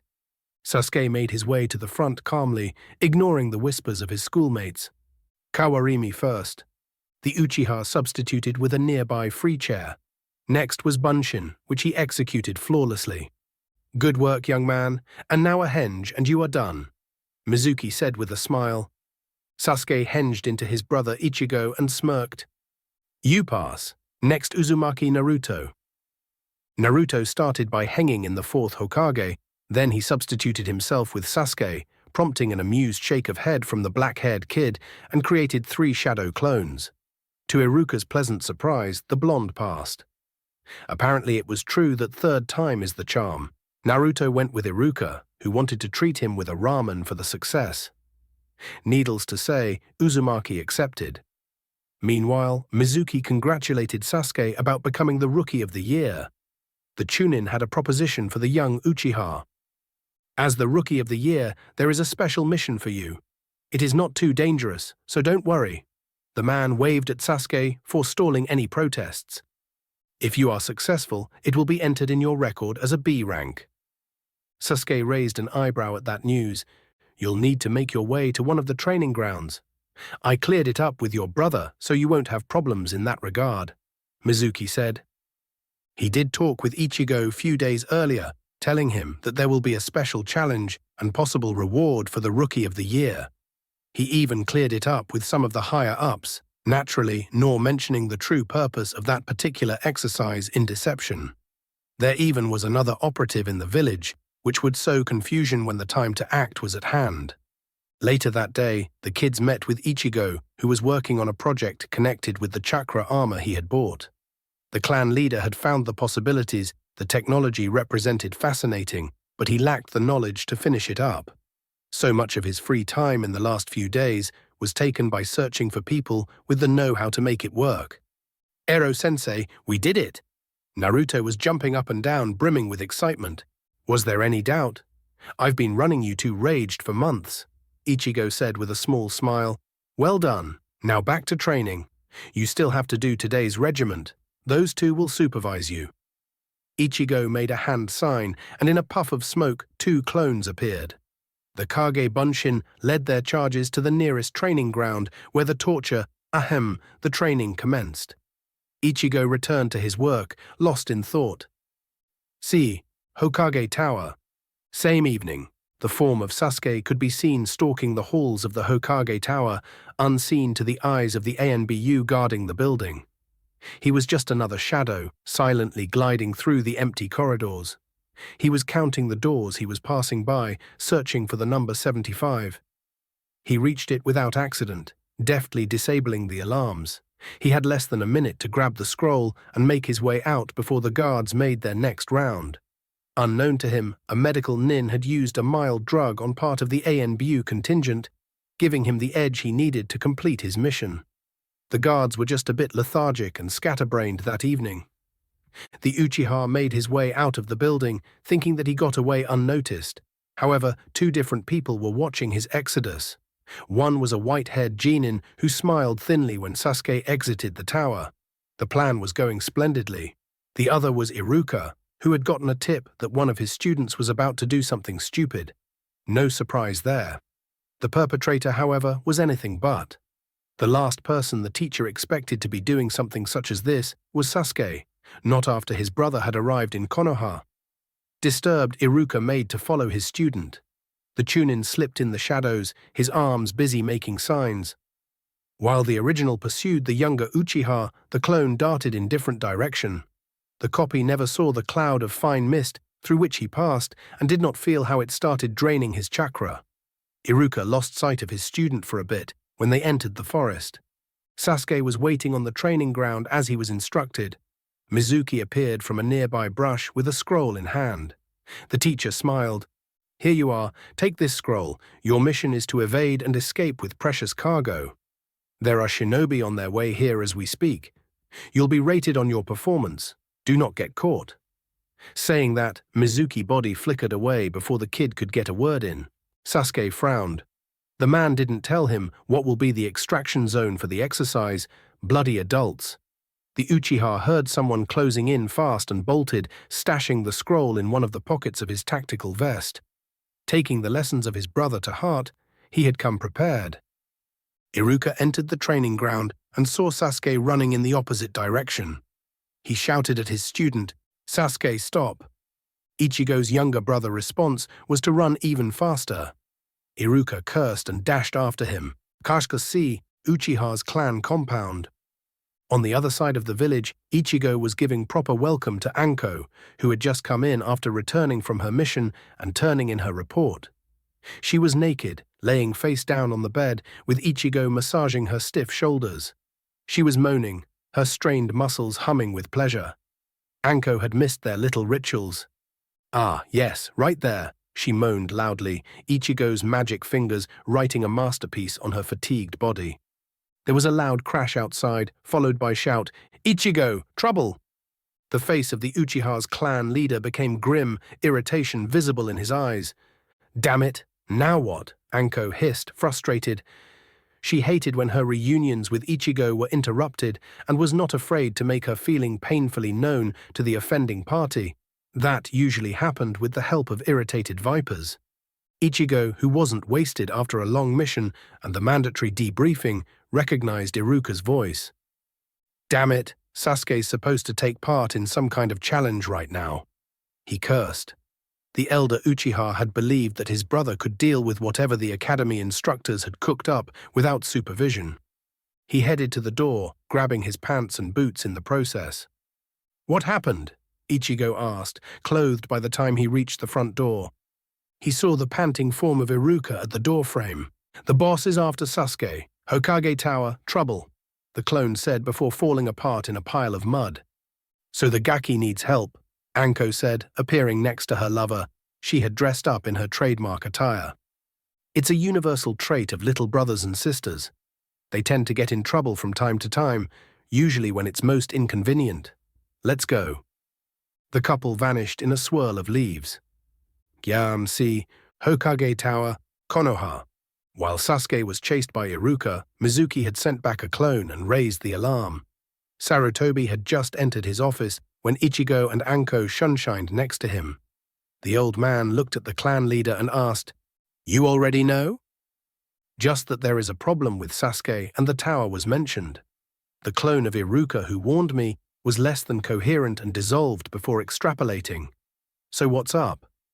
Apparently, Sasuke stole the scroll of forbidden seals. Hiruzen trailed off when Ichigo scolded and cursed. "Bullshit. My brother has unrestricted access to the Uchiha archives.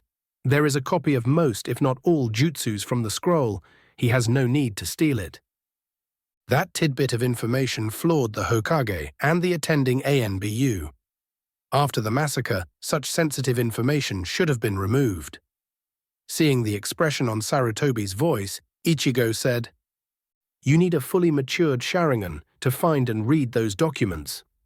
As far as I know, the only people with it are me, Kakashi, and Itachi. You can bet your hat that Itachi knew all there was in the files before the massacre. As for me and Kakashi, you either trust us or not." Ichigo shrugged. "Now how to find my foolish little brother?" Ichigo trailed off, unconsciously using the same tone as Itachi when speaking about Sasuke. Arcia, the forest near Konoha. The training given to Sasuke had done wonders about his abilities, but Iruka had been a chunin for years and had experience on his side. While the instructor might have been surprised by the full scope of his student's capabilities at first, now he had him on the ropes. Iruka had tackled the youngster to the ground and had his knee pressed to Sasuke's chest and a kunai to his neck. The Uchiha's face fell. He grumbled, "Damn it, I lost. You can have the useless piece of paper." Iruka was taken aback by that answer. Did the kid have any idea what he had done? "Ah, Iruka, you've caught our little thief. Good work, my friend." Mizuki smiled, appearing in the branch of a nearby tree. Sasuke looked at his other teacher and groaned. It was obvious now. He's been had. Ichigo was going to kill him, or worse, leave him as a new toy for Anko. He was so screwed. Iruka turned around, sensing danger, kunai ready to parry an attack. His eyes grew wide and he grabbed Sasuke, throwing him away. He was forced to parry a hail of projectiles, falling back under the onslaught. A kunai embedded itself just over his right knee, another grazing his left hand.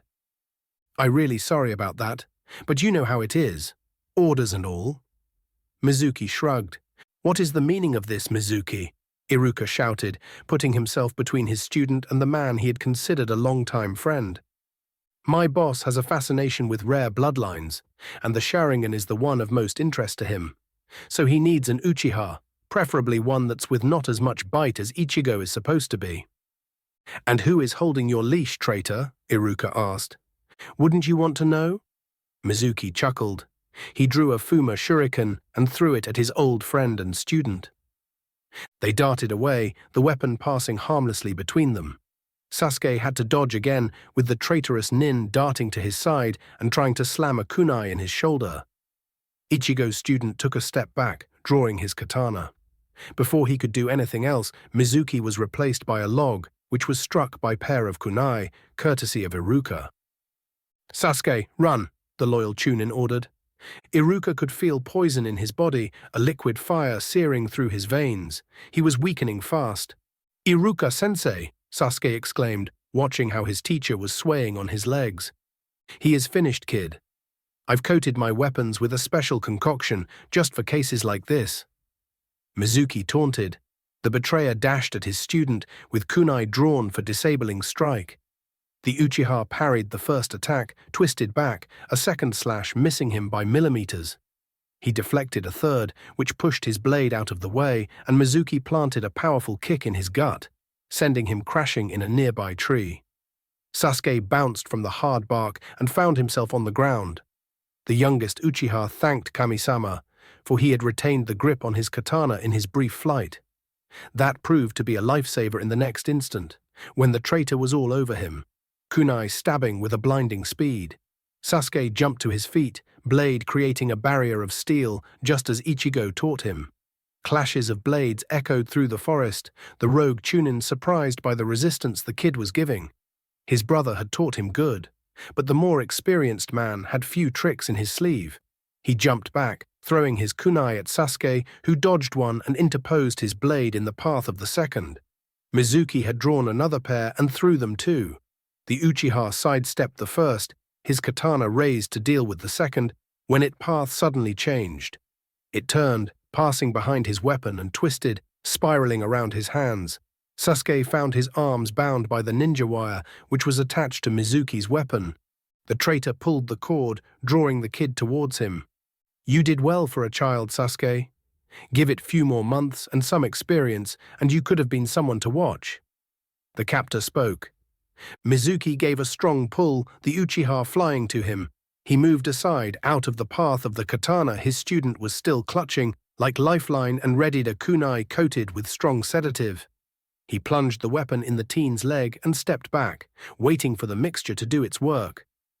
Iruka, who was too weakened to move, watched helplessly how Sasuke crashed on the ground, unmoving. "Well, that's easier than expected," Mizuki chuckled. "Indeed." A frosty voice answered him from behind. "Anko, get them to the hospital," Ichigo told his companion. She nodded, looking at Iruka with critical eyes. Obviously poisoned. Sasuke looked much better, his chest moving rhythmically with each breath. The Uchiha clan leader narrowed his eyes at Mizuki. "So the cleanup missed one rat." "Well played," Sasuke's elder brother said quietly. He blurred with pure speed to appear next to Mizuki, with his katana's blade pressed to the traitor's neck. While teaching in the academy, the rogue instructor had been fair and liked by everyone. He was the last one to be expected as a traitor, thanks to his cover as the perfect teacher. "Too good to be true," Ichigo thought darkly. "Ah, Uchiha-san, so nice of you to join us." Mizuki smiled. "Now I can accomplish the second part of my mission." Mizuki substituted with a log, disappearing in the surrounding forest. He hastily pulled out a storage scroll and withdrew a bottle of thick brown liquid. With a grimace of distaste, the Chunin gulped it down in one swing. The goddamn taste was almost not worth it. He fell on the ground choking, his body racked by convulsions. Mizuki released an animalistic roar of pain, his muscles rippling, growing. From his position, a twisting sound of breaking and rearranging bones could be heard. Moments later, Ichigo was close enough to see what was happening to the traitor. "Fuck," the Dimension Traveler spat, looking at the apparition in front of him. Mizuki had become taller, covered with bulging muscles behemoth. His hands resembled tree trunks and were longer, reaching his knees. The traitor looked as a caricature of a giant ape. He roared again, steam emanating from his fists. A wave of potent chakra exploded from the changing man. Golden fur with black stripes was growing all over his body. Ichigo was looking at the spectacle, awestruck. "I thought the stories about were animals, were legends even here," the dimension traveler wondered. In one moment, Mizuki was still in the grips of the change, roaring incoherently, and then in the next, he was streaking through the air. His right, boulder-like fist shot forward, creating a crater in the ground where Ichigo was. The Jonin had moved in time, pieces of rocks and dust following in his wake. The clan leader looked the devastation caused by single punch and immediately discounted taijutsu as a viable strategy. A single hit with that kind of power will shatter bones. And the bastard was quick, too quick for a Chunin. Ichigo channeled chakra to his throat, melding it into its wind elemental variant, and waited for the shape-shifted enemy to attack. With a roar, the Tiger Man launched at the Uchiha. Futon, Die Topper, wind style, great breakthrough. Ichigo shouted a devastating blast of wind. Mizuki was caught in the air with no surface to which to anchor himself. The wall of wind smashed into him, blowing him back, amidst a mess of uprooted and broken trees. Moment later, Ichigo had to dodge a meter-long splinter, which was launched by the beast, who had already recovered. The sharp piece of wood embedded in a nearby tree. The misshapen man growled with glee, the power coursing through his body feeling incredible. He ran forward, clawed hands sweeping as buzzsaws. The Uchiha weaved a tapestry of flashing steel, blade met claws and the metal yielded, the chakra-infused talons of the beastman chipping the katana with each strike. One more sweep of the needle, sharp natural weapons of the shapeshifter, and Ichigo's blade shattered, the clan leader forced to jump back with 4 tears on his tactical vest. The light plates below it were scratched but held. The Uchiha threw away the hilt of the broken weapon and drew a tanto from its sheath on his back. Roaring, Mizuki charged once again, expecting to be met head-on like the last time. Ichigo darted right, and the traitor's claws slashed through empty air. The Jonin jumped, landing sideways on a tree. His legs barely touched the bark of the plant, when the Uchiha used it like a springboard to launch himself at Mizuki. He jumped, turning in the air, and delivered a roundhouse kick to the side of the traitor's face. The beastman's head snapped to the right with the crunch of broken teeth. Ichigo, who was still in the air, rotated his body and while falling to the ground behind the rogue Chunin, brought his tanto in a hard vertical slash. The blade bit deeply in Mizuki's back, leaving a bleeding wound starting from the spy's left shoulder blade and ending at a couple of centimeters over where his kidney should be. The Konoha Jonin was rewarded for his efforts with an earth-shaking howl of agony. He began a horizontal sweep at the back of Mizuki's knees, aiming to cripple him. Mizuki jumped over the strike, his left leg kicking backwards. Ichigo substituted with a log. The poor piece of wood was demolished instead of the shinobi's head. The clan leader darted from above, with his tanto poised to impale his opponent. Mizuki jumped and met him in mid-air. The shapeshifter's razor claws caught his attacker and stabbed deeply in his flesh. The traitor's victim smirked and blew up in his face. The explosion threw him on his back, hissing in pain. Mizuki stood up, his pelt singled and his fingers smoking, twisted in unnatural angles. He roared in tandem with his pulsing chakra, which had spiked to his maximum. The batsman's broken finger bones popped back in place with sickening crunching sounds. Ichigo was observing his opponent from the treetops, mildly impressed by the traitor's resilience. Usually when you take the brunt of the force produced by exploding clone, with your body you don't shrug it off like a flea bite. Ichigo frowned. He drew a kunai and spun it lazily around his finger. He put away his tanto, his newly freed crafting hand seals. The Uchiha threw the kunai, which was followed by futon, repusho, wind style, wind gale. A strong gust of wind propelled the projectile like a bullet. The kunai struck Mizuki in the chest, embedding to the hilt. The traitor blinked dumbly and looked at the wound. He grabbed the hilt and pulled it with roar, blood gushing from a hole in his chest. Before Ichigo could use again the same attack, this time with more kunai, the rogue nin sprinted at him, with blinding speed. The wounded behemoth plunged his right fist into the Jonin's chest, roaring in triumph. His victory was short-lived. Ichigo's form fell apart into a flock of ravens, leaving behind a kunai stuck in the ground. In the hoop at its handle was a knot made by ninja wire. Mizuki followed the thin silver of metal to Ichigo, who was on a branch of faraway tree, saying, "Katon, Ryuka no Jutsu, fire style, dragon flame jutsu." The Uchiha exhaled fire over the taunt ninja wire, the flames gaining intensity and becoming wider as they traveled on the long string. Mizuki acted on animal instinct and tried to evade by jumping to the left, but it was futile. The fire reached its target, howling like the fist of angry God, burning to cinders a wide swash of the forest. Inhuman howls of pain echoed around Konoha. Ichigo landed next to the forest fire he had just ignited. He looked at the wretched form of the traitor. Everything below Mizuki's waist was charred ruin, with the flesh burned to the bones. The unconsciousness was not a relief for the dying man. His whimpering was barely heard over the crackling of the fires. Ichigo's backup finally arrived, two six-man squads of ANBU, led by the Hokage, who was wearing his black combat attire. They were accompanied by a white-haired genin of all things. "Kabuto-kun, try to keep Mizuki. He needs to answer some questions before dying," Sarutobi ordered, the young ninja said. "Old man," Ichigo greeted. "Ichigo Kunitz." Hiruzen's words were drowned in noise as a spiraling wall of water crashed at Ichigo and the grievously wounded traitor. A torrent of electricity followed moment later, clawing at the wet ground, evaporating the liquid it was following. It struck the soaked Mizuki, frying him on the spot. There was no trace of Ichigo and the genin. Sarutobi had jumped over the dual attack, his ANBU surrounding him in a protective formation. They were facing in the direction the assault came from. 8 dark brown, almost black forms darted from the shadows, right behind a hail of kunai. They were men, encased in plate armor, yet the assailants were moving with such speed and grace as if wearing nothing heavier than cloth. Half-meter blades extended from devices above their wrists, and the assassins charged at the Hokage's guard, moving like a blur's. The shower of kunai hit no one, but forced Sarutobi and half his bodyguards to jump back. The closer squad of Anbu darted forward, tanto and kunai in their hands, to meet head-on the threat to their leader. The fight was short and brutal, the light weapons of the Konoha shinobi no match for the heavy armor. With blades scraping over solid plate and kunai outright bouncing, the Special Forces squad was for a rude surprise, from which most of them had not enough time to recover.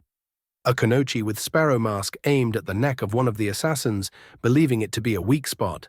She hit hard enough to stagger her opponent, but her tanto was unable to penetrate.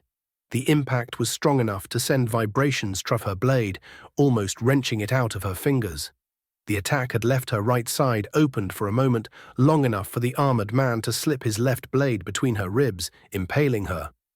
She groaned, spitting blood from punctured lung, painting crimson the inside of her mask. She dropped her left hand, allowing her killer to stab her under the heart with his other weapon. She died with a small smile on her blood-stained lips, activating all the explosive notes she was wearing at once. The detonation lit up the battlefield, scattering the still-alive combatants. Only 2 shinobi of the first Konoha wave were alive, thanks to Ichigo. The Uchiha had body flickered among the enemies, capturing one in genjutsu and attacking another from behind. The assassin who had his mind paralyzed by nightmare died when pair of senbon were driven straight past the opening for the eyes in his helmet and pierced his brain. Seconds after he died, his body was consumed by acid, dissolving any trace of his identity and leaving only small, badly corroded fragments from his armor. Meanwhile, 3 more of the ANBU's number were cut down mercilessly. The self-immolation of the Kunoichi had brought the battle to a screeching halt for few precious moments. That gave enough time for the Hokage, who flatly refused to pull back, and his remaining guards to join Ichigo and the 2 surviving ANBU from the first squad. Sarutobi was holding a long black staff with yellow tips. He was handling the big weapon as it was waiting like a feather. Hiruzen looked at the remains of his ninjas with regret. His eyes stopped over their killers, becoming colder than the wastelands in snow country. Anbu, stand back and give long-range support. As long as I am alive, I won't allow you to die needlessly. Cat, you are with me, he ordered with a tone that broke no argument and glanced at the Uchiha. Ichigo gave a curt nod to his nominal superior. There was no need for any more words. Hi, Hokage-sama, the Anbu answered and jumped back, reading throwing weapons and jutsu. The trio of Konoha ninja dashed at the invaders, covered by the Hokage's guards. One of the assassins was thrown off his feet by a wall of water, and before he could stand up, quicksand opened below him, swallowing his armored bulk. Another was struck by multiple kunai, with attached ninja wire, two of which bound his arms. He was left defenseless by two Konoha shinobi who were pulling the metal strings in opposite directions. Then that assassin was buried under a downpour of wind and fire jutsus, cooking him in his armor, which soon corroded.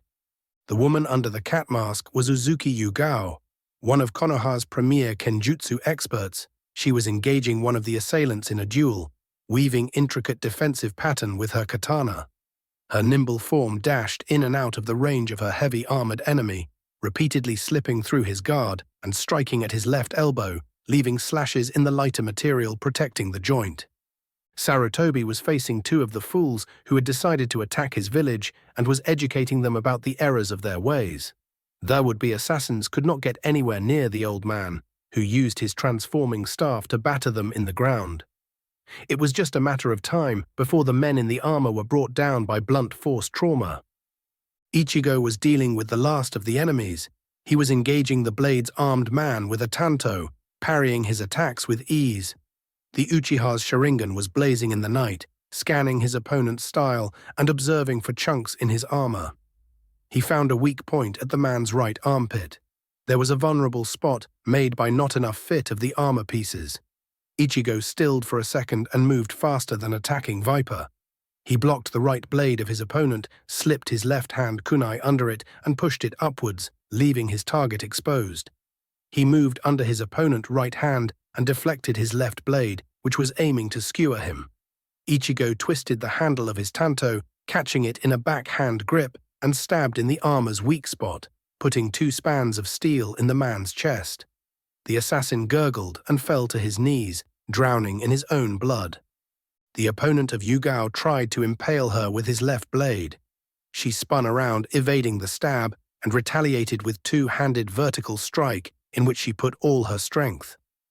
Her katana struck the weakened armor at the enemy left elbow. This time the blade won, severing the hand at the joint.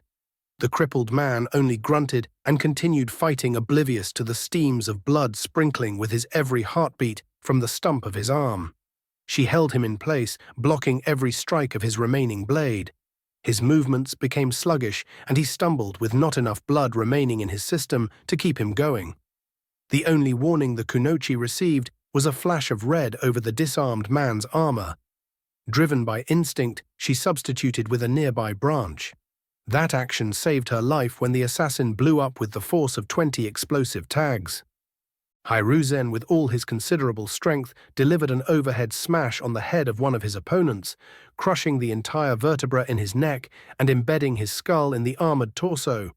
He was about to finish the other one when a loud explosion from behind made Sarutobi stumble. The Hokage's remaining opponent rushed him, seeing his last chance. Sarutobi's staff swept the man away, embedding him in a conveniently placed tree. The man staggered, dazed, and stumbled into a pool of water left by a jutsu. Ichigo's body flickered near the man and made a series of hand signs too fast to follow. Suiten, Seibun Hofutsu, water style, water cannon replica, the Uchiha said. A pillar of water rose from the pool and engulfed the dizzy assassin. Soon he was drowned. Ichigo scowled, looking at the aftermath of the battle. That had hit too close to home for comfort. Told you, King, it's brand new world out there, and you have a big-ass Sharingan-shaped bull's eye on your back, the damned voice said. Old man, that stunt these bastards pulled didn't make much sense. There was no way they could have taken you out, even if you were alone. Indeed, these children were in over their heads. But when you look beyond the obvious, it clicked in Ichigo's mind. It was a weapon test, to see how the armors held against Akage and his ANBU guards. Sarutobi looked thoughtful. Perhaps that's your armor fascination talking, but it does make sense if one does not care for the men who are sacrificed in the process. However, it's not a possibility to be discarded lightly. Too high in the air to be visible to the shinobi, two figures were observing the battle. That could have gone better. One said disappointment, visible in the way his shoulders dropped. Yeah, back to the drawing board. The second drew a katana and stabbed in the air, turning his hand as if unlocking a door. Mists formed around the blade, and with a subdued flash of light, a paper double doors appeared. Before entering the portal, the first man looked back and smiled. What a splendid dimension. Yeah, it's perfect for weapon testing, added the second. They entered the portal, which closed after them and vanished without a trace. Sir, Konoha Hospital. Later that evening, after extensive debriefing and cleaning up, Ichigo was in Sasuke's hospital room, dozing in a chair. His little brother was lucky, with no permanent damage from the leg wound or the horse dose of sedative he was filled with. Not that stopped Ichigo from worrying. If he was a minute too late, Mizuki, that bastard, would have and could have escaped with Sasuke while Ichigo was dealing with the mysterious invaders. And the rogue instructor was not the only security breach in the village. There were not more reinforcements for the battle because someone had impersonated a squad of ANBU and gave false orders for no one to interfere with the combat. There was a witch hunt in progress now. The situation was aggravated by a hasty council meeting where some people were freaking out and wanted to postpone the Chunin exams, which were in 6 months. Sarutobi had killed that idea, declaring that such an action would make Konoha seem weak. That was something the Leaf could not afford. They were the premium power in the elemental nations for too long, which inevitably had made them many enemies. If Konoha appeared weak, their situation would deteriorate fast, and it could conceivably lead to Fourth Shinobi War. No one wanted that. On the bright side, Iruka was expected to make a recover too, his life saved by Anko's fast identification of the poison coursing through his veins. Sasuke bolted awake after a half-forgotten nightmare. He was in the hospital again. His mind wandered to the last time he awoke here after the massacre, and his heart was gripped with terror. "Ichigo!" he exclaimed, terrified that his brother had followed the fate of the rest of the clan. "Ah, you are awake," the elder brother said, chasing the sleep from his eyes. "How are you feeling?" Just like after training. Even hurts less. Sleepy, though," Sasuke deadpanned, relief showing on his face. Ichigo chuckled and ruffled his brother's hair. "You should be up and running in few hours. It's just a flesh wound. Besides, you can't miss your own graduation." "It's today," Sasuke exclaimed, livening up a bit. "I'm on your team, right?" "That was the plan last time I heard. Now get few more hours of shut-eye." When Sasuke drifted back to sleep, Ichigo's smile vanished. That had been all to close a call. He made a silent vow. "Never again. I will do all in my power to protect those precious to me." For a split second, his body had glowed with soft blue aura, as if some kind of arcane pact had been signed. Before joining his brother in the land of Morpheus, Ichigo had heard a quiet voice. "Go forward and never look back. Stay still and you will age. Hesitate and you die." Bagrasi, Masani Weapon Shop. Next morning. Zaid had finished his custom-made katana a day too late. Ichigo sure could have used it last night. At least it looked like the waiting was worth it. The craftsman led him to his workshop, where the weapon was waiting for his wielder. The blade was a work of art. 1.5 meter long katana, which blade had a flawless wavy pattern over its edge. The weapon's hilt was an alternating black and red pattern, with a simple square crossguard. It took me a long time to get it right. The metal from which I forged it has a chakra-absorbing properties, making it possible to channel elemental chakra in the blade.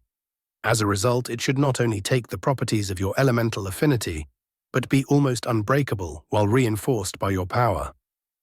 "Thank you, Masani-san," Ichigo said with a small bow, his eyes never leaving the sword. It was somehow calling to him like a long-lost friend. The Uchiha gently took the hilt in his hand, a spark of energy flying between it and his palm. The katana felt a natural part of him, just like an additional limb. He channeled a small amount of chakra through his hand into the weapon and was rewarded by soft red glow.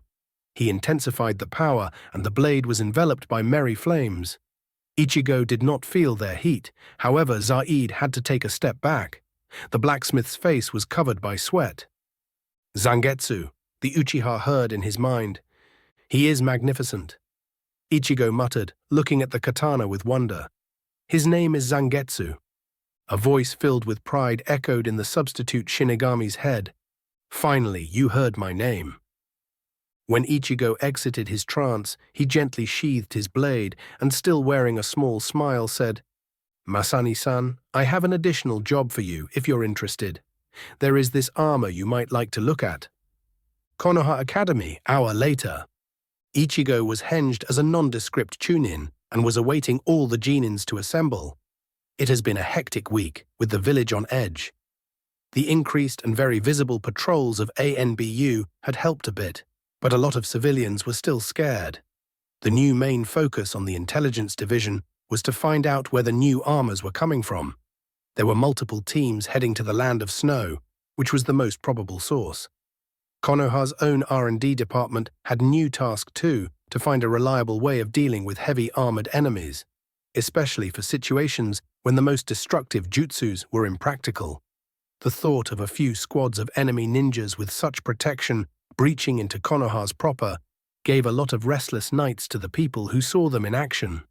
Rooting out such a force from the village without great collateral damage would be a fucking nightmare. The henged Uchiha looked around the room. It seemed that all the graduates had come in, and they were ignoring him babbling about last night's events. A tick mark appeared on his forehead, and he shouted, using Iruka's patented jutsu, "Shut the fuck up. You are Jinin now, so act the part." The crowd went still and looked at the unknown Chunin. Sasuke and Naruto had to suppress their smirks while watching their sensei's antics. Ichigo said, "Keep attention, this part is important. The Hokage, in his infinite wisdom, had decided that you are worth the time of some of Konoha's finest jonin. Do not throw away this privilege." He growled the last words. The genin were actually listening for once. He continued and unsealed the scroll from the Hokage with the final team selections. The teams are as following. Team 1. Sasuke and Naruto were waiting for their turn. It came soon to the surprise of everyone. Team 7. Sasuke Uchiha, Naruto Uzumaki. Ichigo trailed off, glancing at his new student. Ichigo's students cheered at that. During the last few months, their dislike and rivalry had slowly turned into a grudging friendship. Nothing helps bonding like two manias trying to kill you on a daily basis and calling it a training. Haruno Sakura. Jonin Sensei will be Uchiha Ichigo. To his surprise, the expected fangirl squeal did not materialize. She was just grinning madly. Maybe there was hope for the pink-haired girl. On the other hand, there were a lot of long faces in the crowd. He didn't think that he was that wanted as a sensei. Ichigo continued to list the teams. No surprises until he reached the end of the list. The Uchiha's lips stretched in a small smile. On additional note, Hatake Kakashi will be providing additional training to the various teams. That's all. Stay on the academy grounds. Your Jonin senseis will be meeting you shortly. That's all. He nodded at Sasuke and shunshined away. Ichigo met his team on the roof of the academy few minutes later. Sasuke and Naruto had finally managed to drag a grumbling Sakura with them. The Jonin looked at his young charges with serious expression. You could say that last night's escapades were the final eye-opening he needed about this world. His all-too-short period of somewhat carefree attitude had ended when he was on a vigil over his brother's hospital bed. "Congratulations, you are a genin now." He trailed off. The trio cheered. For a week, Ichigo deadpanned. Ero-sensei, Nisan, Sensei. Three voices shouted their indignation. Ichigo smirked and continued. The academy exam was just to weed out those who stood no chance in the shinobi world. But the real test which decides if you'll remain genin or a return to the academy will be given by me in a week's time. Meanwhile, you'll have to get to know each other and train. The Uchiha's clan leader eyes bored into Sakura's. She gulped. That was not what she expected. "Miss Haruto, if you truly wish to be a shinobi and one trained by me, you'll have to clean up your act. This life has no place for fangirls. Until the true exam, you'll be in the capable hands of Anko. She'll make you quit, kill you, or if some kind of miracle doesn't happen, make you get your priorities straight, in which case you'll have the chance to become a capable kunoichi. He shook his head, watching the gawking girl. Well, what are you doing still here? Anko is waiting for you at training ground 7. You really don't want to be late. The boys nodded frantically at that. Making the kunoichi wait made her cranky. And you don't want to be target for her ire. It was much more hazardous for one's health than usual. Chapter 5. Bankai, thought. Bankai, speech. Bankai, Zanpakuto, Jar demon speech. Training ground 7, Konoha. For a week, Ichigo had to deal with the fallout of the failed attack. Most of his time was spent helping Kakashi remove sensitive documents from the military police archives, and being paraded as a bloody hero. It turned out that he hated to be in the spotlight. At least for now, the damn dog and pony show was over, and he could deal with his students, who had a really interesting few days. Wouldn't you know, Ichigo's genins survived a whole week left to the tender mercies of Anko in the Forest of Death. He watched from the crown of nearby tree how the trio was making their way into the training area. They were haggard, with eyes darting in all directions as if expecting an attack. Sasuke and Naruto were in their usual dark clothes, with tactical vests on their chests. Both had katanas strapped to their backs. No surprise there. Sakura, however, the girl had a resolute look in her eyes which held no trace of the fangirl he knew. Her pink hair was cut shorter, making it harder to be used as weapon against her. Sakura had 2 faint scars on her left cheek, which were following the contour of her cheekbone. She was wearing a long-sleeved shirt and cargo pants in forest camouflage, with dark green vest over them and a tanto on her back. She also had a medical pouch strapped to her right leg. He wondered what Anko had to do to produce such a change in the kid. No, not a kid anymore. Sakura was wearing herself as a young kunoichi. You survived. Congratulations. Ichigo suddenly was behind his young charges, slapping the backs of the boys. They reacted by instincts honed against the various beasties inhabiting the aptly named part of the forest they had trained in. Naruto spun around kneeling, his foot sweeping in a kick at ground level. Sasuke was also twisting his body to the side, with his katana making a horizontal strike at waist level. Sakura had jumped in the air and launched a widespread hail of kunai, aiming at the most likely directions where an opponent would have moved in order to avoid her teammates' strikes. Ichigo noted that she was slower to react, and her aim was a bit off. Still incredible improvement given the time frame Anko had. His girl was wasted in her present position. The genin's attacks hit Ichigo, who was smirking at them. He turned into a flock of cawing ravens which headed to the sky. Sasuke and Naruto cursed under their noses, turning around to see the real Ichigo. Their sensei had embraced Sakura from behind, holding her hands to her body with his left arm, and had placed his sheathed katana at her neck. Not too shabby, the Uchiha clan leader said. Then he added, Still, you have a long way to go. So tell me, how was your field trip? Sakura blanched, images from the worst week in her life flashing through her mind. Flashback, Training Ground 44, the Forest of Death, a week ago. Being a genin, Sakura did not have much choice but to follow her sensei's orders. That's how she found herself in that never-sufficiently accursed forest. Despite what most people thought, there was much more to her than the fangirl everyone saw. Well, if someone truly paid attention, her academy grades would have attested to that. Even in the worst days of the academy, one could not become a kunoichi of the year without some genuine skills. However, what truly started to change her occurred 2 months ago, when the Hokage himself had made an appearance and gave a lecture. It was about the true shinobi life, not looked through pink glasses and with sugarcoating over the unpleasant parts. He had given it to the school kids in blunt, easy-to-understand terms. That led to full half of the students to leave disillusioned and scared shitless. The ones who remained had to take a good look at themselves, and she didn't like what she saw. It was a hard truth to admit, but the best she could do as she was then was to get herself killed in action. So she had taken the mostly ignored until then physical part of the academy lessons and training to heart. The direct result of that, was that she soon raised up to the average form of an academy student. Then she continued to train herself, pushing at her limits, something that was a life-saving in this hellhole.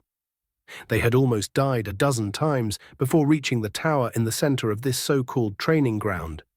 Here, their sensei for the week made her home away from home. That woman had got it in for Sakura since day one. She barely picked on one of the boys. "Ah, Jainin, the ordered entertainment supplies arrived," a jubilant voice had exclaimed. Sakura had felt a stinging sensation on her left cheek, never seeing the kunai which sliced her skin. The sensei for the week turned out to be a bloodthirsty sadist to boot. Literally. And her Jonin sensei's girlfriend. The Genin wondered if she should pity the bastard or to feel bad for him. An hour of unsuccessful attempts to avoid Anko's attacks and dozens of slashes, scrapes and bruises, she had decided. Her bastard of a sensei deserved everything his girlfriend dished out. By the evening of that first horrible day, Sakura looked like a mummy. She was covered with enough bandages to keep Konoha's hospital supplied for a week. That night, she had a long conversation with the woman about what is to be a kunoichi and why she wanted to be one. In the following days, they were talking after the training was finished for the time being, and while Anko was patching her up, and Sakura was slowly becoming to accept that her crush was never for the real Sasuke, but for an ideal of the boy she had created in her head. Unfortunately, or fortunately depending on your point of view, she did like the new Sasuke, the one in which the boy had turned under the influence of his brother. About Anko, Sakura was divided. On one hand, she had received a crash course on poisons and basic medical training, and the woman had helped her deal with some issues. She had gotten much better at dodging in those few days. Or as the snake mistress had put it, you learn these things through training or training accidents, and she had continued to turn Sakura into human pincushion. That was the flip side. Anko had a thing about causing pain. Sakura had been stabbed, sliced, punched, bitten by that crazy woman's various scaly pets, and almost become the next snack for the various inhabitants of the cursed forest. The result after a week spent in that hell was a much different Sakura. The naive genin who had entered Anko's lair never came back. She could not survive through that training regiment, and she didn't. The Sakura who emerged from the forest of death was the kunoichi who could take all thrown at her and forge forward. In a sense, Ichigo's world of the week before were correct.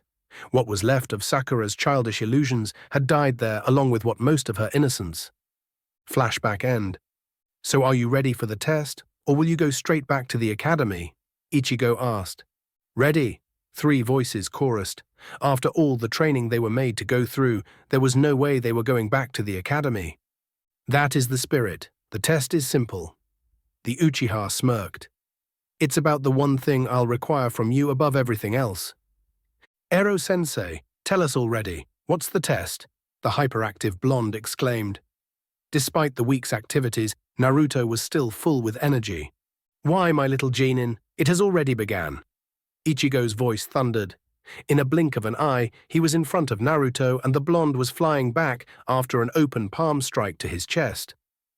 "The usual test is to make sure you understand teamwork." As he was saying that, Ichigo was behind his brother, slapping the back of Sasuke's head strong enough to plant his face in the dirt. "You proved that in the last week. Getting a glowing commendation by Anko is a rare thing." Sakura, who had drawn her tanto, was distracted for a split second by her sensei's words. "Since when? You show some promise. For practice dummies." Was considered a positive endorsement. Ichigo snaked his arm around Sakura's weapon hand, twisted her limb, and made her gasp in pain and drop her blade. He glided around her and pushed her forward, straight into Sasuke, who was just getting on his feet. The genin stumbled to the ground in a tangle of limbs. "I require more from my students." "Kage Bunshin no Jutsu," Naruto screamed from the left, and clouds of smoke obscured the training ground. Dozens of clones drew weapons and charged, while the original dashed to his teammates. Ichigo smirked and waded into the small horde of blondes. The first doppelganger was dispelled by a fist to the face.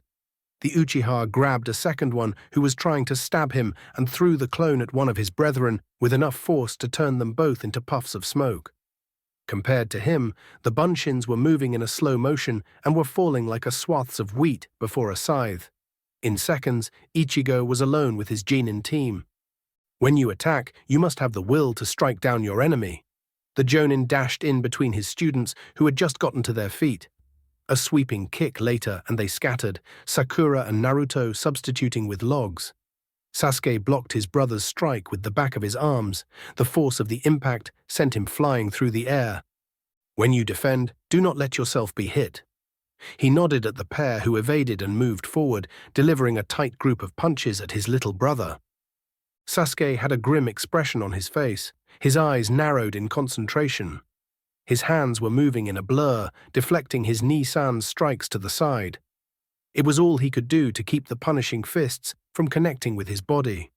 The younger Uchiha fended off another strike when Ichigo's left hand sneaked around Sasuke's right arm, puling it forward and taking the Genin out of balance. The sensei delivered a light, for a Jonin that is, tap in the exposed right side his student. Ichigo sidestepped his stumbling brother and tapped him on the top of the head with a fist. That was sloppy. You need more practice. Even when you achieve your Sharingan, it will not be an excuse or substitute for training. Knowing the moves in your mind is not enough if your body and instincts can't keep up. Ichigo smirked. His other two students were sneaking up to him, ready to help Sasuke. He moved while the pair of Genin were taking their time. When you want to protect someone, you don't let them die. The Uchiha's clan head pulled out his katana and rested its sheathed blade under Sasuke's chin, patting him twice with it. You hesitated, and so he is dead. Moment later, while the students were still processing his words, Ichigo was behind Naruto. The clan leader has used his Jonin speed to move faster than the blonde's eyes could follow. He grabbed the Uzumaki and body flickered to the center of the training ground, a clone with struggling Sakura following on his heels. Ichigo released the Genin. His face became deadly serious. 5 minutes. That is how long you have to last against me to pass the test. If one of you is still conscious and in a condition to move by the end of that time, that is. The Genin looked at each other, a silver of fear visible in their eyes. Begin, Ichigo declared and started the chronometer on his watch. Naruto created a small army of clones and sent them in waves while he stood behind and commanded them like a general. Sakura's hands were busy sending kunai and shurikens Ichigo's way, and Sasuke was throwing katon, Goryuka no jutsu, fire release, great dragon fire technique. Like there was no tomorrow. The Genin had no illusions that they will be able to take out their sensei that way. They were easy prey for Anko, and Ichigo was even better. Slowing him down, however, first to fall was Sasuke. Ichigo had no intention to see the training ground burn to ashes. He substituted with a rock which was behind his little brother, left 2 smoking scrolls on the back of his little brother, and replaced himself with a log. Those small slips of paper were something special. He had been surprised that the shinobi did not have an equivalent to the flashbangs from his original world. So Ichigo had commissioned one of Konoha's few seal crafters to create one. Now it was a good time for a field test. Sasuke freaked out when heard the hissing coming from his back. He was in the process of stripping his tactical vest when the scrolls detonated. He was stunned by the dual assault of light and sound. That was long enough time for Ichigo to dispatch another wave of clones and to make his way back to Sasuke and take him out with a chop to the back of the neck. One down, it's been a bit over a minute, Ichigo said in a bored tone. He had to use the Kawarimi no Jutsu. Body replacement technique a second later, when a vial full with a green liquid shattered where he was standing. Noxious fumes floated over the broken pieces of glass. Sakura's been stoked with Anko's best toys, it seems, the clan head thought. Splendid. He created a Kage Bunshin and sent it to distract Naruto. You should be more careful of your surroundings.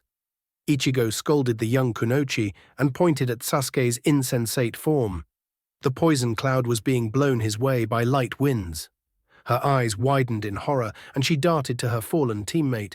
Sakura had to plunge through the edges of the poison cloud in order to reach the unconscious Genin.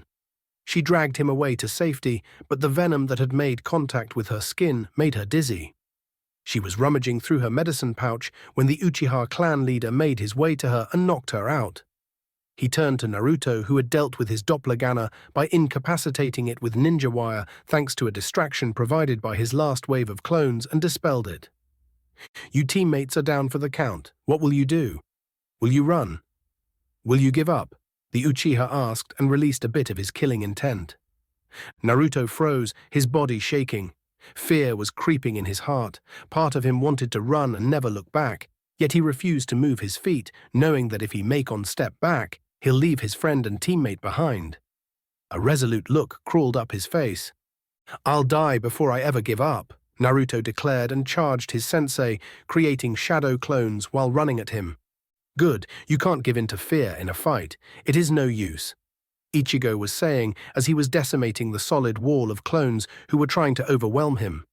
The Uchiha got irritated by the endless waves of bunshins he had to deal with, so he body flickered behind the copies and engaged their boss. Naruto's taijutsu had improved tremendously in the time since he became Ichigo's student, but there were few things that were still holding him back. To Uzumaki's credit, only one was his fault: his habit to charge head-on, often without well-thought plan, something the Uchiha and Anko were working on dealing with. The other two were quite obvious. He was still a young boy, so until he grew up more, there was little more to be done for his speed and strength. Despite all the training and weights he was using, Naruto was not a second Rock Lee. His last big weakness was his somewhat undeveloped statute. He was quite short for his age, with corresponding consequences.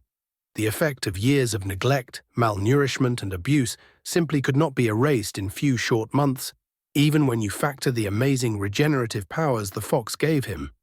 The blonde found himself on the wrong side of a dropkick delivered by his sensei.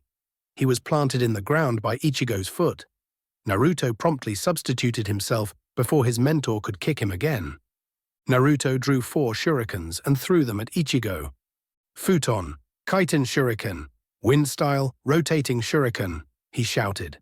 The missiles spun like discs and flew towards Ichigo. The Uchiha knew that the weapons were under Uzumaki's control, having heard the jutsu's name, so he did not bother with dodging. A kunai found its way in the Uchiha's hand as if by a magic, and with he fenced off the shuriken, which proceeded to scar the ground around him. Futon, kamikaze, wind style, divine wind. Ichigo gathered chakra and released it in the form of 4 pillars of twisting wind. With a wave of his hands, he sent the small tornadoes at his blonde student. "That's not fair," Naruto exclaimed while he was chased down by the twisters. He substituted away. Another poor log sacrificed for the continuous well-being of a ninja. Naruto took a deep breath, trying to calm himself. That was too close. Naruto heard a whistling sound from behind and spun around with kunai drawn for combat. Why was he so sleepy? The last thing he saw before his loaded with lead eyelids closed was a smirking Ichigo. Interlude. Dimensions away, the newly promoted 3rd seat of the Research and Development Division of Seiraitai was sneezing madly. The blonde young genius had the nagging feeling that he had missed on delivering a great speech. "Urahara, pay attention. The new prototypes need to be done in less than 6 months, and that's on top of all the stuff we have on the back burner. More working and less daydreaming," his lieutenant shouted. Kisuke grumbled. It was not fair. He had too much other things to worry about, and now he had to deal with some experimental armor as well. Back on Training Ground 7, 2 minutes later, when the time was up, Ichigo brought his genin back to the world of the living. First to came back was Sakura. She shook the sleep away from her eyes and started searching for the antidote. "That will not be necessary. You were never poisoned. Besides, after a week with Anko, you are probably immune to it anyway." The pink head nodded in understanding. "Genjutsu, I never noticed it." "You did well. However, the genjutsu I used on you was a low-level one, so you should have been able to detect it. We'll be working on that as well as your physical training." Sasuke and Naruto awoke within seconds of each other. They looked at Ichigo with dread. "Sasuke, I believe I did mention that just saturating area with fire jutsu and hoping for the best is not a great way to go against a stronger opponent. As you saw, that just made you the target to be eliminated first. We will have some team-building exercises in the next few weeks, on top of everything else. On theory, the attack you 3 made in the beginning was not too bad. But there was no coordination. instead of using Naruto's clones to slow me down or confine me in a specific area, which then... Ichigo looked pointedly at his brother and Sakura. You burned down, and so, with kunai and poison, you did my job for me by taking out a lot of clones. If there is any choice, rushing ahead without a good plan is a foolish thing to do. A lot of staring in one's feet ensured. Naruto asked, crestfallen, Sensei, you won't really send us back to the academy, right? 3 pairs of puppy dog eyes hit him head on. The Uchiha smirked. Ichigo had gained a significant resistance to that technique thanks to Yuzu and Karin. Before his fateful meeting with Byakuya, his little sisters had found it harder and harder to twist him around their little finger. Drop the bloody kinjutsu. You proved to me that you can work as a team no matter how uncoordinated you might be, and while Sasuke was napping, Sakura and Naruto showed me that they won't quit and will do what is in their power to protect their teammates. So congratulations, you get to stay Genin. A round of subdued cheering ensured. When the students had calmed down, Ichigo asked, Now tell me what was the biggest mistake all of you made, and no, I have not mentioned it so far. Now that she had a bit of time to actually think, Sakura caught on first, proving that she had a good head on her shoulders. We should have not fought you at all, Sensei. In essence, you said that in order to win, one of us had to be able to move after the time limit ended. We should have sent Naruto's clones to slow you down and ran. That was our only chance. Comprehension dawned on the 2 boys. Sasuke pointed with accusing finger. Nisan, you were toying with us. The tone of Ichigo's younger brother was flush with righteous indignation. The elder Uchiha showed his trademark smirk. I merely made sure that your heads do not become too big. You are a genin. Congratulations again. The amusement drained out of Ichigo's face as he continued speaking. While you are shinobi now, you should not overestimate yourselves. Sasuke and Naruto, you two right now could take apart most of your fellow genin in a couple of minutes with few notable exceptions. After a month on the outside, Sakura should be able to do that too. The genin grinned at the praise. For the all 5 seconds until they realized that Ichigo was trying to make a point, and that was not about how great they were. However, outside of the village that means nothing. Genin are the common foot soldiers of the shinobi world, just a little better than a cannon fodder, and considering who is on our team, the odds of facing just low-level ninjas after our first few missions beyond Konoha's walls are next to nothing. Besides, engaging into an unnecessary combat is not the best course of action. He looked at their now glum expressions and shook his head. But that is a problem for another day. All things considered, you did good. Get yourselves presentable and we'll go out to celebrate. Ichigo finished with a small smile. Naruto's suggestion for celebrating with ramen was promptly outvoted, and the newly formed Team 7 headed for one of the bar and grills owned by the Akamichi clan, who were the best cooks in the Land of Fire and arguably in the whole of the elemental nations. For the rest of the month, the situation in Konoha was relatively calm, with no more incidents. After intensive training for the first 2 weeks, Ichigo's genin were doing 2D, rank missions daily. The idea was to clean up the minimum required before getting their first real assignment. In the Uchiha's opinion, the Ds were useless for even team building, something he had focused on for the first week, and various formations and forms of non-verbal communication during the next. Afterwards, his trio had become to look like a real team. Luckily for them all, most of the so-called missions were cleared up by clones of Naruto, while Ichigo was teaching his students. His other pursuits were going well too. The vineyards had started working, with imported grapes for now, until the extensive fields owned by the Uchiha clan could be restored to their former glory. Even better, Masaini had made some preliminary reports about the armor which were encouraging. The craftsmen needed few more people for the private R&D division Ichigo was funding, but he was convinced that they would be able to unlock the secrets of that technology. The rest of the Uchiha's clan leader time was divided between training, Anko, and the paperwork needed to keep the clan assets spinning. At least the later could be dealt with by a couple of clones. Thanks to his intense training and days spent buried in his clan's archives, Ichigo had finally fully integrated the encyclopedic knowledge given to him by Itachi. That included most of the man's jutsu, with which, after a lot of practice, the Uchiha clan head was comfortable with. While he was not yet mastered all of these techniques, they had greatly increased his options in combat. Whatever power had made the body he inhabited in this world had made Ichigo a great favor. He had a great fire affinity with secondary in water and wind. He had concentrated on them, because becoming good enough with jutsu for elements he did not possess was hard, painstaking process. A very long too. Just coping them was not enough to use such techniques effectively. Besides, he had his hands full for the foreseeable future. His students had firm grasp of the basics and were about to graduate to the next stage of their training. He smiled fondly at some of the antics his kids had made during their time together. Flashback. It was a day before Ichigo got Naruto out of the dump, which passed for the blonde's apartment, and transferred him to live with him and his brother in the compound, when his wayward genin failed to appear for their morning run. After asking around, the Uchiha had eventually found out where his student lived. To say he was appalled by the condition of the rundown place was a massive understatement. The boy was in a desperate need of lessons about how to look after his bloody home. Ichigo had to wade through layers of dirty clothes and empty ramen cups. He found Naruto spawned on the floor of the small bedroom, unable to lift a finger. Around the blonde were discarded etiquettes from weights. Naruto had been pranked by Rock Lee of all people. The boy had loaded Ichigo's student with the same quantity of weight he was using.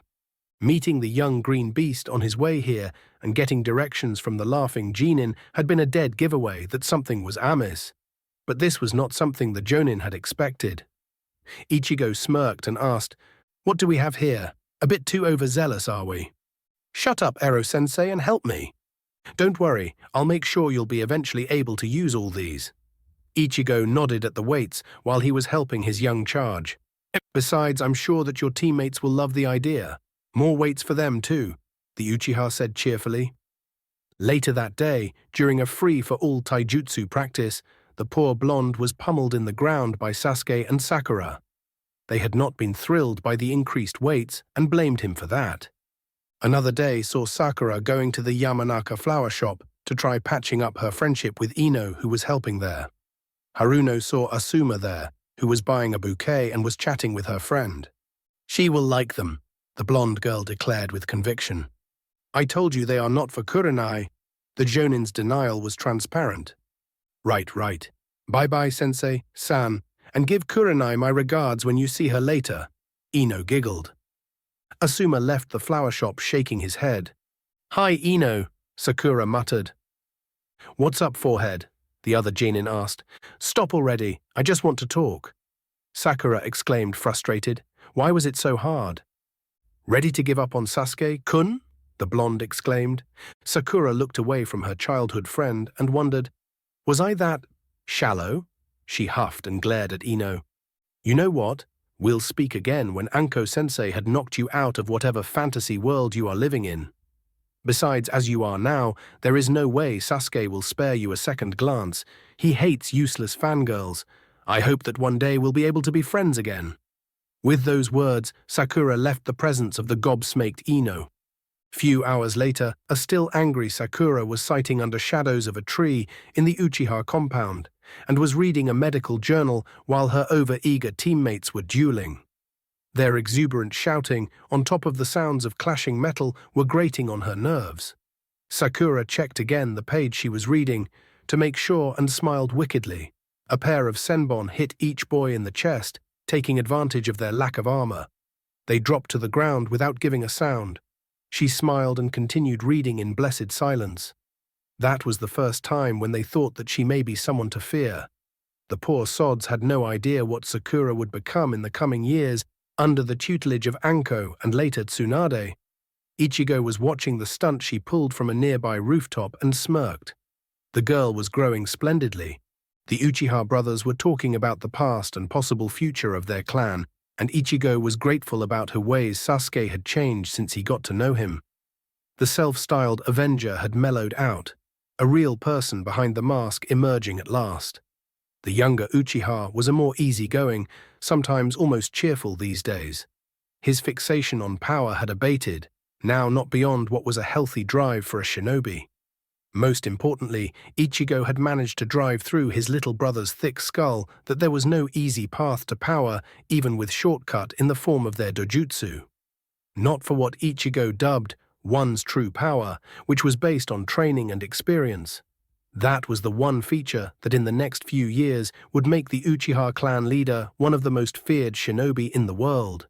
He did not rest on his laurels and was always striving to improve himself, never staying still. After each battle and new encounters, he would learn and incorporating new features in his arsenal. And then, training until he was an expert with them. That was something Sasuke had taken to heart. "So any girls that catch you eye?" Ichigo teased his little brother. "Nisan," the youngster exclaimed, "the question is actually serious. I've managed to get us a 2-year reprieve on the CRA, but after that is an open season for us. I don't know about you, but I have no intention to be forced into a marriage with women I do not love. So keep your eyes and options open." Sasuke gulped. He was all too young to deal with that stuff. Stupid adults, who put them in charge anyway? "When the future is concerned, we can't overlook the elephant in the room." Ichigo continued in a grimmer tone. His younger brother cleared his throat and asked, "What do you mean?" "There are no such animals living on the continent. They are on the lands beyond the ocean." Ichigo's sweat dropped. Yeah, sometimes when he used expressions from his dimension, they filed over the heads of the locals. Just an expression, meaning not to overlook the obvious. Itachi. Sasuke's eyes narrowed at the mention of the name. "What about him?" he asked suspiciously. "I met him once, you know." Ichigo waved at his brother to forestall the wave of righteous indignation. "Neither of us knew who the other one was. Hell, at the time I didn't know I was a Uchiha," he added. The clan leader continued speaking, outlining the meeting with Itachi and omitting the real reason for the massacre. He didn't need his brother going on a crusade against Konoha. Sasuke looked at Ichigo, riveted by the story. It was hard for him to accept the image of crying and remorseful Itachi with the one he had met that day. Not with the images in his head, which were seared with Tsukuyomi. Why did he do it? Why did he kill even the civilians and the children too? Right now I can't answer your first question, Sasuke. About the second, did he? As I told you, it is unlikely he was alone that night. So we need to ask him a few pointed questions when we finally meet our brother. And he will answer. Ichigo's voice rang with conviction. Slowly, very much so, the Daimonosan traveler had begun to accept in his heart that the Uchihas were truly his family. In the beginning, Itachi's announcement that he was his ancestor was just that, a bit of information to be sorted up later. But now, when he had months to ponder on it, it became a real thing. The Uchihas, Sasuke in particular, were family, and he cared for the kid as much as Yuzu and Karin. And he needed to know why the ones not privy to the coup were slaughtered. Itachi had not given him that information, so he now had to find it from the man's earlier version. Damn, if that is even the correct term and tense. I'm too damn sober to even attempt thinking about the consequences of time and dimension travel, and while thinking about that, not to forget that the Shinigami King, whoever he is, it's highly unlikely that he made all this possible without having something to gain.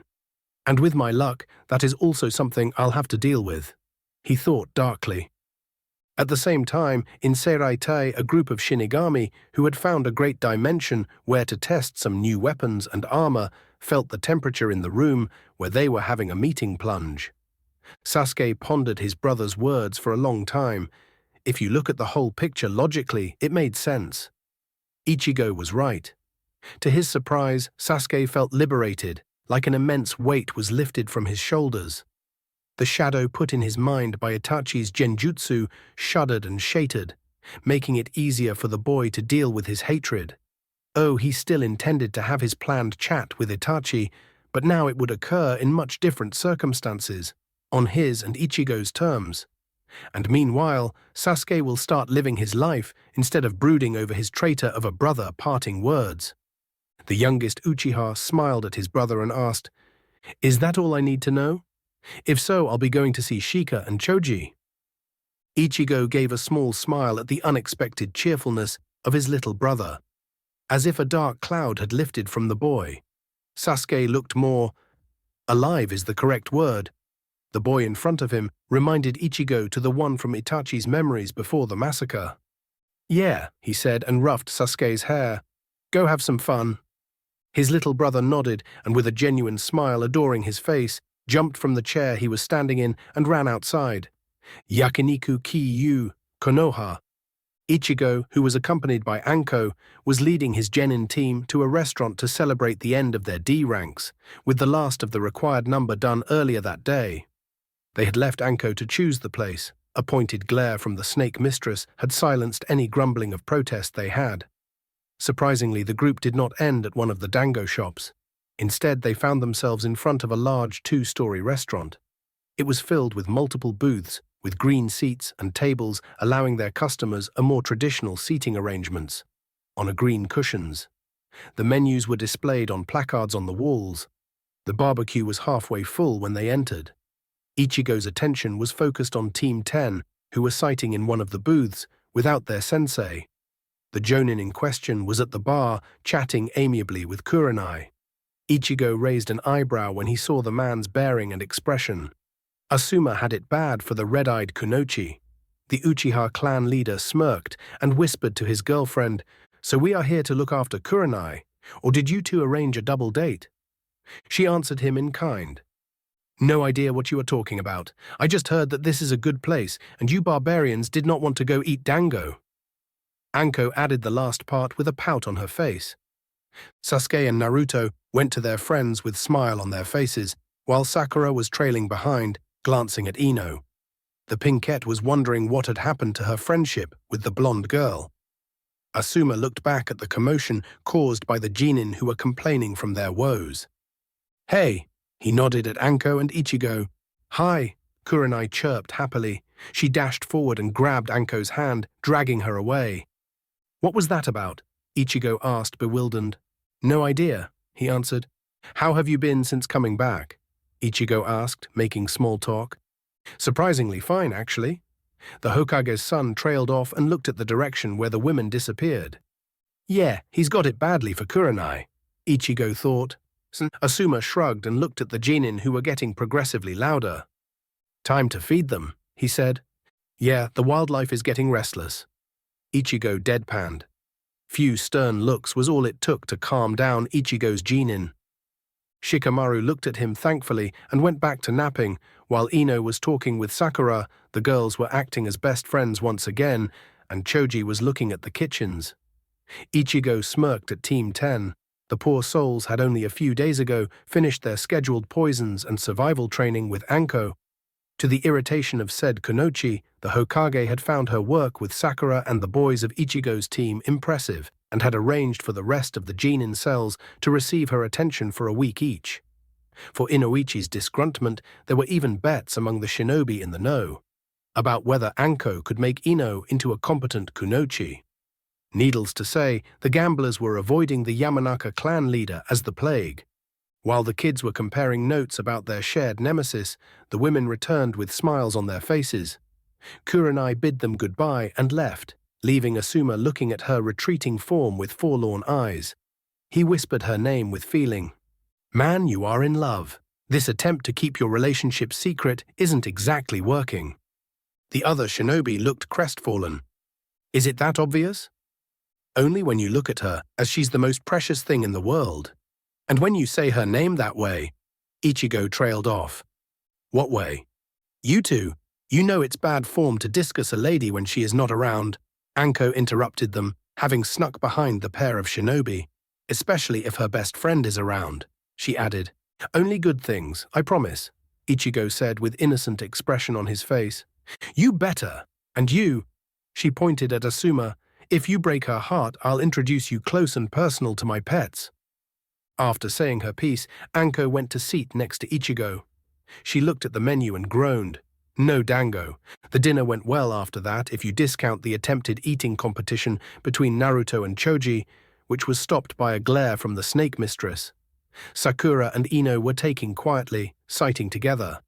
The sensei from hell, as the snake mistress was becoming known among the genin, had succeeded again into creating a kunoichi. Meanwhile, the experienced ninjas were chatting about their students' progress so far. One of the things they discussed was the future delivery of Team 10 into Anko's clutches for a bit of additional survival training. something that had an unintended effect. It got Shikamaru wide awake and trembling. Yeah, not much nap time in the near future of that boy. Asuma looked at Ichigo's genin and shook his head in sympathy. The poor bastards. Much later that evening, Anko and Ichigo were laying in his bed, covered with sweat. He was gently gliding his fingers through her hair, enjoying the feeling of its silky softness. She purred in content and spooned her back against his chest. "Promise me you'll be careful on your next mission, please," she said, still basking in the afterglow of their lovemaking. Ichigo softly kissed her shoulder. "I promise. When did my Anko get mushy on me?" She chuckled and poked him playfully in the ribs with her elbow. "You are a bad influence on me. At this rate, people will stop being scared at the mention of my name. My reputation will be ruined." Ichigo smiled softly at the woman in his embrace. "We can't have any of that, my love." Ichigo thought about the promise he just made without concern. It will be just a C-ranked mission. Nothing we can't handle. He really should have known better. Anko cuddled tighter into her lover's embrace and closed her eyes with content smile. They drifted to sleep in each other's arms. Training areas, Uchiha clan compound. Early next morning, Ichigo had gathered his students. They were exited, knowing that today their Jonin sensei would be requesting their first C rank. The genin were in their now customary attires, loaded with weapons and storage scrolls full with supplies. "Gang, listen carefully. Before we go to the old man and pester him for interesting mission, I want you to hold one of these." The Uchiha clan leader gave each of them a square piece of paper. Sasuke went first. The edges of the paper in his hands wrinkled before it caught fire and it turned to ashes into the surprised Uchiha's fingers. "Interesting. You have strong fire affinity as expected and a secondary in lighting. About the second, we'll probably have to hit the archives and also talk to Kakashi. Lightning jutsu are not a speciality of mine," Ichigo said with a thoughtful expression. The knowledge given to him by Itachi did include much beyond the basics in that respect. Sasuke's verbal tick reared its ugly head. "Cool," Naruto exclaimed, jumping from leg to leg. "I can't wait to see mine." Their sensei smirked and gave the next paper piece to Sakura, to the blonde's disappointment. She looked intently as water started dropping from the soaked mess in her hand. Ichigo whistled while she threw away the wet paper. "Pretty strong water affinity. There are some interesting tricks I can teach you to go with it." She brightened and smiled. "Naruto, stop bouncing around and come here." "You got it, Ero-sensei." The blonde snatched the last piece of paper from his sensei's fingers. "And stop calling me that infernal nickname," Ichigo added. It was not as amusing as it once was. Naruto's paper was sheared in two, with parts of the pieces crumbling to dirt. "Strong wind and little bit of earth. I and Asuma will be able to help you with your main element. I'll figure something about the earth affinity. All I get is some wind and dirt of all things." Naruto pouted, disappointed. Ichigo drew a kunai and threw it at a nearby rock. The weapon buried itself to the hilt. Wind is in one of the strongest offensive elements, with few applications outside of combat. Earth is a great defensive element, with some nasty tricks thrown in to spice it up, the Uchiha clan head said. "Wow, that's so cool," Naruto exclaimed. "When are we going to learn new jutsu?" "Soon. While we are on our mission, I'll go over the basics of your affinities and the most common D-rank jutsu and perhaps a few better ones. You need to learn not only when it is an appropriate situation to use a given technique, but also when it is an abysmally bad idea to use one. For example, if our own Pinkett over here," Ichigo roughed said girl hair, "soak everything with a water jutsu, including you two troublemakers, throwing lighting attacks won't be very smart. But if only the enemies had taken the bath, that's entirely different situation. While that is a most obvious example, I hope it makes my point," Ichigo explained. Three heads nodded in unison. "Now let's go get that mission." Hokage Tower, Konoha. The room where most missions were handled to the shinobi was on the first floor of the village's administrative center, the Hokage Tower. It was a vast premises, mostly empty. In the center of the room, a table in the form of P resided. The old man was at its head, flanked by his advisors. 4 Chunin were also seated at the table and were dealing with the most of the necessary paperwork. Ichigo entered the room, followed by his team, and headed to the enclosed space made by the table's wings to meet his boss. "Old man, I believe that my misfits are ready for their first real mission." Sarutobi tilted his hat of office backwards and smiled at the man in front of him. This Uchiha was one of the best things that happened to Konoha in a long time. "Ready, you say? Just for calling me old, I should give you some tedious or unpleasant D rank." Hiruzen huffed in a mock aggravation. A joyful mrow and a girl's scream could be heard from outside. "Recapturing Tora, for instance," the old man said, shaking his head with amusement in his eyes. That feline had trained how to evade ninjas for decades. Hell, it should be too old to be moving around, not to mention all the chaos it is rising. "I'm not chasing Nibi's relative again as a D rank." Another vexed mrow could be heard, accompanied by the sound of breaking glass. "Indeed, it's almost as bad as Yoruichi," added the calmer, sane voice in his head. "Hey, I'm not insane, just a bit restless, you know," the other one interjected, hearing Ichigo's thoughts.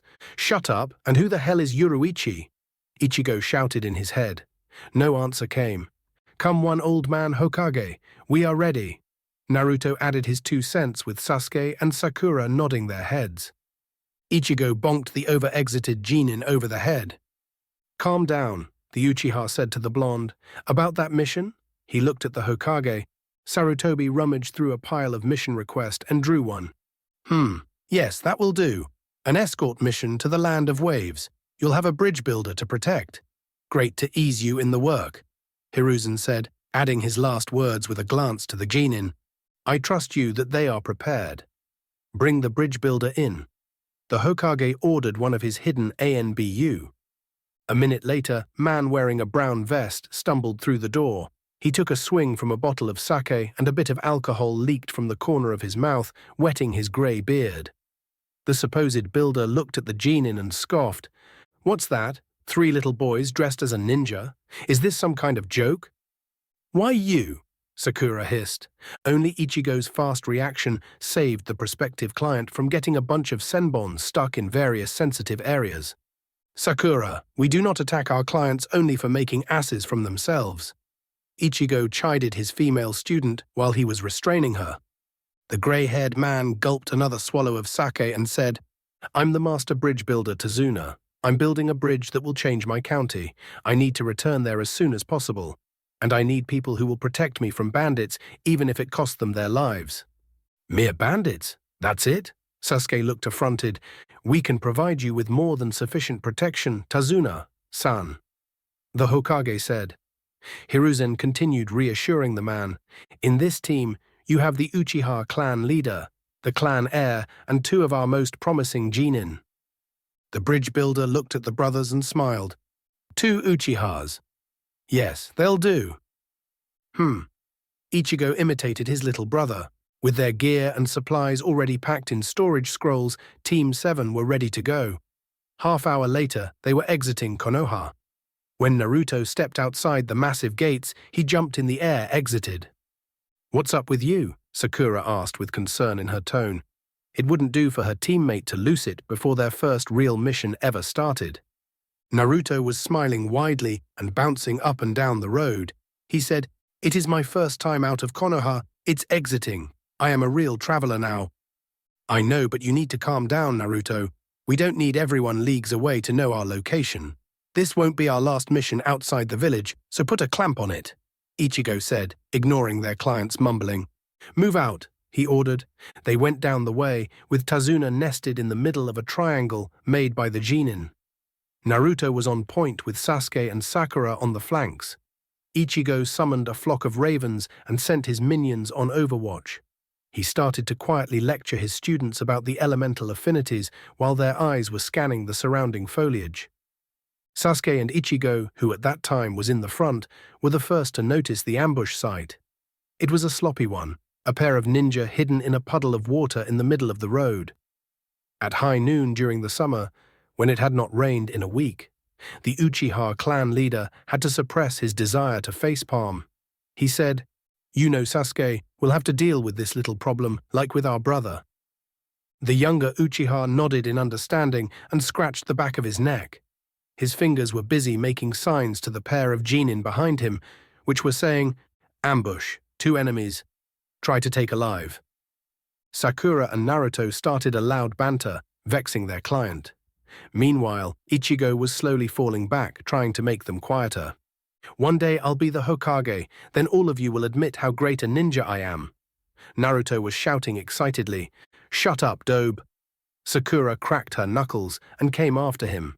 Thus, by the time they passed the pool of water, both of them would be between it and Tazuna.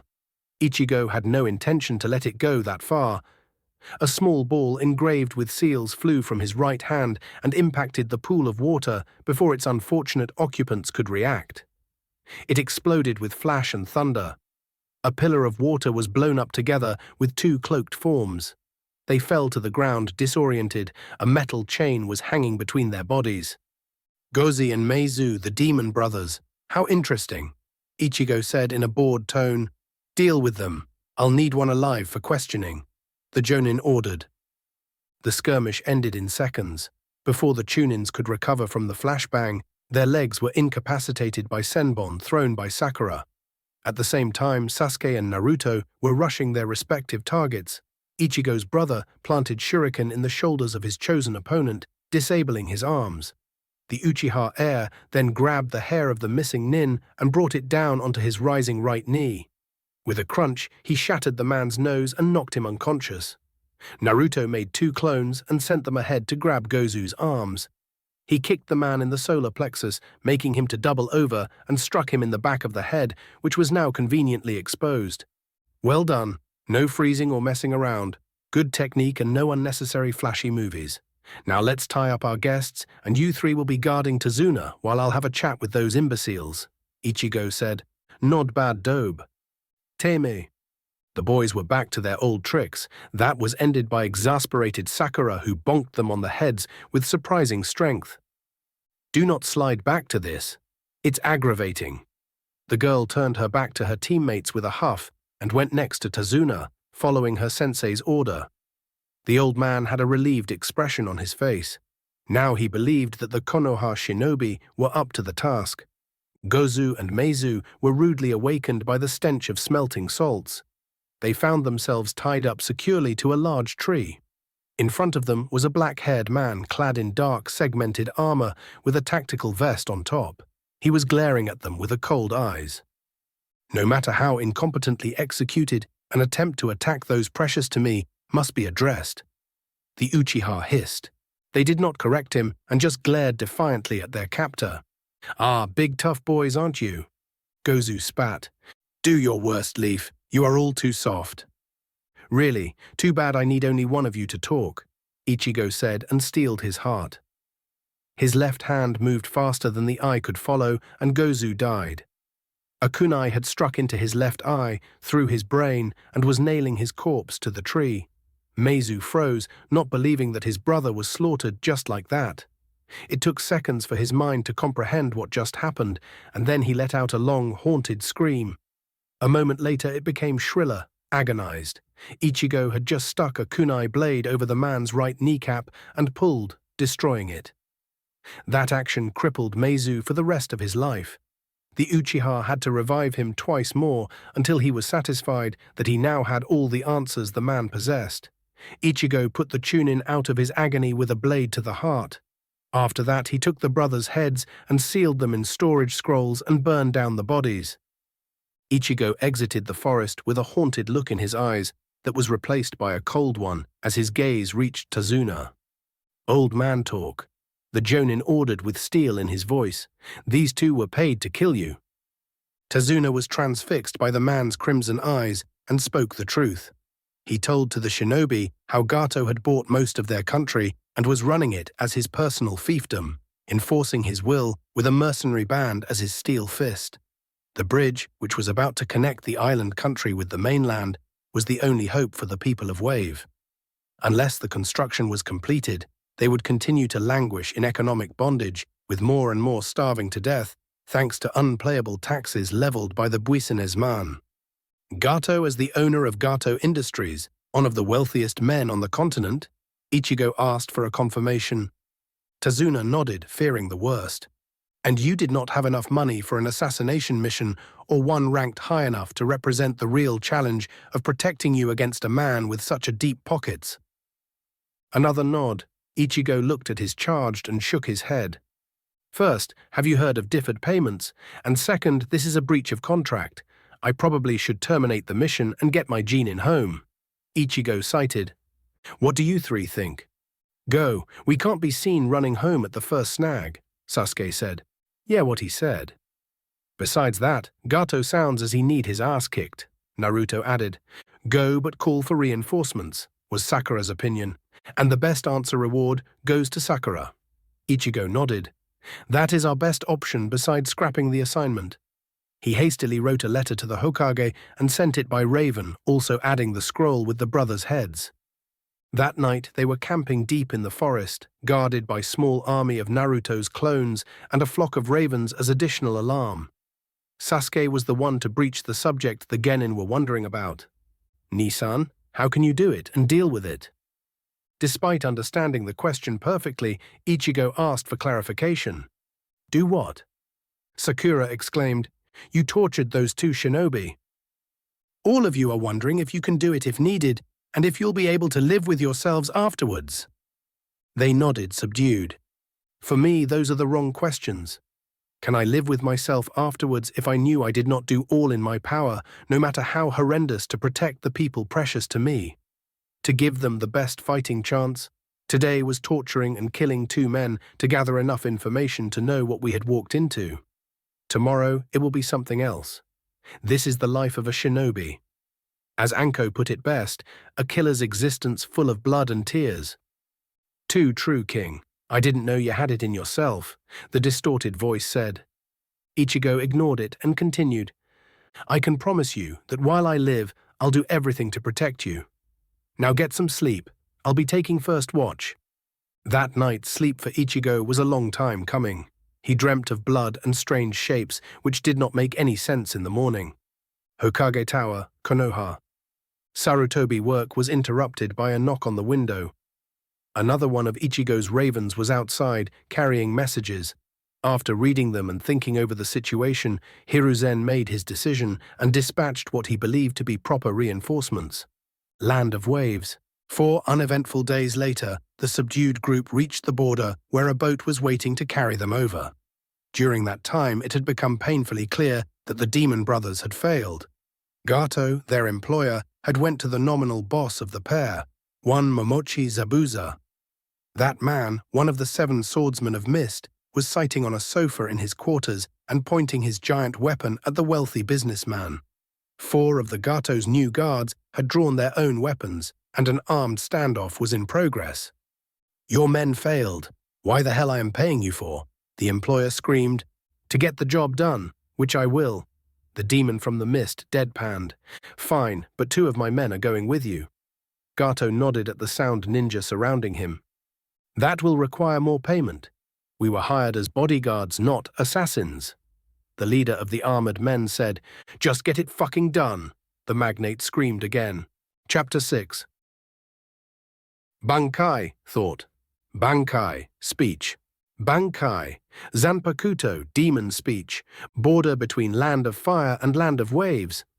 Mists were everywhere. Even with his dojutsu activated, Ichigo could not see more than a couple of meters in any direction. The sounds of waves and the quiet rowing of the boatman were all that could be heard. The Uchiha clan leader and Team 7 were traveling by boat on the last leg of the trek to the land of waves. They were moving parallel to the half-complete bridge. To the right, its outlines could be made as a dark form. The shinobi were quiet, with their eyes and ears straining to sense even the smallest change in their surroundings. Ichigo was aware that after the demon brothers' failure, the next assassin will be a jonin. That's why the Dimension Traveler had ordered his genin to fall back and protect the client when it was time to deal with the next attack. The group reached one of the many small piers scattered around the island nation. It was an extension to a house which was built on wood columns rising from the water. The ninjas and their principal disembarked, and Tazuna gave his thanks to Boatman for the risk he had taken by smuggling them in the country. Now take me home and get me there in one piece, the grey-bearded man said, and took another swing from his sack bottle. He looked at it with a long face. It was empty, damn it. Tazuna spat a curse under his nose and threw the empty bottle in a nearby overflowing trash can. Right, Ichigo deadpanned with the expressionless face. They walked for hours at what could be considered a snail's pace for a ninja. Soon after leaving the shore behind, the mists lifted, making way for another hot summer day. It was an idyllic scene, birds singing, squirrels running in the canopies of the trees. All the expected noises of a calm forest were present. To the battle-ready genin who were expecting ambush at every turn, it was nerve-wracking. Every chirp of a forest animal, a twist of twig or swish of brushes were putting them on edge. Ichigo had half expected that his students' road trip into Anko's forest would have made them more accustomed to the normal wilderness sounds, so they at least won't cause them to freak out. I should have guessed that the Forest of Death doesn't even sound normal. Naruto decided to prove that point as he heard something and threw a kunai in a nearby brush. Ichigo and rest of his team closed around their principal with their weapons drawn. "What did you see?" the jonin asked. "Something moved in the shrubs," Naruto said. He smiled and rubbed the back of his head, and added, "I guess I'm a bit nervous right now, he. Sasuke chuckled. "Dope," while Sakura was shaking her head, muttering under her nose, "Let's see what you hit." Ichigo smirked and went into the brushes. Naruto's kunai was stuck into the bark of a tree. His target turned out to be a big white rabbit which had frozen with fright. Great, the blonde almost nailed Bugs Bunny. Ichigo's sweat dropped. That near miss makes him one of the more successful hunters of the bloody rabbit. The distorted voice added his 2 cents. Ichigo ignored it and smirked at the blonde. "Well done, you made a bunny pass out," the Uchiha clan leader said. He frowned. "White one at that." Ichigo's hobby of watching documentaries in his original world turned into a lifesaver. Something clicked in his mind. The animal was in its winter coat. No rabbit in the wilderness would have that color in the summer. It had to be raised indoors. Well, there was the possibility that it was just someone's harmless pet, but he was not going to bet their lives on it. The bunny could make a good target for replacement techniques, just as he did with his ravens. In the branches of a nearby tree, a man known as the Demon of the Mists was watching the Konoha shinobi and his target. His 2 unwanted companions, Sound Nin, clad in organic-looking armor painted with dark grey camouflage pattern, were hidden in nearby trees. Zabuza scowled at the sight of the jonin leading the genin. Black hair, charcoal eyes, and dark segmented armor. The Leaf's new Uchiha clan leader who had been making a name for himself in the last 5 months. And Zabuza's current source of aggravation that man's escapades had caused Gato to hire all those sound shinobi. The Uchiha had been slaughtering the magnate's business associates lately, starting with that infamous drug runner in the Land of Fire. No wonder the demon brothers disappeared without a trace, Momochi thought. A muscle at his left hand twitched and his sword flew at the group of enemies. "Down!" Ichigo shouted not a moment too soon. As they hit the dirt, with Sakura tacking their client to the ground, a giant blade similar to an oversized butcher's knife passed over their heads. The sword embedded halfway through a tree on the other side of the road. It was still vibrating from the impact when a man with bandages wrapped over his face jumped on its hilt. He was shirtless, with a sword belt over his muscular torso. The man was wearing baggy light blue pants with stripped motive and wrist warmers in the same camo pattern. The genin of Team 7 took position between the assailant and their client and prepared to engage the enemy shinobi with ranged fire. Ichigo stopped them with a gesture. "Momochi Zabuza, you 3 are not yet ready to deal with the likes of him. Delta 1. The Uchiha's students nodded grimly and fell back to the ordered formation. Naruto created a phalanx of clones for support, red cannon fodder, and let them take position between the genin and the missing nin. The masked man looked over the group, which was obscured by a huge cloud of smoke. "Uchiha Ichigo. You know, part of me always dreaded meeting the Uchiha. Itachi, that is. You, on the other hand." The ex-mist jonin shook his head. "Give me the bridge builder," Zabuza said in bored tone. Ichigo's answer was the activation of his Sharingan. Zabuza made his way to the river flowing next to the road, but before he could reach it, the Uchiha was in front of him, blocking his path. For a second, the ninjas looked at each other, and then they exploded in motion. Their blades clashed. All Ichigo could do was to hold his katana in a dead grip, the impact forcing him to his knees. It was not the force of the strike that brought him low, no matter how powerful it was. The moment the blades touched, Ichigo's mind exploded with images and feelings. A grass-covered field, stretching for leagues with fresh breeze blowing from the nearby beach. A figure in dark blue kimono with a katana sheathed on its waist. A soft smile of a woman whose face he could not see. A whiff of exotic perfume, a feeling of journey nearing its end, the sense of coming home. Ichigo was barely able to parry a mighty two-handed slash. The ring of steel kissing steel echoed around the ninjas. A blood-soaked field covered with corpses.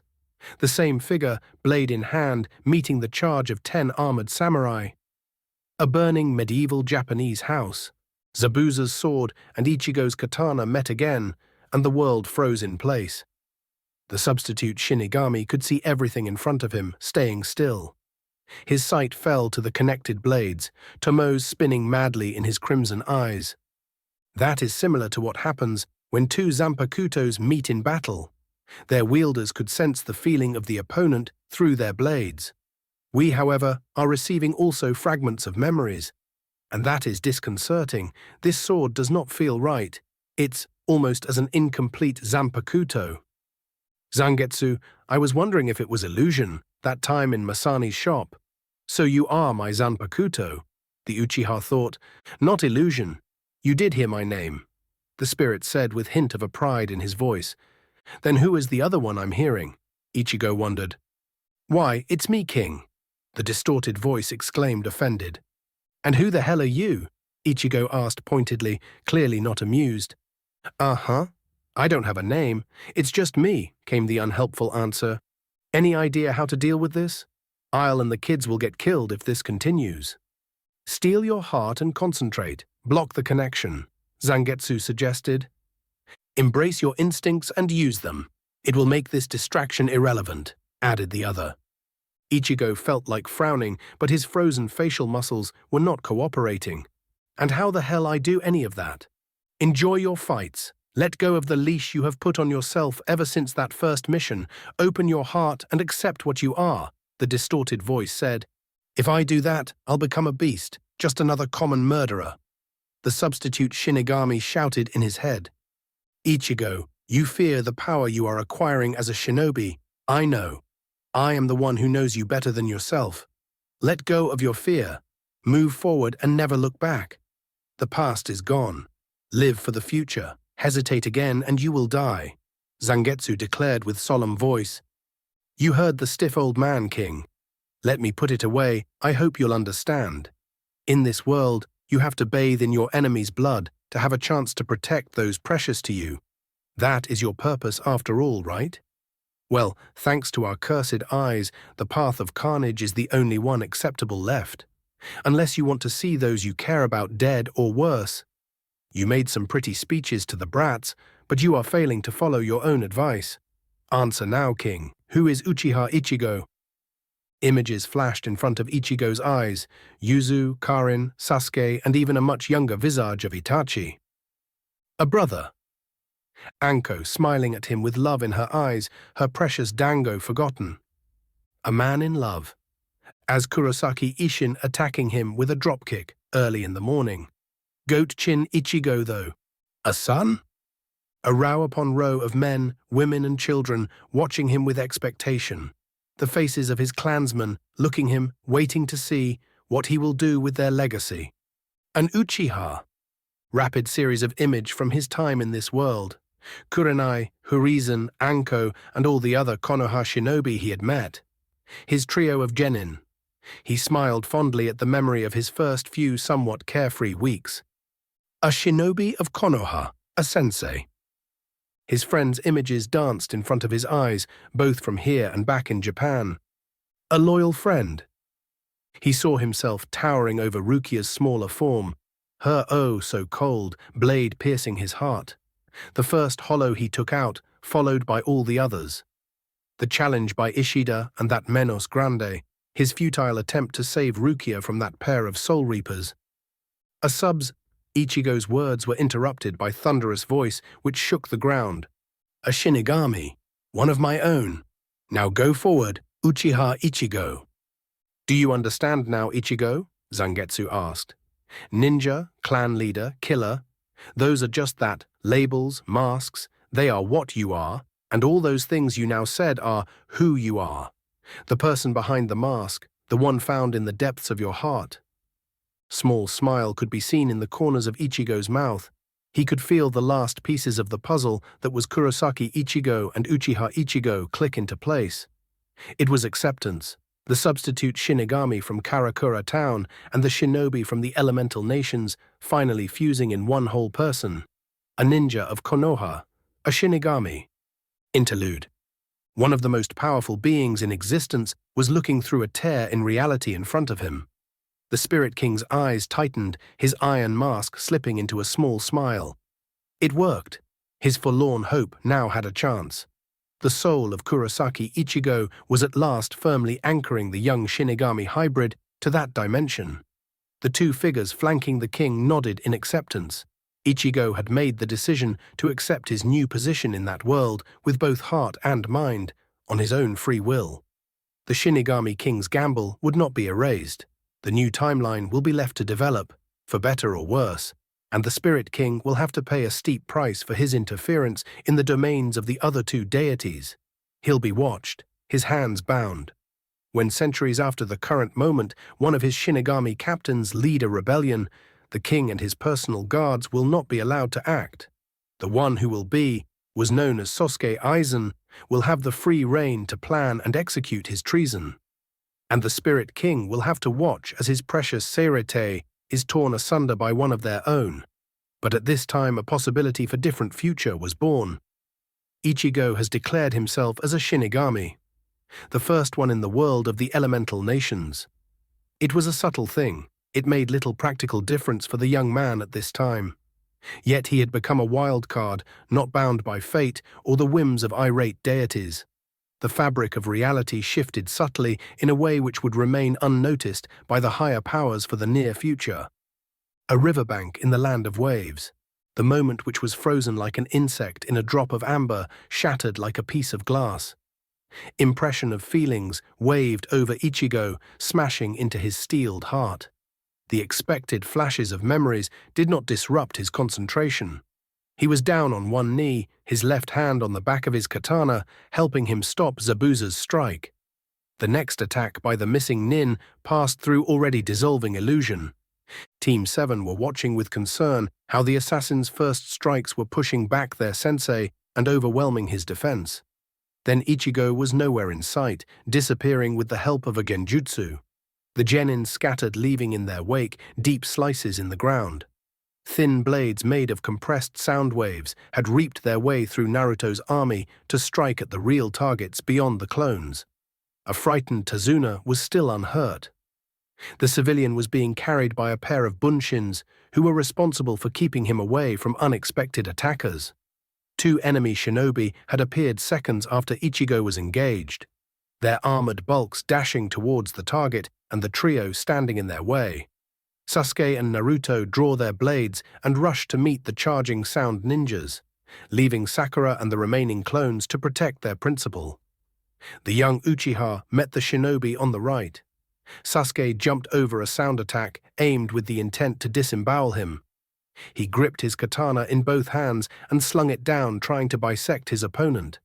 The blade struck the crossed arm guards of the man, leaving a deep gash in the metal. The armored ninja had to make a step back under the force of the hit. He promptly recovered and pushed the blade away with the back of armored gauntlet. The sound nin made a step forward and kneeled Sasuke in the side, bruising his ribs. The genin stumbled to the right from the blow. At the same time, Naruto had sent a quartet of clones ahead. He calmly watched them puff out after taking strikes by his adversary. Despite the armor, the enemy shinobi was fast. Futon, Sensugu Heiki, wind-style, rumbling wind wall, the blonde shouted and tore into the would-be assassin.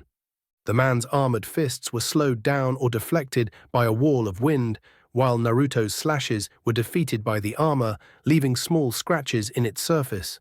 The Sound Ninja unleashed a point-blank attack from a device hidden in the bulk of his right arm guard. The sound wave overpowered Uzumaki's defensive jutsu and took him in the left shoulder. The whiskered genin was lucky. The strike was blunted by the wind wall and only left a big bruise. Sasuke turned with the strike he had received. Ichigo's brother groaned in pain as he jumped to the ground. Avoid a blast of sound.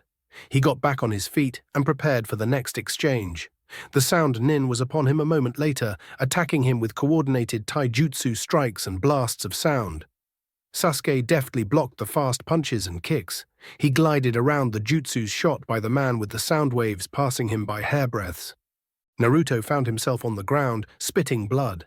A lucky strike had slipped through his defenses, and the Sound Nin had blasted his chest with another of those damned jutsus. The blonde coughed more blood and stood up on unsteady legs. Whatever that attack was, it had messed up his balance and made it hard to breathe. So far, Ichigo was able to keep Zabuza out of the river and the lake it was flowing in. He knew better than to engage a mist shinobi on a body of the liquid. They were engaged in an intricate dance of death. Their swords met, showering their welders in explosions of sparks. Ichigo blocked a diagonal slash and used the momentum of the strike to spin around and kick at Momochi's head. The missing nin twisted like a bow, the feet flying harmlessly in front of his face. Ichigo, who was out of balance after he missed, had to jump over the returning Kubikiribocho and hit the ground hard. Momochi did not use his brief advantage to attack again. The missing nin dashed to the water, where he sheathed his sword. Zabuza made a quick series of hand signs while spiking his chakra. Kirigakure no jutsu, hidden mist technique. Zabuza melted from sight into a thick mist, which proceeded to envelop everyone in the vicinity. As it became progressively thicker, the line of sight of the combatants fast decreased. The reduced visibility stopped the battle for a moment and gave time to Team 7 to catch their breaths. 8 points. Larynx, spine, the demon from the mists started saying. Futon, Dai Topper, wind style, great breakthrough. Ichigo's voice echoed on the winds. He performed the technique twice, with moderate amount of chakra, making it just strong enough to blow away the mist and leave his team and client unharmed. Bastard, Zabuza shouted. What? You really thought that I'll let you to fight me on a battlefield of your own choice? Ichigo deadpanned. The Uchiha clan leader could be seen at Momochi's back with katana in a position showing it had just delivered a strike. Zabuza's form was sliced from right shoulder to left hip. It fell to the ground, turning to water in the process. Then the missing nin was behind the Konoha Jonin. His giant sword cut him through the waist. Zabuza cursed because he felt no resistance as he bisected Ichigo. As the illusion was failing apart, Momochi raced to spin around and interpose Kubikiribocho behind his open back and the Uchiha. It was a logical course of action.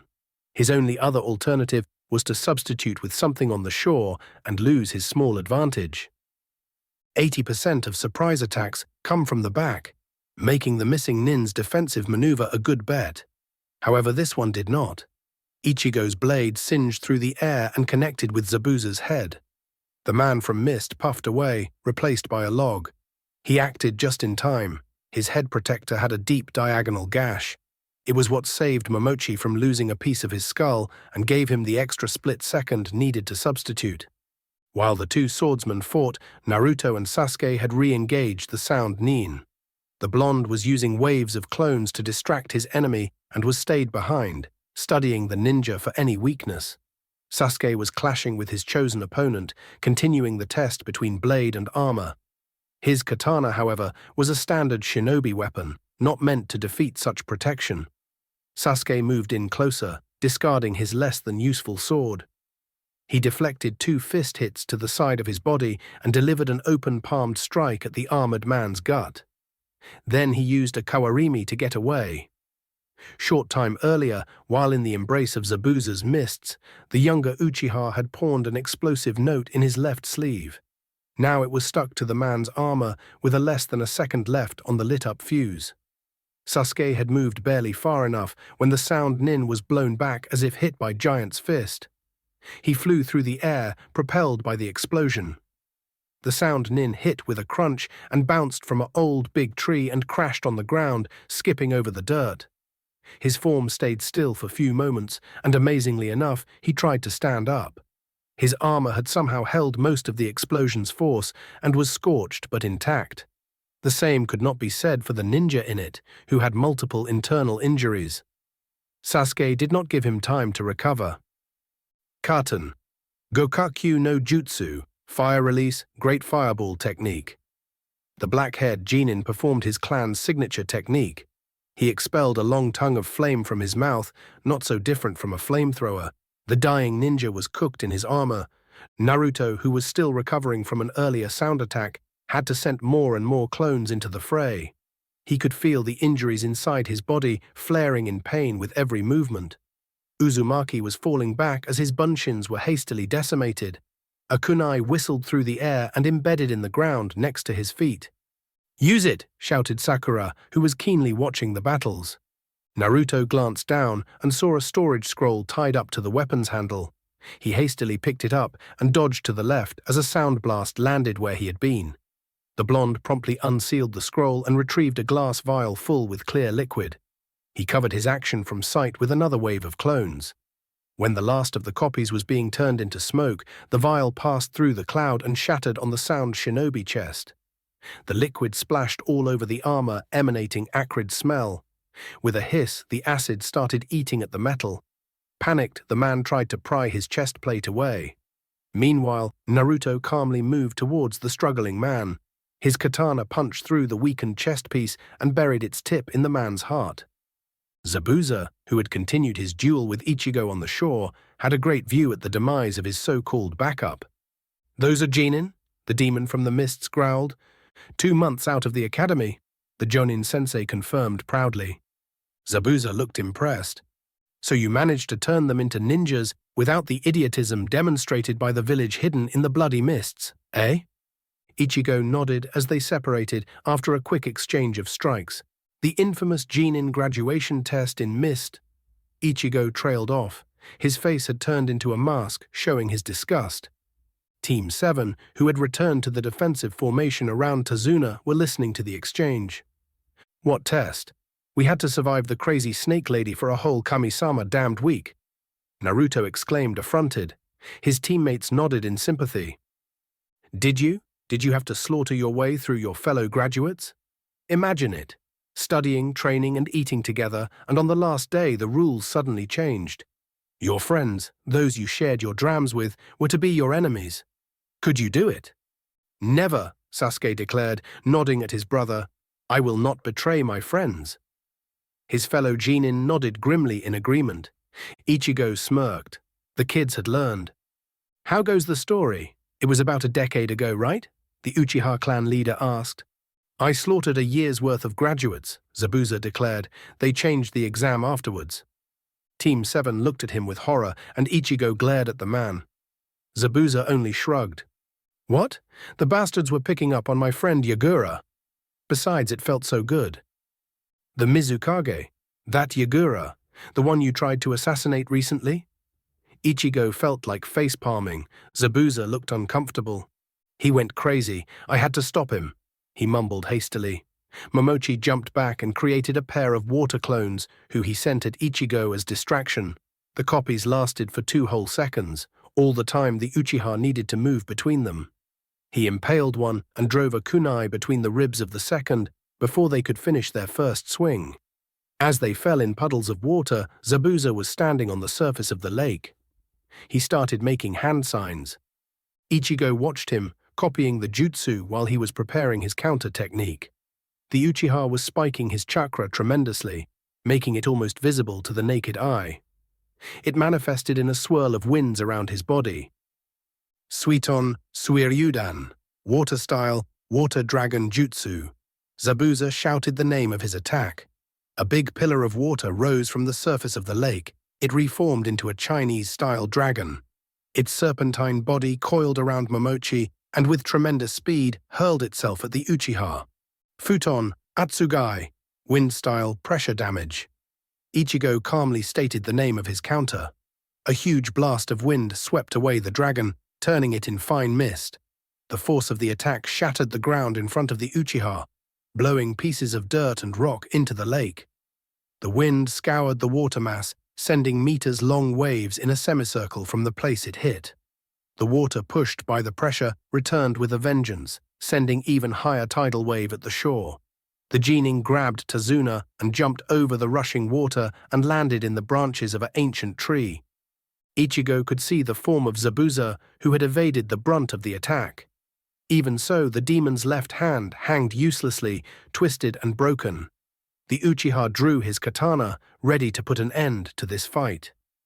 Two senbon screamed through the air and embedded deeply into Zabuza's neck. The man toppled over, dead. Ichigo's Sharingan could see Zabuza's chakra network shutting down. The Konoha Jonin glanced at the source of the attack. A Kiki hunter Kunoichi was up in the branches of a nearby tree. She gave Ichigo a small bow. "I've been after Zabuza for a long time." Thanks to his friends, she nodded at the corpses of the pair of sound nin. "I was unable to deal with him. You have my thanks." "Who is she?" Sakura asked. The pink-haired girl was looking suspiciously at the newcomer. Something felt off to her. Ichigo was kneeling next to the body of Momochi and was checking for pulse, answered, "A hunter nin from Mist. Their job is to track missing ninja and dispose of them. Ever from a corpse, a lot can be learned about training methods, equipment and blood limits. Not to mention whatever sensitive information the fugitives may have on them." "Correct, Uchiha-san." She nodded. "I'll be taking those two." She waved at Kubikiribocho and its wielder. "I'm afraid I'll be keeping the sword. It's quite interesting. You can have the mummy." The hunter froze. She sent a flight of senbon at Ichigo, who was forced to jump back. The mist Kunoichi grabbed Zabuza and his blade and vanished in a swirl of water. "Damn, I knew it. She put him in a near-dead condition. There were no killing spots where the senbon hit." Sakura exclaimed, finally understanding what was bugging her. "So it seems. Still, considering his arm, we should have at least a week before his next visit, provided he has access to a competent medic nin. Meanwhile, I'll have to teach you few appropriate jutsu to deal with heavy armor. And let's hope the reinforcements are here soon," Team 7 Sensei said. He gave a small, proud smile at his genin. "You did well." The kids preened at the praise. Interlude. R&D Institute, Sirete. Urahara was sitting at his desk, with his head buried into a pile of papers. He had a small grin on his face, and his eyes were busy roving over the plans for an idea behind the schematics he was looking at. Was fascinating. The armor was supposed to draw Reiatsu from its wearer, enhance it, and use the spiritual power to make the person it protected faster and stronger. The metal it was supposed to be made from should also absorb some of the energy and gave the armored suit a moderate protection against Zanpakuto and Kido attacks. Something thought impossible for ordinary physical object, even one made by Reishi. After all, the reason Shinigami did not wear armor aside one gained by Shikai or Bankai release was that doing so was pointless. Until now, provided that he could make this concept a reality. "Kisuke," a cheerful voice brought the blond man back to the real world. He looked at the young purple-haired woman who had barged in his sanctuary and smiled. Lady Yorichi was positively radiant in her royal purple kimono. The 2nd Division captain had a mischievous grin on her beautiful face. "I have a proposition for you," she purred like a cat that had just caught a particularly tasty canary. Land of Waves, same evening. 6 hours after the second failed assassination attempt, Tazuna and his escorts reached the bridge builder's home. They were a subdued group. Sasuke and Naruto, who had high spirits after their victory, were now appalled by the realization that they had made their first kills. The kids were so far holding it together, and Ichigo was wondering what to do to help them cope. "Dad!" A dark-haired blur tackled Tazuna and almost get herself few extra pounds of metal in the process. Only Ichigo's signal prevented the genin from overreacting and sending kunai and senbon her way. Soon the young woman calmed down after seeing that her father was unharmed and in one piece. She promptly composed herself and after brief introductions invited them in the house. Sakura helped Tsunami with finishing the cooking and setting the table. Naruto set clones on patrol and perimeter watch. Sasuke and I will be checking the surrounding area. The brothers vanished at ninja speeds, leaving Naruto to organize a couple of dozen clones into guard squads. Sakura huffed quietly and followed their hostess to the kitchen. About half-hour later, the Uchihas returned from their scouting and gave the right countersigns to the groups of clones acting as guards. Soon they washed themselves and were seated around a long table while Tsunami and Sakura were finishing serving the dinner. Tazuna's kid looked at ease, much more comfortable than expected, when surrounded by a bunch of shinobi. Obviously, sending Sakura with her had helped in cushioning the fear from ninjas that most civilians had. Zabuza's safe house, Land of Waves, same time. Haku was working on putting back together her mentor's broken arm. While he should recover within the week from the near-dead state she was forced to put him in, the shattered bones would take a couple of months to heal despite her best efforts. And after that, it will be at least a few weeks until his arm would be as strong and agile as before the injury. Meanwhile, Zabuza was glaring at the ceiling. A thoughtful expression was hidden under the bandages covering his face. He had gotten extremely lucky. The fucking Uchiha had not gone all out, probably because he had feared that.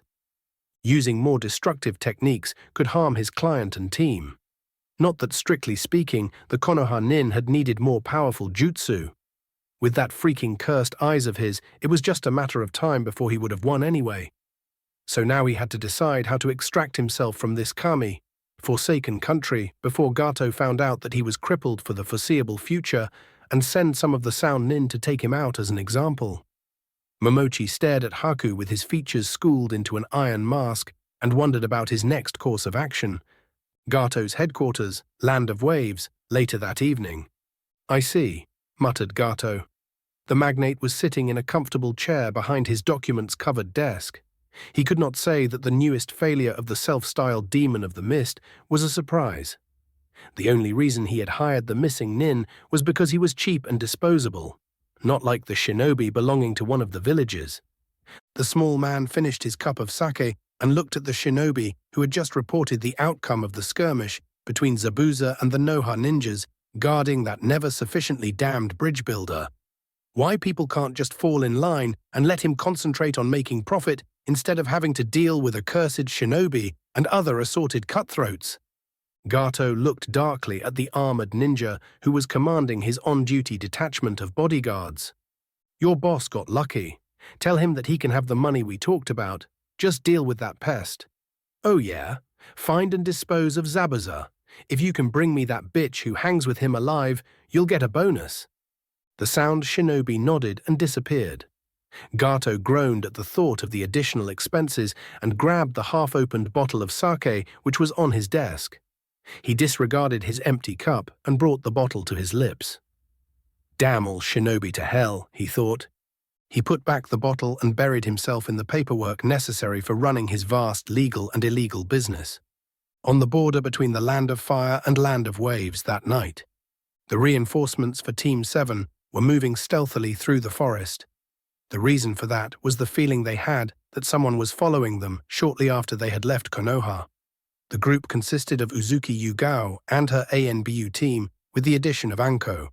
The group was dispatched the moment a Special Forces squad was free for the mission. After all, no matter what the official position of the Hokage about Ichigo's team had to be, there were political realities with which he had to deal with. That's why, instead of promptly dispatching another Genin team and their sensei, he had waited a day and sent the first available ANBU squad. After all, you do not get often a team with a clan leader and his brother, not to mention that currently they were the whole bloody Uchiha clan, the village's Junjuriki and the kid of one of the civilian councillors. Anko and Yugao looked at each other. Their attempts to loose or ambush their mysterious tail had so far failed. The reinforcing group of shinobi were reluctant to lead their unknown pursuers straight to Ichigo's team. Considering the skill needed to track and evade an ANBU squad, leading whoever was behind them to a bunch of genin was a very bad idea. That was the reason the Konoha shinobi were skulking in the dark and hoping to force confrontation with their pursuers. This was the third time they were trying to pull it off, and for better or worse, they succeeded. Tortoise, the ANBU who was at the back of the shinobi formation, sensed something, and moved on instinct before his brain was able to consciously process the information. That saved his life as he substituted with a nearby branch as a bunch of kunai struck his previous position. That was the extent of his luck, for he appeared between two figures cloaked in shadows. What followed was a brief and brutal close combat struggle. Tortoise struck the figure on the left with his elbow, managing to hit that person's diaphragm and thus buying precious moments. His left hand, which was gripping a kunai, darted towards the other stranger's belly, but it was blocked short of its target. The Anbu man moved his right leg to stop a knee aimed at his crotch and grunted when the attack hit his thigh. He knew that he was running out of time and that the other ninja was about to attack him from behind. From the quiet sounds of battle he could hear around him, he knew that there was no one coming to his aid. Tortoise could sense the man behind him moving, ready to strike. He tried to substitute with something nearby, but his left arm was caught in a vice-like grip. He cursed quietly while parrying a kunai which tried to gut him. He was out of time. Time. Interesting thing, he thought. It slowed down to a crawl, and he could see the outcome with crystal clearness. He won't be able to dispatch the bastard that was grappling his hand before his buddy finished him. The rest of the squad had problems themselves, so no help there. That made his choices simple. The shinobi in front of him struck again with his kunai and was surprised when the attack was not blocked. His weapon buried between the Konoha's nin ribs and sliced his right lung. But the opening was deliberate. Tortoise knew that he was dead anyway. So he let his enemy strike, which left the bastard open. The ANBU last act was to bury the kunai in his right hand in the throat of one of his killers. It was not a moment too soon, because he felt a pain flare in the back of his neck and knew no more. The corpse of the loyal Konoha ninja fell dead to the ground with a blade severing his spine. The last conscious thought Tortoise had was about how familiar was the mask of the man he killed. Chapter 7. Bankai, thought. Bankai, speech. Bankai, Zanpakuto, demon speech. On the border between the land of fire and land of waves. Well, at least the game of cat and mouse is over, Yugao thought. Though considering who was trying to wipe her squad out, that was a meaningless consideration. As the vice-commander of the whole Konoha ANBU division, the fact that the attackers were 2 units of their own had terrifying implications. To make things worse, those were not the root fuckers who were Danzo's fanatical followers. Oh, not at all. The bastards that were trying to kill her were supposedly loyal Konoha troops. Hell, the 2 who were attacking her now were Rabbit and Deer, and she had trained with those bastards just a week ago. The only silver lining in this nightmarish situation was that if the Hokage had ordered the attack, the old man would have sent more men. Crescent moon dance, Uzuki whispered. 2 shadow clones she had created second ago charged at Deer from the sides fast enough to leave a blurred after-image in their wakes. She jumped in the air and smiled under her mask. This was one of her signature abilities, something those traitors were familiar with and expecting. So she improvised. While the Bunshins had Deer's undivided attention, she shot her left leg at a thick branch from a nearby tree and somersaulted through the air. She vaulted over Rabbit, who had tried to cut her down from the back. Instead, on her way to the ground, Nico found herself in ideal position to counterattack. She made a 2-handed slash, and her katana caught the traitor on the right side of the neck. The blade cut through flesh and bones and exited under the man's left armpit. The 2 pieces of the corpse fell to the ground, splashing Yugao with hot blood. Far to the right, the night was lit up by lightning. An agonizing scream was drowned by thunder, and Neko allowed herself a sigh of relief. Rock, possibly the man with the most powerful lighting affinity in Konoha, had taken down another of the bastards. She returned her attention at Deer, who had survived the assault by the clones unharmed. She charged at him fast enough to leave a trail of after-images behind. Anko was engaging an ANBU with a squirrel mask of all things. Behind her, the second man who had tried to ambush her had run afoul of one of her summons. The man whimpered as a giant anaconda had bitten his head, shattering the pig mask he was wearing, and was busy coiling around the unfortunate shinobi. Soon the sound of bones snapping like twigs could be heard. Miratashi smiled maliciously at her opponent. She could feel his fear as he glanced behind her, where her summon was busy eating the other bastard. Anko used the momentary distraction and attacked viciously. She backed him against the trunk of a tall tree and proceeded to rain strikes in tight groups aimed at vital points on his torso. His frantic defenses soon proved insufficient, and she slipped a kunai through his guard. However, instead of puncturing his right lung, her weapon nailed a branch to the tree. Immediately she twisted her upper body, and her right arm snapped up to parry a tanto lunge aimed at the back of her skull. Her position and the angle of attack were such that she stumbled backwards, losing her balance. She was falling gracelessly, but that did not stop her from extending her now free left arm and sending a pair of reptiles at the squirrel. The first of the shadow snakes clamped its jaws around the tanto of the man. The other was aiming at his neck, so the ANBU was forced to bring up his left hand to protect his vital area. He grunted in pain as a pair of needle-sharp teeth pierced his flesh and started pumping poison in his veins. In seconds, he lost all feelings in that arm. Squirrel let go of his tanto, and the reptile latched to it and grabbed an explosive note from one of his pockets. Before the ANBU could light it up, another two shadow snakes hit him. One latched at his hand, holding the note, and there was nothing stopping the other from reaching his neck.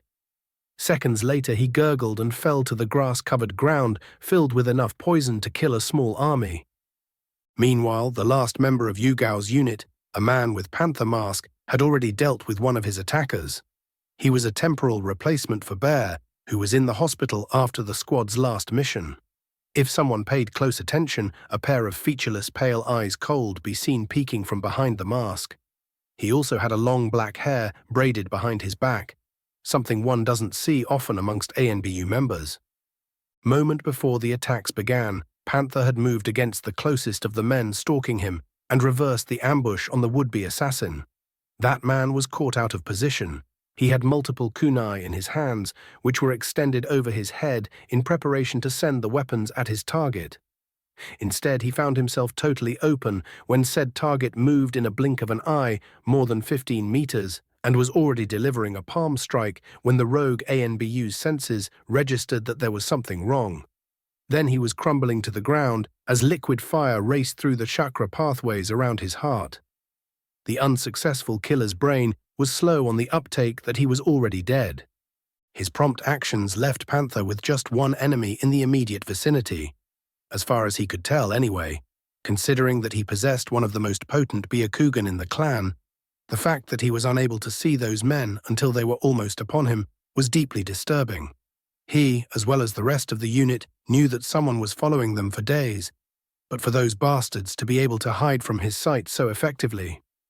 He shrugged his shoulders. Deal with the threat first, ask questions later. He couldn't count on surprise against the second rogue ANBU. Not that he really needed it. Loyalist and traitor charged at each other. When the rogue was a meter from him, Panther released a high-speed palm thrust at his enemy. That was the Haka Kusho, the 8 triograms vacuum palm technique. It formed what could be best described as a vacuum shell produced with chakra manipulated by the gentle fist. It was aimed at vile point of choice on the target, while a slightly slower moving pulse of chakra followed and blew backwards the target. In this instance, the attack shattered the breastbone of the rogue and not only pulverized the flesh behind it, but also sent bone fragments through the man's lungs and heart. That one was landed meters away and laid still. At the same time, Panther's eyes tightened as he watched as Tortoise died, taking one of his attackers to the grave. He moved to intercept his brother-in-arms killer and saw with satisfaction how Yugao and Anko promptly dispatched one of their attackers and engaged the other. A moment later, Rock fried one of the men engaging him and faced the second one. Panther concentrated on his prey and decided to take this one alive. Yugao dueled with Otter, using the longer reach of her katana to keep him at a safe distance. Her attacks were fast and vicious enough that the traitor had no time to make even a single hand sign. She engaged him in a complex series of attacks and feints, which culminated into a swift and brutal whirlwind of clashing steel.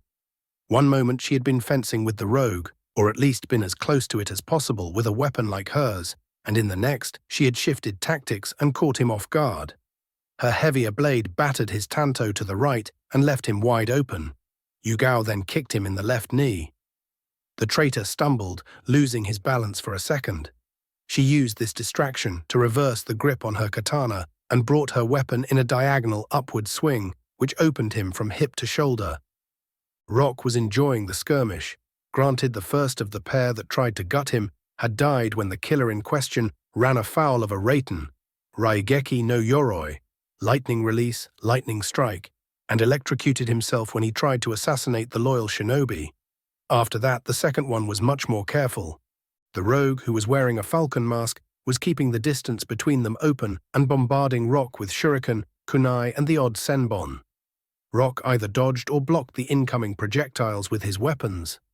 He was not concerned that the rogue had stalemated him temporarily. He had faith in the abilities of his teammates and knew that Falcon couldn't keep this onslaught for long. In less than a minute, the traitor had run through his projectile weapons, drew his tanto, and carefully approached his target. They looked at each other for a second and exploded in flurry of motion. Short blades met with clang of steel, while the combatants exchanged punches and kicks. Rock, who was the bigger and stronger of the two, while being just as fast as the rogue, had distinctive advantage in such close quarters. Within seconds, Falcon was forced to fall back as the larger man was battering down his defenses. They locked blades again, and Rock's left arm shot forward and his hand closed around the wrist of the rogue's sword hand. The loyalist smiled under his mask and lunged with his tanto. Falcon tried to turn his body away from the blade, but it was to no avail, as the vice-like grip on his hand greatly reduced his options. The blade sunk in the right side of the assassin's rib cage, and the assassin coughed blood when his lung was perforated. Falcon glared at Rock, who twisted the blade and drew it out in preparation for a coup de grace. The way the two of them were positioned, the rogue's left arm was hidden from the sight of the loyal ANBU. Rock lunged with his blade intent on ending the skirmish once and for all. His tanto sunk in the neck of Falcon, but it was a split second too late. The assassin died with satisfied smirk on his blood-stained lips. In his last conscious act, Falcon had slapped an active explosive note on Rock's right arm, just over his elbow. The large man had a moment to process what had happened when his world was engulfed by white flash. The detonation destroyed his right arm and threw his mangled body into nearby brush. The mask and tactical vest provided some protection against the fire component of the explosion, but did nothing to prevent the overpressure wave from damaging his internal organs. Nearby, Panther, who was overtaking his target, cursed when he saw what happened to Rock. On the bright side, Anko and Yugao had dealt with their attackers and were moving to check on the blown-up ANBU. Panther left them to deal with their wounded teammate and raced after the last assassin, who had decided that discretion was the better part of valor, and tried to hightail it from the area. The rogue shinobi's flight lasted less than a minute before being ended once and for all by a pair of kunai which pierced his knee joints from behind. With an agonized cry, the man crumbled to the ground. Moment later, a palm strike sent the crippled ninja in blessed unconsciousness. Tazuna's home, land of waves. By dawn break, all but Tsunami's kid were up and running. Sakura was helping their hostess, and the two females were chatting amicably, while the Uchiha brothers were out on patrol. Meanwhile, Naruto was resting for a bit after dispelling the squads of clones he had left as night guards, and to no one's surprise, Tazuna was guzzling booze like there was no tomorrow. Having a quiet morning was a pleasant surprise after the excitement from the previous day. However, apparently that was too much to ask for, because an hour later, while the Konoha shinobi and Tazuna's family were quietly eating breakfast, an exhausted Anko arrived. Somewhere along the way she had lost her traditional apparel, the fishnet blouse and the brown trench coat, and was wearing a standard ANBU uniform without a mask. She had evaded the loose circle of clones guarding the house and was met at the door by Ichigo, who had sensed that someone was approaching and was moving to intercept the possible treat. He was surprised to find his girlfriend panting and trying to catch her breath. For her to be in such condition, she must have moved at maximum speed for significant distance. Not something a shinobi does under anything resembling ordinary circumstances. "What the hell happened?" Ichigo asked without approaching her. He was scanning her with his Sharingan eyes for any sign that could indicate that she was an imposter. "I was attached to the ANBU squad sent as reinforcements. A day out of Konoha, we felt that someone was following us." Our attempts to lose or confront the bastards that were shadowing us were unsuccessful until last night. We were jumped by two teams of ANBU, Konoha Anbu. She proceeded to brief him on how the ambush turned out. The surviving pair of Yugao's squad and their prisoner was moving back to Konoha while Anko had raced to warn Ichigo and his genin in case there were more rogue ANBU. That's quite a mess we have on our hands. At least you are all right. Anko looked at him crossly. Yeah, a bunch of Anbu prima donnas could not even rough you hair, dear.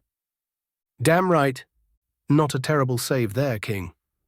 You could use a warm meal and few hours of sleep. The kunoichi looked rebellious for a moment, but soon relented with a help from a not-too-subtle hint from her stomach. She smiled sheepishly and muttered, I can use a bite or two. Come on in, I'll introduce you to our hosts. I know 3 genin who would love to see you. He led her into the house where Anko received a warm reception from Tazuna's family. They were thrilled to have another ninja protecting the bridge builder. On the other hand, the members of Ichigo's team did not like the surprise. 3 pairs of eyes threw him almost simultaneous accusing looks. He smirked at his students. I promised you additional training, didn't I? His answer came in the form of resigned groans. After the breakfast was finished, Ichigo informed his team about the possibility of rogue ANBU appearance and then went to escort Tazuna with Sasuke and Naruto. He left Anko, who soon dozed off, and Sakura with few clones for backup to protect their client's family. Bridge under construction, land of waves. In the rays of the morning sun, the incomplete bridge made a magnificent sight. It was a massive 10 meters wide, solidly built construct of stone and timber. There were piles of boulders near the shore to the right. They were broken down and shaped like bricks for the construction of the columns supporting the bridge. On the left side was improvised wood processing plant which transformed trees into useful timber for the builders. Despite the early hour, there were hundreds of people already working on the construction site. Ichigo examined the workers and ordered Naruto to make 50 clones, which were to help with the heavy lifting. That would significantly speed the work, and it was only a minor drain on the blonde's chakra reserves. With the treat of a possible rogue ANBU, heavy training was out of question for the genin. Ichigo could not afford for his team to be caught exhausted. For the time being, Sasuke and Naruto would have to be content with a lesson of how to most efficiently deal with heavy armored foes by using the tools they already had on their disposal. The heavy armor we've faced so far, while providing excellent protection, have few weaknesses. Unless it has integrated air filter, which is quite obvious by the shape of the helmet, the shinobi wearing it could be poisoned by gas. As we saw yesterday, acid is also quite effective, as are some area of effect attacks. The armor is weaker at the armpit, and depending on the design, there may be other places not completely protected by plate. The eyes are obvious target, but against competent opponent, it is very hard to hit the slits in the helmet with kunai or senbon. It should be noted that explosions, as explosive tags blowing up in contact with the armor, are very effective. Unless the wearer has some exotic bloodline limit or jutsu active, the armor itself might survive, but the man inside will receive crippling damage from the overpressure wave alone. Sufficiently powerful physical strikes could deal shock damage to the armored ninja too, regardless of the protection they wear. The pair of genin were listening carefully. They knew that what Ichigo was teaching them may very well be the difference between life and death in the next encounter. The rest of their day passed without accident, in discussion how to deal with the new development in warfare that was starting an arms race amongst the shinobi villages. Hokage Tower, Konoha. The sun was setting down after having a long and hot day over the village hidden in the leaves. Not that the sunset meant much for many of the ninjas working for Konoha. The coming evening was no reprieve from the work that still remained to be done. For the third Hokage, it was hours away from the ending, another of many all-too-long workdays since he had retaken the mantle as leader. While a pair of clones were helping him with the paperwork, and despite his still huge chakra reserves, he was getting tired. Sarutobi could no longer keep working late nights without feeling the drain on the next day. He was getting too damn old for this line of work, but there was a certain lack of suitable candidates for his position. With one of his students turned traitor, another wanting nothing to do with the village, and the last too busy running his vital spy network, the Hokage was in a bind. For one reason or another, clan heads were unsuitable for the position, and he did not want to contemplate the disaster that Warhawk Danzo would be as a Hokage. Konoha would find itself in war within the week. While his thoughts were trailing off to unlikely hopes for retirement, as it was happening more and more often, a pale snake with triangular head slithered through the open window of his office. The reptile was carrying a sealed scroll in its jaws. The Hokage nodded to one of his ANBU, who retrieved it from the summon and checked it for poison and other booby traps. The snake hissed with irritation at the two legs and dispelled. "It's clean, Hokage-same." The guard presented the message to his commander. Intrigued, Sarutobi opened the message and started reading. His expression became grim as he scanned the lines written in the familiar handwriting of Yugao. 2 ANBU squads gone rogue. Whether the aim of the attack was to eliminate Yugao's loyal team or to simply slow them down and open for assault, Ichigo's genin team was unknown, as well as how many other traitors were within Konoha. A pissed-off Hokage started snapping orders. "I want Ibiki, Kakashi, Inoshika-cho, and Asuma to report to my office immediately. I need Kurenai and Guy with their teams to be ready for immediate deployment on A-rank mission." The Hokage was loath to send 2 genin teams with their Jonin senseis on a mission where he suspected that ANBU squad was needed, but they were what trustworthy forces were ready for emergency deployment so far outside the village. At least he hoped so. He gave the relevant orders and prepared himself to start dealing with treason. It was high time Konoha cleaned up house. The 5 ANBU acting as Sarutobi's guards that day were for a very interesting evening. Guy and Kurenai's teams were ready in less than an hour. Not too bad for still green genin. Tenten, Lee and Neji were assembled less than 20 minutes after the Hokage gave the order, with Hinata, Kiba and Shino trickling in the next 15 minutes. The genin were confused and wondering what the hell was the emergency, but their senseis were ordered to keep the truth under wraps for now. A team on a mission in the Land of Waves need backup. For some reason, we are the only available reinforcements right now, so move out. Double time. That was the short answer given by Kurenai when the genin asked for answers. The 2 team melted into the night, moving at breathtaking speeds. Behind them, Konoha was sealed tightly and squads of shinobi were in force, patrolling the streets. A massive rat hunt was underway, with various suspected civilians and ninjas alike receiving a free visit to T&I Division. Tazuna's home, Land of Waves. Next morning, while the Nonoha shinobi were eating breakfast with their principal's family, few minor issues come to light. The previous day, Ichigo had examined the bridge, and Tazuna had confirmed his conclusion. Even with limited help from Naruto's clones, they were looking at least 1 more month of work. The ninja contingent had packed provisions for an extended mission, so they were technically covered on provisions standpoint. But no one relished the thought of eating Konoha's MREs for such a long period.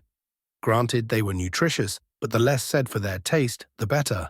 And no one missed the concerned looks Tsunami was throwing to her pantry. 3 growing-up genins did eat a lot, even if you don't have Naruto's endless appetite to deal with. Besides, her cooking was splendid, so the ninjas had agreed to help with the food budget. Here came the next unexpected issue. They simply did not have the manpower to properly protect Tazuna and his family. The compromise they reached was for Anko and one of the genin to babysit Tsunami and Inari, while the rest kept the bridge builder in one piece. And while their client's family was at home, the snake mistress would be able to give some additional training to the genin who was working with her. Here, the next problem reared its ugly head.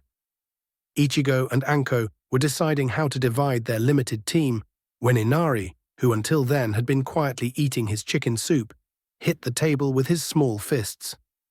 "Don't you get it? You are all going to die. Gato will kill you all." The kid shouted and glared at Naruto, who was the most cheerful of the group. The blonde menace just raised eyebrows. Ichigo was glad that his student was able to rein in his temper. Few months ago, the genin would have jumped up and started shouting at the child. Instead, he calmly finished chewing on a bite of toast and looked at Tazuna's grandson with interest. "That is a pretty tall order. So far, we've dealt with everything he could throw at us. You know nothing of what we've lost. He's got a huge army." To the shinobi's surprise, it was Sakura who got on the kid's case. The pink-haired Kunoichi looked at Inari crossly and spoke quietly. Loss? Suffering. Of our group, I am the luckiest one. I only lost my father during an attack on Konoha the year I was born. Both Anko-sensei and Naruto-kun are orphans, and Ichigo-sensei and Sasuke-kun both lost their whole clan few years back. So yes, we know all about loss. So what? Should we just roll away and go to be slaughtered like sheep by a 2-bit crime boss and a bunch of mercenaries? Sasuke smirked and nodded at his female teammate. What she said, we won't be stopped by the likes of him. Inari grumbled in disgust and ran upstairs. His mother looked after his retreating form and shook her head sadly. I am sorry for his behavior. Ever since Kaiser, who was like a father to him, was murdered for standing up to Gato, Inari hasn't been the same. He lost all hope. Hopefully he'll get better in time, Ichigo muttered. Going after the magnate was sounding like better and better idea, however he did not know how many more shinobi Gato had at his disposal. He wondered if it will be justifiable to let Anko and his team to protect their client and just go deal with the source of their problems. Later that day, Anko was walking with Tsunami to the nearby village for food. Ichigo and the boys were protecting Tazuna, and Sakura had drawn the short straw and was at the house babysitting Inari, who was still cooped in his room. When they reached their destination, the Kunoichi was appalled by the condition of the village. During her career, she had seen some run-down places, but this one took the cake. It was the poster child for poverty-ridden hellhole full of despair. There were a lot of burned down or abandoned houses with scores of beggars on the streets. Most of them were small children. The dwellings that were actually inhabited were run down and had an advanced case of disrepair. What little food was for sale on the few open stands was of dubious quality and suspicious origin. The conspicuous absence of cats and dogs on the streets took the meat out of the table. Tsunami was on the same opinion, and she was haggling with a frail old shopkeeper for few kilograms of assorted vegetables. Suddenly, the small bazaar in the center of the village became quiet. Only the sound of hastily moving feet could be heard as people hurried to make themselves scarce. The reason for this fear-inspired reaction soon make itself obvious. A group of 5 cutthroats, carrying ill-maintained swords, had come for some fun at the village's expense. They converged on Tsunami and Anko and walked towards them with leers on their faces. It was painfully obvious what their idea of fun was. The young civilian woman shuddered when she saw the approaching men and took an involuntary step backwards. The Kunoichi, on the other hand, smiled sweetly and looked at the entertainment supplies that had the good grace to make themselves available. She had a bit of frustration to work out of her system after all. Unfortunately, they did not look like much fun.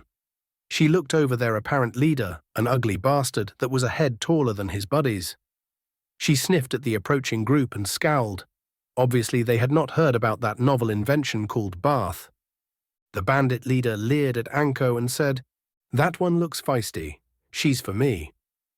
Anko looked at Tsunami and asked in merry voice, "Are those supposed to be Gato's men?" After the civilian woman nodded, the Kunoichi shook her head in exasperation. "Then he is scrapping the bottom of the barrel. No fun at all." She did not give them a chance to voice their opinions. With a well-practiced motion, she drew and let fly a pair of kunai. The weapons buried themselves in the foreheads of 2 bandits with hollow thumps. Before their friends could process what was happening, the Kunoichi was moving faster than their eyes could follow. A palm strike broke the trachea of another of the mercenaries. He was followed in death by a 4th who ended with a broken neck. That left only their leader, who was blinking owlishly at the unexpected carnage. He looked wide-eyed at Anko, who was smirking at him. In a second, she let fly 3 more kunais, which pierced his kneecaps, and the palm of his right hand, which was holding the hilt of his sword. He fell to the ground, howling in pain. "Now, my new friend, you are going to tell me all you know about Gato and his operations." Anko smiled at the crippled man and walked to his prone form. She had another kunai in hand and was licking its blade. Her eyes were hungry with anticipation. That day, the villagers were not the ones doing the screaming. Few minutes later, the disgruntled Kunoichi collected her terrified charge and started walking towards the bridge builder's house. On the way back, she was muttering about men lacking staying power. Bridge construction site, land of waves. Under the scorching rays of the high noon sun, the workers were returning back to work after a brief lunch break. The shinobi were sticking close to Tazuna and by now knew the immediate region like the back of their hands thanks to his constant round around the site. The three ninjas were bored out of their minds by now. To keep them alerted, Ichigo had turned the assignment into a situational awareness exercise. From counting the number of rocks in any given pile to giving him comprehensive description of random workers at only a glance. It was Sasuke's turn to show his observation skills. Ichigo's little brother was trying to remember how some damn bird, which he was not sure he saw in the first place, looked like, when a small grey-furred monkey made its way into the camp. It somehow managed to pass unnoticed by the busy workers, despite the fact that it was an unusual sight on the island nation. It stopped near Ichigo, who was looking at it suspiciously. The monkey ignored him and looked at the bridge. It blinked at it few times and gave it a nod of approval. "Good, good. I hate swimming," it muttered in a gruff voice. It finally noticed the genin who were looking at it with interest and their scowling sensei. "Hi there," the monkey waved at them. "This is for you." It produced a sealed scroll and threw it at Ichigo, who promptly created a clone in front of himself, which intercepted the missive. "Good thinking," the messenger said cheerfully and returned to its native realm, leaving behind a small cloud of smoke. The Kage Bunshin broke the seal and read the message before dispelling. It was a typical good news, bad news thing. There were reinforcements incoming, but at least one more ANBU team was confirmed as rogue so far. Ichigo shook his head. He knew that when they returned in Konoha, he'll be receiving a very interesting briefing concerning the witch hunt that was in progress. However, for the moment that was academic. The rogue Special Forces squad was a problem. Anko was very good for a special jonin, but she would be hard-pressed to survive while babysitting a genin and Tazuna's family. Hell, the Uchiha clan leader was not sure that he'll be able to deal with a whole ANBU team while he protected the bridge builder and was concerned for his genin. If he was alone and able to really cut loose with his more powerful techniques, he was confident that he could win, but within his current mission parameters. Naruto, triple the clones patrolling the perimeter. A rogue ANBU squad may be heading our way. There are reinforcements coming, but they won't be reaching us for 2.5 days. Well, fuck. Ichigo nodded to his brother. Under different circumstances, I would have scolded you for that language, little brother. However, you are essentially correct. Ichigo's hands blurred as he made hand signs. He was hidden by a cloud of smoke from which dozens of crows flew in the general direction of Konoha. He created a pair of shadow clones and sent them to away too. His aim for the scouts was that they would be able to locate the rogues so he could intercept them away from his charges. But realistically, he hoped to get some warning if or when the ANBU came near, so they won't be able to ambush his team or Anko. Tazuna's house, land of waves. Next 2 days passed with the Konoha shinobi on high alert, but no attacks came. Ichigo's initial plan to teach his genin new jutsu had to be scrapped, because he could not risk to have his team low on chakra or injured when they were expecting an imminent attack. However, to give them a small edge, they used Anko's talents to get their various weapons coated with poison, one for which the snake mistress could easily prepare a lot of antidote.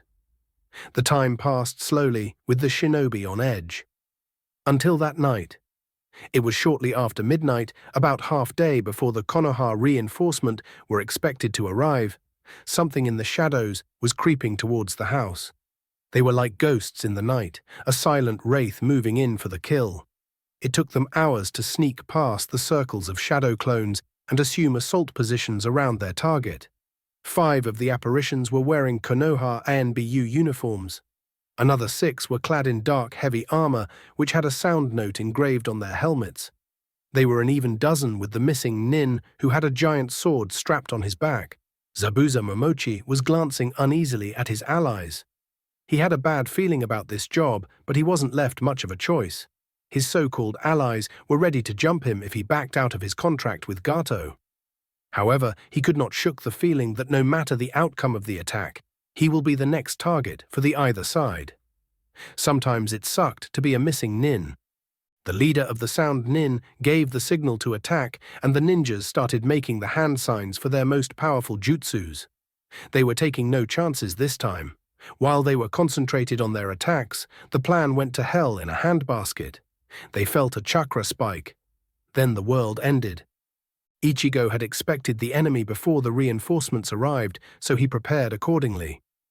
While patrolling, Naruto's clones had planted scores of special explosive notes which were tied up to the Uchiha's clan leader chakra signature. Ichigo needed to only channel sufficient quantity of his power through a hand sign, which he just did. The early morning silence was violently shattered by the roar of almost 100 explosions. To make matters worse for the other side, the Uchiha had modified the explosives with rusty nails, bottle caps, and cut pieces of soft drink cans. The shrapnel tore through the forest, shredding everything in its path. While the flak jacket, which was part of a standard shinobi's uniform, was designed to provide some protection against shrapnel, it proved largely inadequate in this case. 3 of the rogue ANBU stood too close to the improvised explosives and were torn to shreds. The other 2 were luckier and escaped with only moderate injuries. On the other hand, the heavy armor of the sound shinobi proved its worth once again. Only 1 of their numbers was taken out, and that was because an explosive placed on a tree branch detonated right above his head. While the armor survived largely intact, the shockwave turned his brain to mush. The rest of his teammates spotted some gashes on their armor and were the proud owners of painful bruises, but that was the extent of the damage they took. Zabuza was the luckiest of the unarmored ninjas. He was on the ground, suffering from concussion and bleeding from a score of lacerations. The closest explosive to his position was behind his back, and his massive sword took most of the shrapnel, and he was far enough not to suffer more serious damage.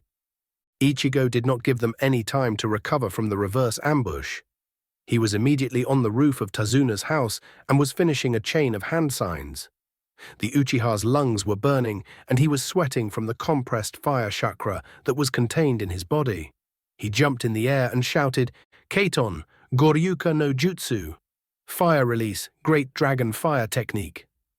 Ichigo was obscured by black smoke and flames, from which a fireball shaped like the head of Great Eastern Dragon emerged.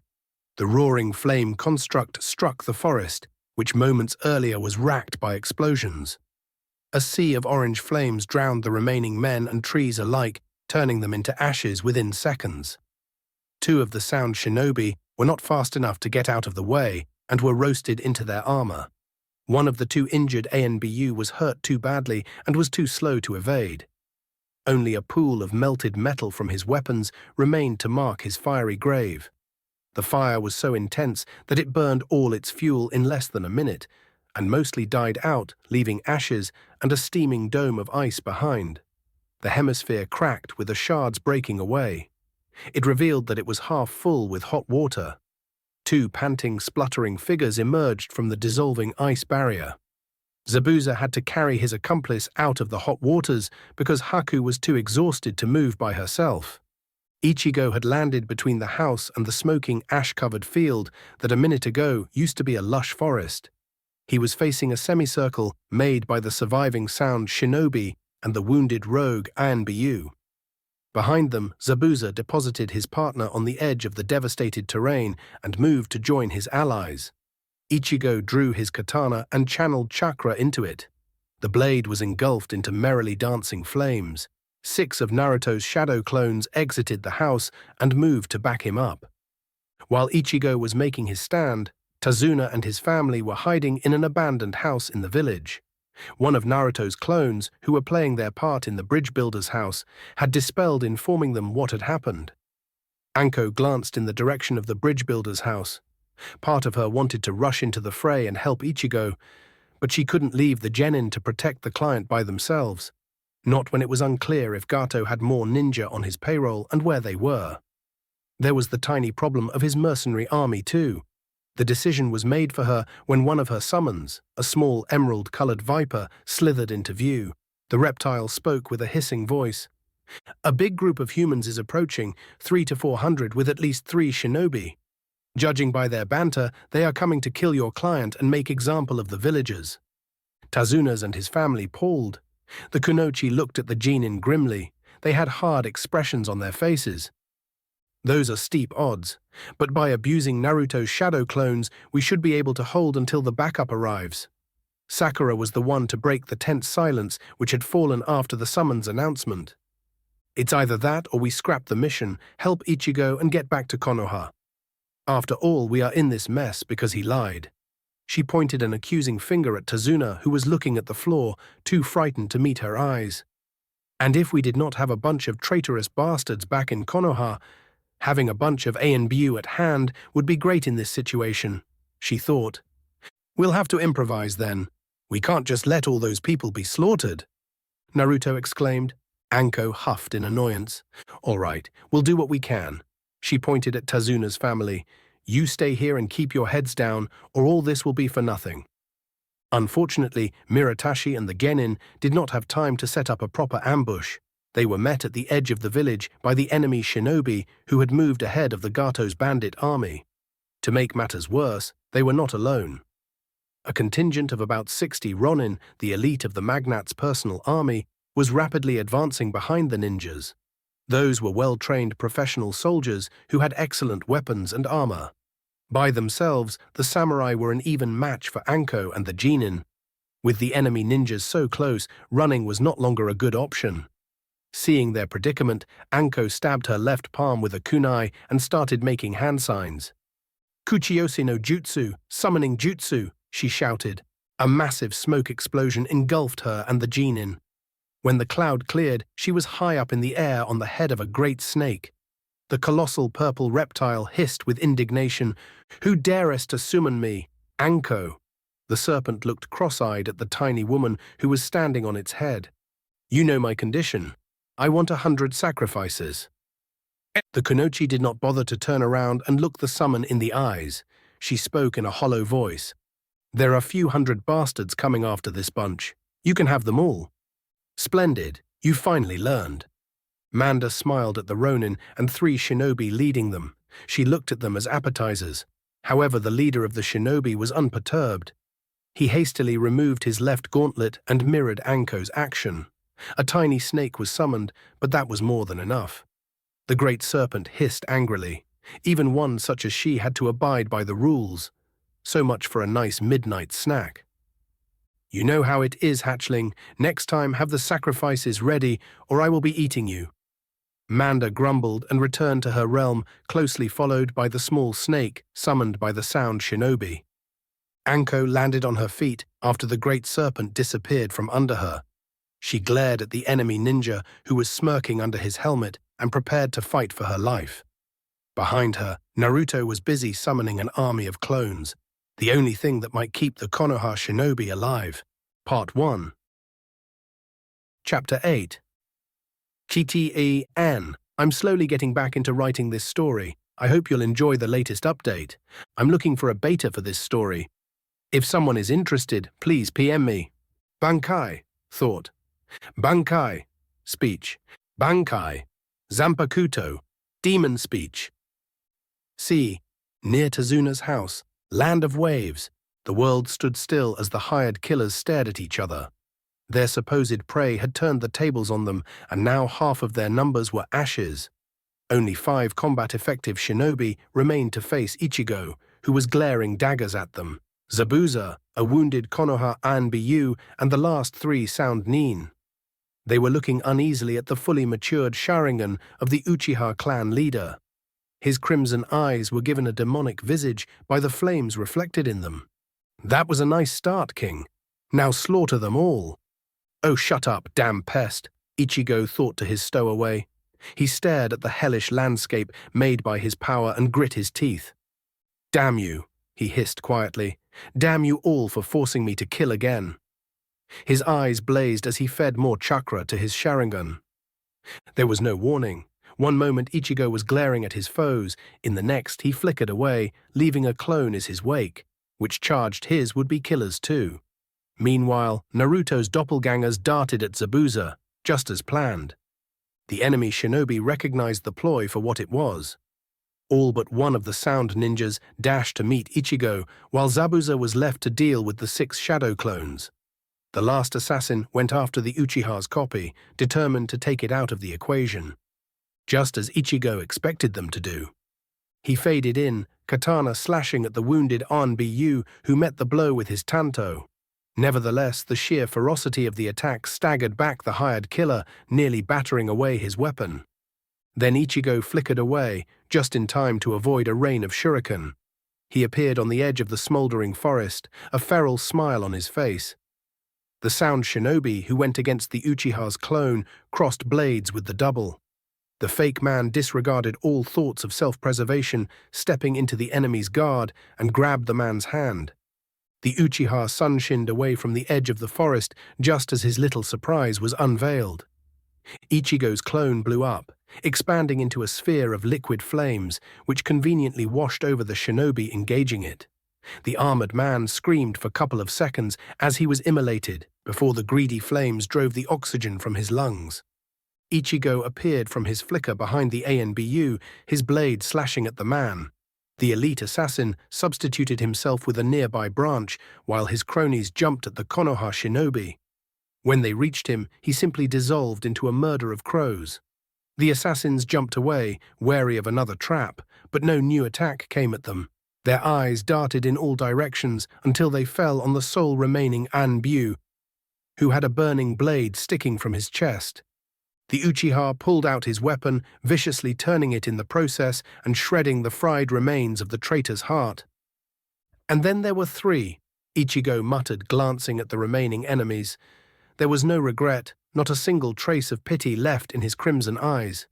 He had pushed his humanity away, leaving only the shinobi he had to be in order to survive in this world, in order to protect those precious to him. Ichigo never heard the hollow cackling in glee in the dark corners of his mind. For a few seconds, the four men looked at each other. Zabuza, who had disposed of Naruto's clones, though slower than he could have done it if hale. The missing nin gripped the hilt of his trusty blade a bit tighter as he stared at the Uchiha. The remaining pair of sound nin were still like statues, their muscles are taut ropes coiled up to the snapping point. Ichigo glared at each of them in turn, his eyes shinning with the power of his birthright. Then he moved. A flock of ravens exploded from his former position, diving at the enemies with unearthly screech. Their eyes blazed crimson, the Sharingan spinning in the tiny orbs. Zabuza and one of the sound ninjas acted on instinct and got away from the flock's flight path. The other shinobi stood his ground and unleashed a wide-area sound attack in an attempt to dispose of the ruddy birds coming his way. For a split second, the ravens appeared to freeze in mid-air before blurring and vanishing like a mirage during a searing summer day. Then the ninja who declined to evade gurgled and fell to his knees. His hands were clutching burned-out throat. A second later, Ichigo appeared behind his latest victim and calmly examined his remaining foes. "Fucking genjutsu," Zabuza spat. "That's what you get for picking up a fight with an Uchiha." Ichigo shrugged. "You won't just surrender. The Anbu back home would love to have a little chat with you two." The sound nin glared, while Zabuza chuckled quietly and added, "I'll have to pass, kid." "Too bad. This ends. Now." Zabuza substituted with the still smoking trunk of a 3 that was demolished earlier, just in time to avoid a rain of shuriken. The sound nin wasn't so lucky. Before he knew what hit him, he was on the ground screaming, after an unseen force struck his knees with enough power to pulverize his kneecaps despite the armor he wore. The agonized cries abruptly stopped when Ichigo struck down with all his might and nearly decapitated the wounded shinobi. "Huh, that armor is much less useful when you can't see your death coming," Ichigo muttered. "I hate genjutsu," Zabuza hissed with venom-coated voice. His eyes were darting around, searching for the Uchiha while he was trying to break himself out from whatever illusion was placed upon his senses. "Ce. Sasuke, you are with me. Sakura, you and Naruto slow down the Ronin." Anko ordered a split second before her form blurred and she dashed forward. She threw 6 shuriken at the enemy summoner as fast as she could. Then her fingers weaved a set of signs as she channeled chakra through her hands. The projectiles were engulfed in a puff of smoke. In the next moment, more than 24 blades shrieked on the other side of the fast-dissolving cloud. The rogue nin jumped back, barely avoiding the rain of steel. Meanwhile, one of his buddies dashed forward, straight at Sasuke, who was sprinting to join the fight. The last enemy shinobi dashed to the left, keen on engaging another member of Team 7. Instead, he had to contend with a bunch of clones who split from the main group of Kage Bunshin, who in turn were charging the Ronin, with Naruto and Sakura hot on their heels. Anko's original target avoided her first attack, the closest shuriken landing more than a meter away. He smirked and charged her, with kunai drawn in each hand. The rogue ninja had a moment to feel a shiver run up his spine when he saw her bloodthirsty grin before she finished another series of hand signs. Miratashi breathed out, excising all the chakra she had been kindling in her lungs in the last few moments. The energy manifested into a stream of fire that moved like an avalanche down an almost invisible strand of ninja wire, which in turn was connected to one of the shuriken she threw earlier. Anko's would-be attacker was already in mid-air, unable to change his trajectory. He tried to substitute, however he was a split second too late. While the man was able to pop away, he appeared far to the right as a screaming human torch. Anko chuckled in delight while she took a moment to evaluate the situation. Sasuke was clashing with his opponent, while Naruto and Sakura were already engaging the bulk of the Ronin. That left the last ninja as her priority target, so she dashed towards the shinobi, dealing with the last of a small group of Kage Bunshin. Before the snake mistress could fall upon her latest victim, he decapitated the last of the clones engaging him and whirled around, meeting her head-on. Tasu-san see. Sakura sprinted a step behind Naruto, who was busy directing his army. Her right hand had a kunai in a death grip, while her left was rummaging through one of her pouches and grabbed a fistful of storage scrolls. Her determined expression didn't betray any of the dread she was feeling at that moment. While she had certainly stared dead in the face before, this was different. Those weren't a handful of missing nin or a bunch of brigands. Oh, no such luck for Naruto and her. While scruffy-looking, the small horde advancing towards them moved with precision that would get a nod of approval from any self-respecting shinobi. What's more, while their appearance was less than stellar, she could see nothing wrong with either their weapons or armor. Of course not. Those were former samurai, professional soldiers who had went mercenary, the type of men that could face trained shinobi and expect to not only survive the encounter, but actually win. Naruto, Sakura muttered, quiet enough so only he can hear her. I know, ready to dodge, he whispered back, no sight of his usual cocky attitude, which was one of the brighter spot of their intensive training. She was relieved that Naruto was no longer playing the fool, or at least not as often as before. Then again, how could he remain the same? After all, they were no longer the innocent children who attended the Shinobi Academy. The first wave of clones were about 10 meters from the Ronin vanguard, when the enemy acted with practiced ease, drawing their swords faster than most people could follow, and unleashing their attacks a second later. 20 crescents of pale light tore through the ground between the two groups, obliterating more than 20 clones in the process. Iruka-sensei wasn't exaggerating when talking about samurai.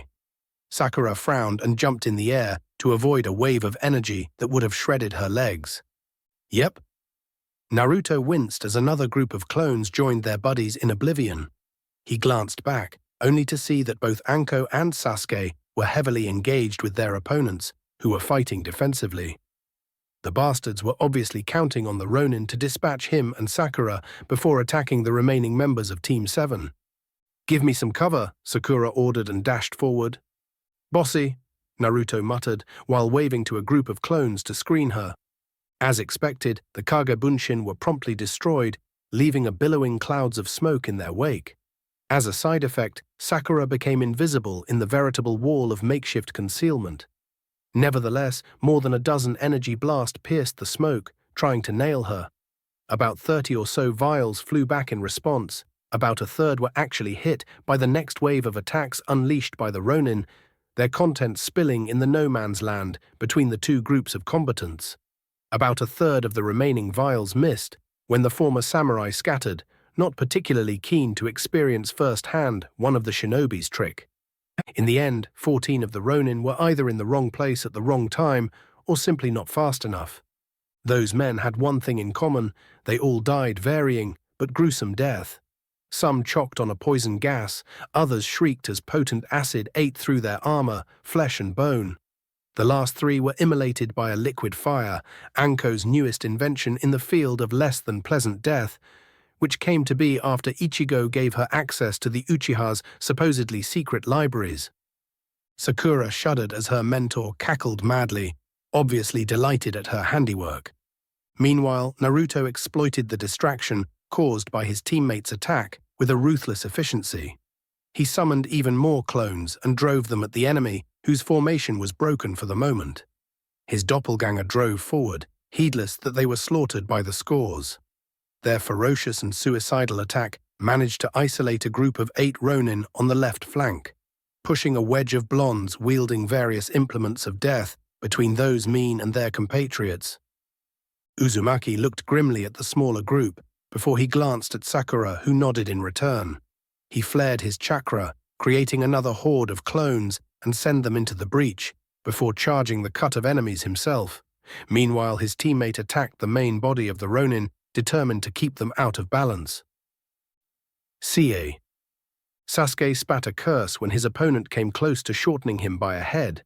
The bastard was good, very good. Unlike his previous fights with ninjas, this one knew what the hell he was doing.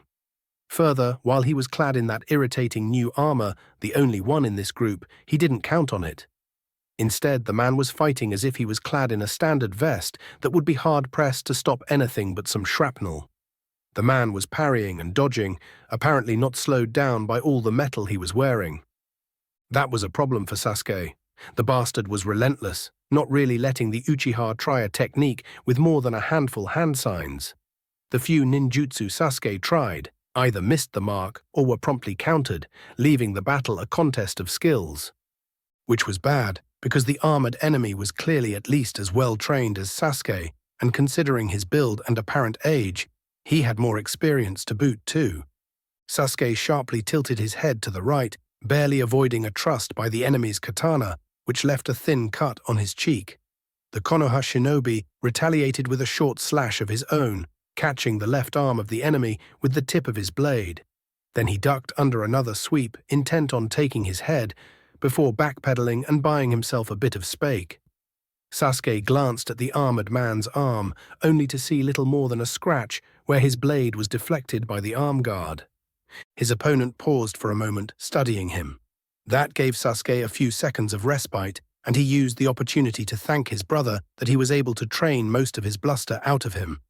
The Uchiha was well aware that if he was still the same self-centered and arrogant ass he was when he left the academy, his opponent would have slaughtered him by now. There was no help coming anytime soon either.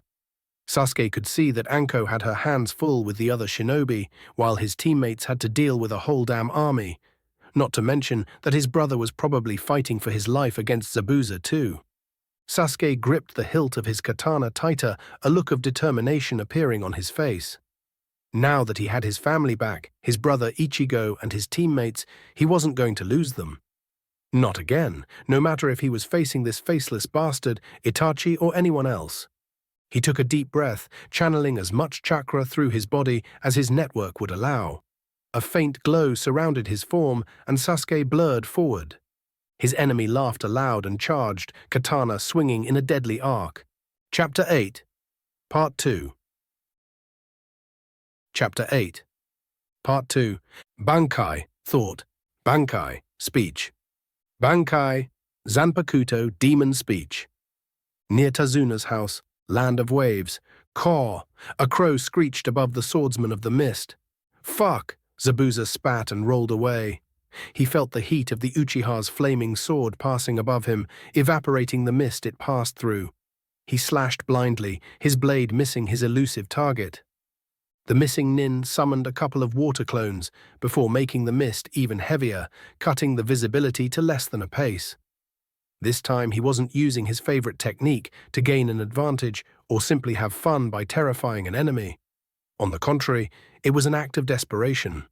The fucking Uchiha was all but invisible thanks to his never sufficiently damned genjutsu, leaving Zabuza with limited options until he was able to dispel the damned technique. The demon of the mist closed his eyes, concentrating on his other senses while his clones were guarding him. Then he slowly cut the back of his left hand on his legendary blade, which promptly absorbed the blood with a barely heard sucking noise. Zabuza felt a barely perceived shift in his surroundings and smiled. He was out of the genjutsu. For now, at least. A form was moving through the mist, drawing near. Zabuza smiled in triumph before sending his clones on the offensive. It was good thing, too. One of the copies was slashed in two, water spilling on the scorched ground. The other managed to slam its oversized blade in the enemy's chest, only to find out that it was facing a clone too when a pillar of fire turned it into vapor as well as a significant part of the mist, leaving Zabuza bathed by warm steam.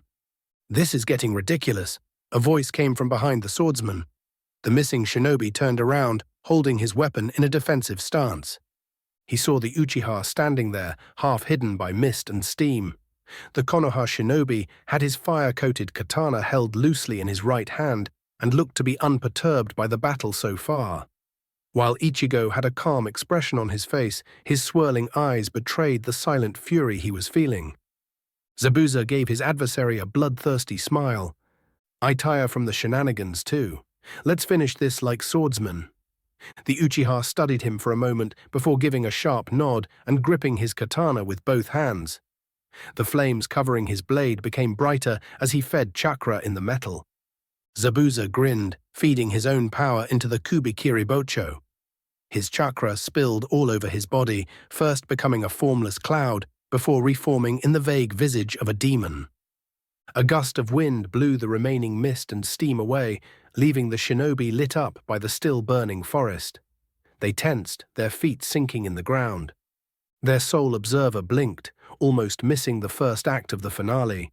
Two blurs met, swords glowing with power slamming in each other, each strike releasing a shockwave of chakra that sent away what little mist was left around. "Sie." This time Ichigo was more than ready. When the blades met, he didn't freeze by the glimpses of Zabuza's soul he got.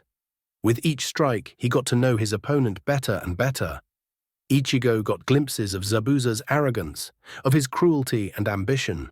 He even felt the shred of honor the shinobi had retained during his blood and death-filled life. He understood the nature of the man, who was just as cold-blooded and manipulative as most shinobi in existence, if at least being honest about it. It infuriated the death god. The sound of steel meeting steel rang in Ichigo's ears. His eyes were half-blinded by the flashes released when the blades slammed in each other. The Uchiha snarled, fury boiling in his veins. It was mindsets just like Zabuza's that had turned this world in a murderous hellhole, forcing him to kill or be killed. Ichigo poured all his self-loathing, all the heartache that killing people made him feel, all his rage and power into his blade. His katana glowed with a blinding light as he swung with all his strength. He could feel his unwelcome tenant cackling with glee, while Zangetsu simply gave him a sad nod. Then the blades met for one last time. The Kubikiribocho screamed, a torrent of power slamming in it and overwhelming it. The legendary blade shattered, its pieces scattered away by a blue-tinted shockwave. Zabuza was thrown away, slamming in the trunk of a tree, which had its corona engulfed in fire. The shock of his body hitting it sent burning leaves flying in all directions, engulfing both combatants in a soft rain of blazing dots. Ichigo, who was still controlled by his fury, took a moment to regain his balance and went for the kill. Zabuza, who was stunned with the shock of seeing and feeling the destruction of his sword, a weapon which was almost a part of him, simply stood where he had fallen, his torso propped on the tree trunk. A wave of killer intent washed over the devastated landscape, while a single young voice screamed, "No!" The still glowing blade of Zangetsu bit through flesh and bond, while a lance of ice slammed into Ichigo, throwing him away. In the next moment, a dome of ice mirrors descended upon the shinobi, cutting them off from the rest of the world. Sansei. Naruto charged the 8 Ronin surrounded by a wall of clones.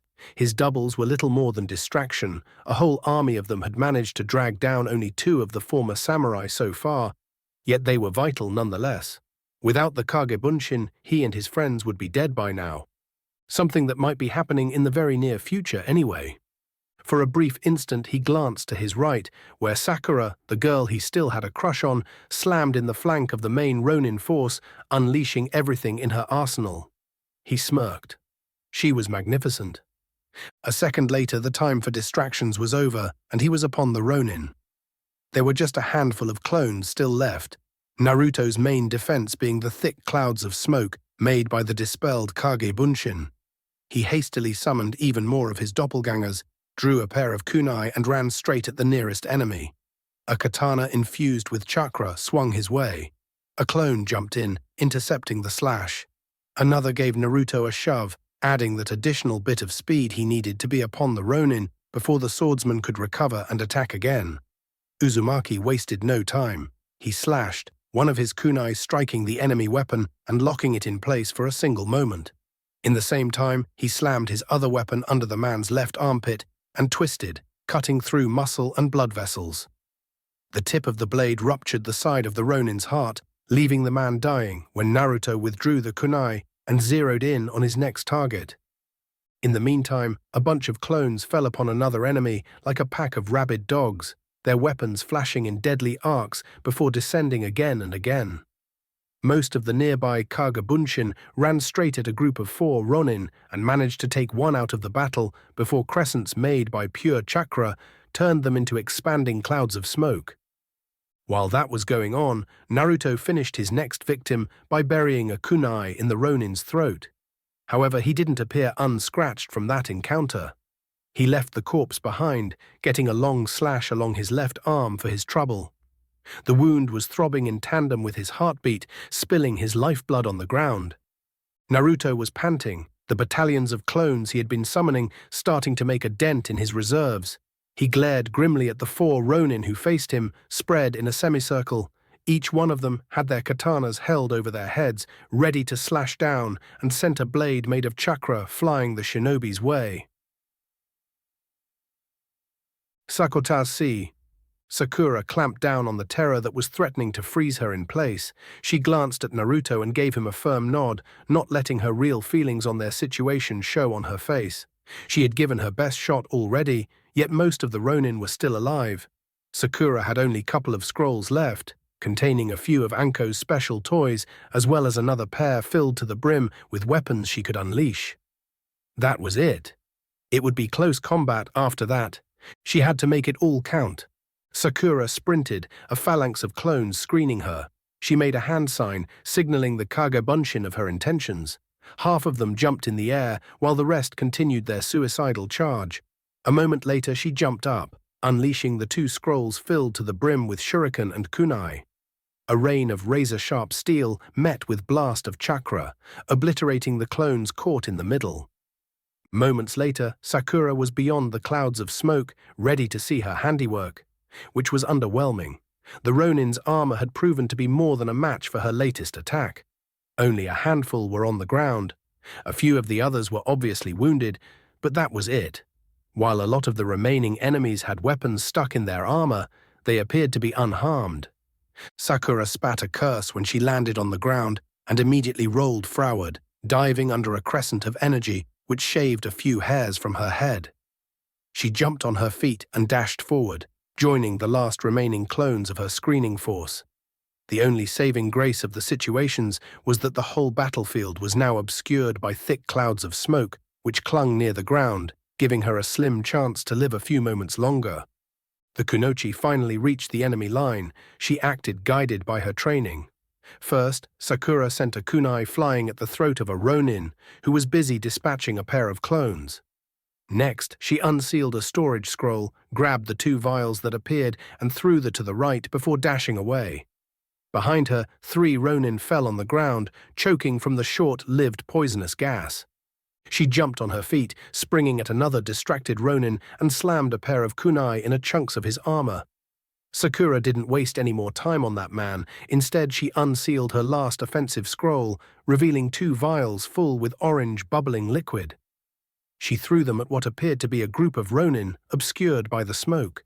Seconds later, the night was lit up by an explosion which wiped out another 4 of the rogue samurai. Sakura barely paid any attention to her latest success. Instead, she jumped at another enemy with kunai gripped in each hand. She managed to strike the man, who was briefly distracted by the explosion. However, her triumph was short-lived. A blade bit into her right side, then a vicious kick with enough strength to crack ribs threw her bouncing on the ground. Sakura gasped for air, her side burning with white-hot pain. She felt the taste of copper in her mouth as she exhaled, her chest convulsing with the effort. Her bleary eyes saw the ominous form of an armored figure purposefully stomping her way with a glowing sword in hand. See, Anko was getting frustrated. Her opponent wasn't interested in actually winning their skirmish. Instead, he was playing defense, obviously stalling for time, something that was unfortunately working all too well. Anko knew that he didn't have to kill her, not at all, just keep her from helping the rest of her team. The Ronin engaging her students and the small army of thugs approaching their position would see to that sooner than later. She narrowed her eyes at the missing Nin, who had a smug smile on his face. To her left, the night was lit up by the attacks of the Ronin and the rare explosion caused by her genin. Muratashi snarled in frustration. Even with Naruto's clones, he and Sakura couldn't last long against all those Ronin. To make her life ever suckier, her cursed seal was flaring again, tempting her to use it. She had to finish this. Now. Anko jumped back and thrust her hands forward, sending 8 shadow snakes at the missing Nin. He managed to weave around the homing serpents, backpedaling to gain some distance. Muratashi dispelled the familiars coiling around her right arm, that hand moving like with blinding speed to draw poison-coated senbon, which she started flinging at the enemy, all the while she directed the rest of her pets to chase him. It took her a couple of minutes of this game of cat and mouse before the enemy made a tiny mistake. He was a split second too late to dodge. One of the senbon impaled his thigh. He wasted no time in pulling it out and throwing it away, but it was already far too late. A few seconds later he stiffened, his movement becoming sluggish. Anko smirked and sent 8 shadow snakes at him. The shinobi was no longer fast enough to avoid them all. He managed to dodge 2, cut the head of another, and actually punched the next one straight in the scaly mouth, pissing out the serpent. Nevertheless, the rest of the vipers reached him, sinking their teeth in soft flesh and pumping him full with deadly venom. Muratashi threw away the dying man with a flick of her hand and sprinted to aid her charges. She was halfway to the main group of Ronin when she had to dart away to avoid a bunch of arrows flying her way. She glared to the right and blanched. A few hundred armed men were jogging her way, some of them notching more arrows to their bows. Sasuke was in a bind. His opponent was meeting him strike for strike, refusing to give him any real opening to exploit. The few times the other man made what appeared to be mistakes, the damn armor saved him. The young Uchiha wasn't so fortunate. His hands and torso were covered by a handful of shallow cuts, which were an aching reminder that he had met his match in this unnamed shinobi. All he could do was to hold his ground and hope that his teammates would be all right. Which was a lie, and he knew it very well. The knowledge that Naruto and Sakura could be overwhelmed at any moment by the damn Ronin was almost physically painful. Then it happened. Far behind his opponent, a lithe form was thrown through the clouds, obscuring the fighting Ronin. He recognized Sakura a moment after she landed on the ground. Despite the distance and the darkness, he could see the dark stain in her side and hissed in outrage. Sakura and Naruto were the fist friends he had made after his clan was all but whipped out. They, along with Ichigo, were his family, the family he had sworn to protect at any cost. Sasuke's distraction nearly cost him his life.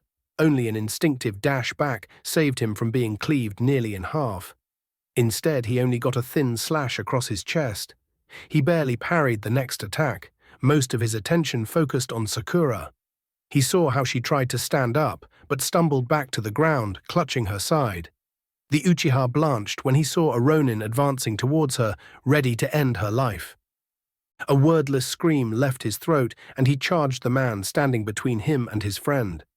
Sasuke's eyes stung as he attacked, his katana becoming a whirlwind of steel as he went on a reckless offensive. The enemy shinobi was caught off guard by the vicious attack. The missing nin wasted barely a few seconds before his weapon was battered aside and Sasuke slid behind him. The Konoha shinobi acted on combination of instinct and long hours of training, whirling around his armored enemy and using all his strength to slash at the back of his knees, which were much less armored. The attack proved successful, leaving the enemy ninja fall to the ground with crippled legs. Sasuke stared at his downed teammate. Her would-be killer was almost upon her. "Sakura!" The Uchiha screamed her name and flickered away, desperately hoping that he would make it in time. Naruto heard Sasuke's scream, which came at the precisely wrong moment. He had just dealt with the third of his 4 remaining adversaries when the desperate shout distracted him. The Uzumaki couldn't help it. His head snapped in the direction of the sound, his remaining enemy forgotten.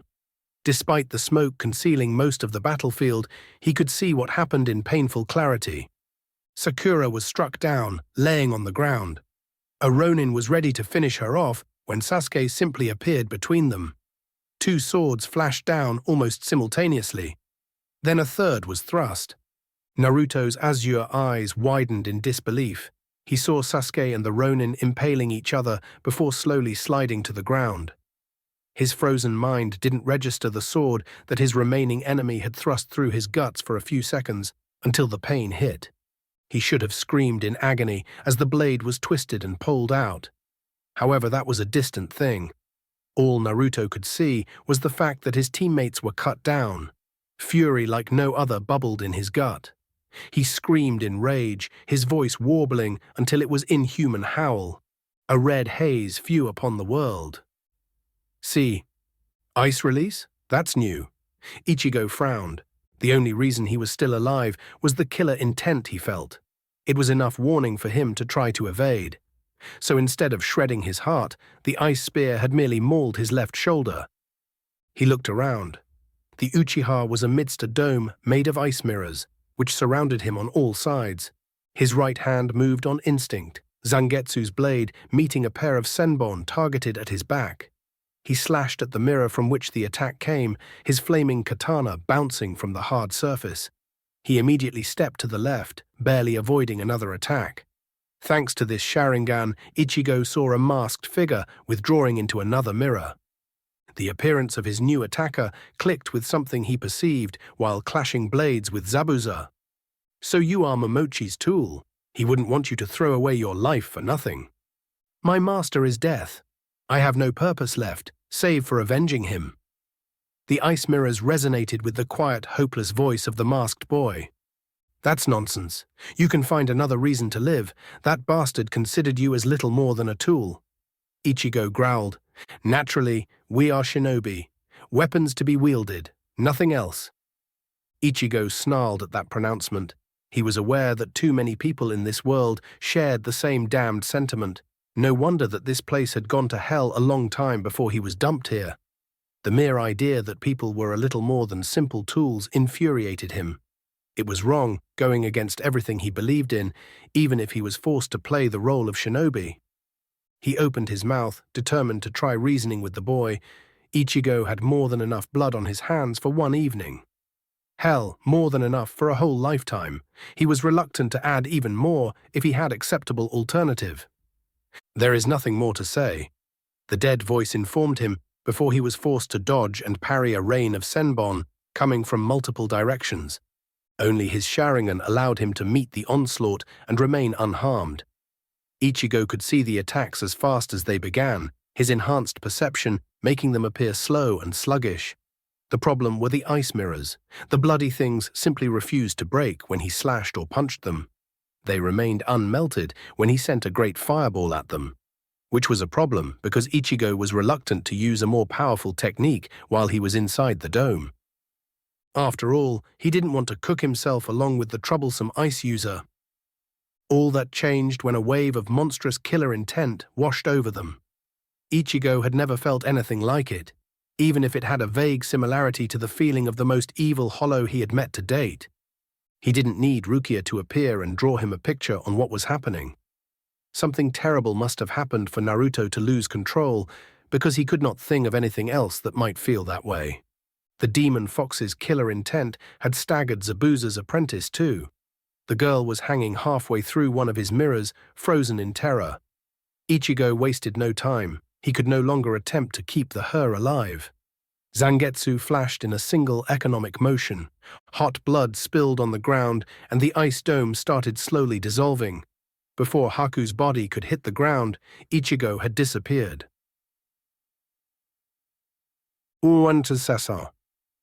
It took him less than a minute to reach the battlefield. Ichigo appeared on the edge of the village, straight in the middle of a small slice of hell. There were more than 100 corpses that he could see. Many more bandits and ronin were still alive. Some of them were catatonic with fear, while others were fleeing in terror. Unfortunately, there was a third group. Some of them were drove into insane bloodlust by Kubi's chakra. Some of them were hacking at each other, others were screaming obscenities and trying to fight a small figure covered in crimson haze. Yet more were charging 3 figures that Ichigo immediately recognized. He saw that Sakura and his little brother were on the ground, their lifeblood leaking out in the dirt. Anko was hovering protectively over them. There was a small mount of hacked bodies between Miratashi and her charges. Ichigo could see the crazed look in her eyes as she was hacking and slashing at the maniacs assaulting her position. The death god stood frozen in shock at the sight, trying to comprehend what was happening. His mind was in turmoil, screaming at him that this was all his fault. He should have cancelled the mission when Tazuna's lie was exposed, or when they faced Zabuza and his henchmen at the latest. Then everything really went to hell. Anko slipped in her bloodlust. She was busy hacking a crazed bandit to pieces when a ronin flanked her and slammed his wakizashi in her stomach. He saw how the bastard pulled out his weapon, spilling Anko's blood, and prepared to cut her down. Something within Ichigo snapped. It was his fault. His. He was getting his loved ones killed. Ichigo's heart shattered to pieces within his chest. A wordless howl escaped his lips, while his eyes felt like being roasted within his skull. The hollow in Ichigo's mind roared with fury, clawing to get free. The ronin who stabbed Anko swung down. Chapter 8. Part 3. Chapter 8. Bankai. Thought. Bankai. Speech. Bankai. Zanpakuto. Demon speech. CE. Part 3. Village near Tazuna's house. Land of waves. Ichigo didn't think. He acted, pushing all his considerable power behind a single action. The world around him was almost frozen, moving so slow that it gave the impression that time itself had stopped. He could feel the strain on his muscles, which screamed in protest at each step, as he was getting closer and closer to Anko. His right hand was on Zangetsu's hilt, slowly pulling out the blade. Ichigo's eyes were focused on the wakizashi, which was crawling towards the neck of the woman who he was in love with. Under different circumstances, that realization would have stunned him frozen. Yet he kept moving, using every last bit of chakra he could get his hands on to push himself faster and faster. His katana was out, moving into an attack position when he was halfway to Anko. Yet it wasn't fast enough. The blade posed to tear out her throat was 2/3 through the strike.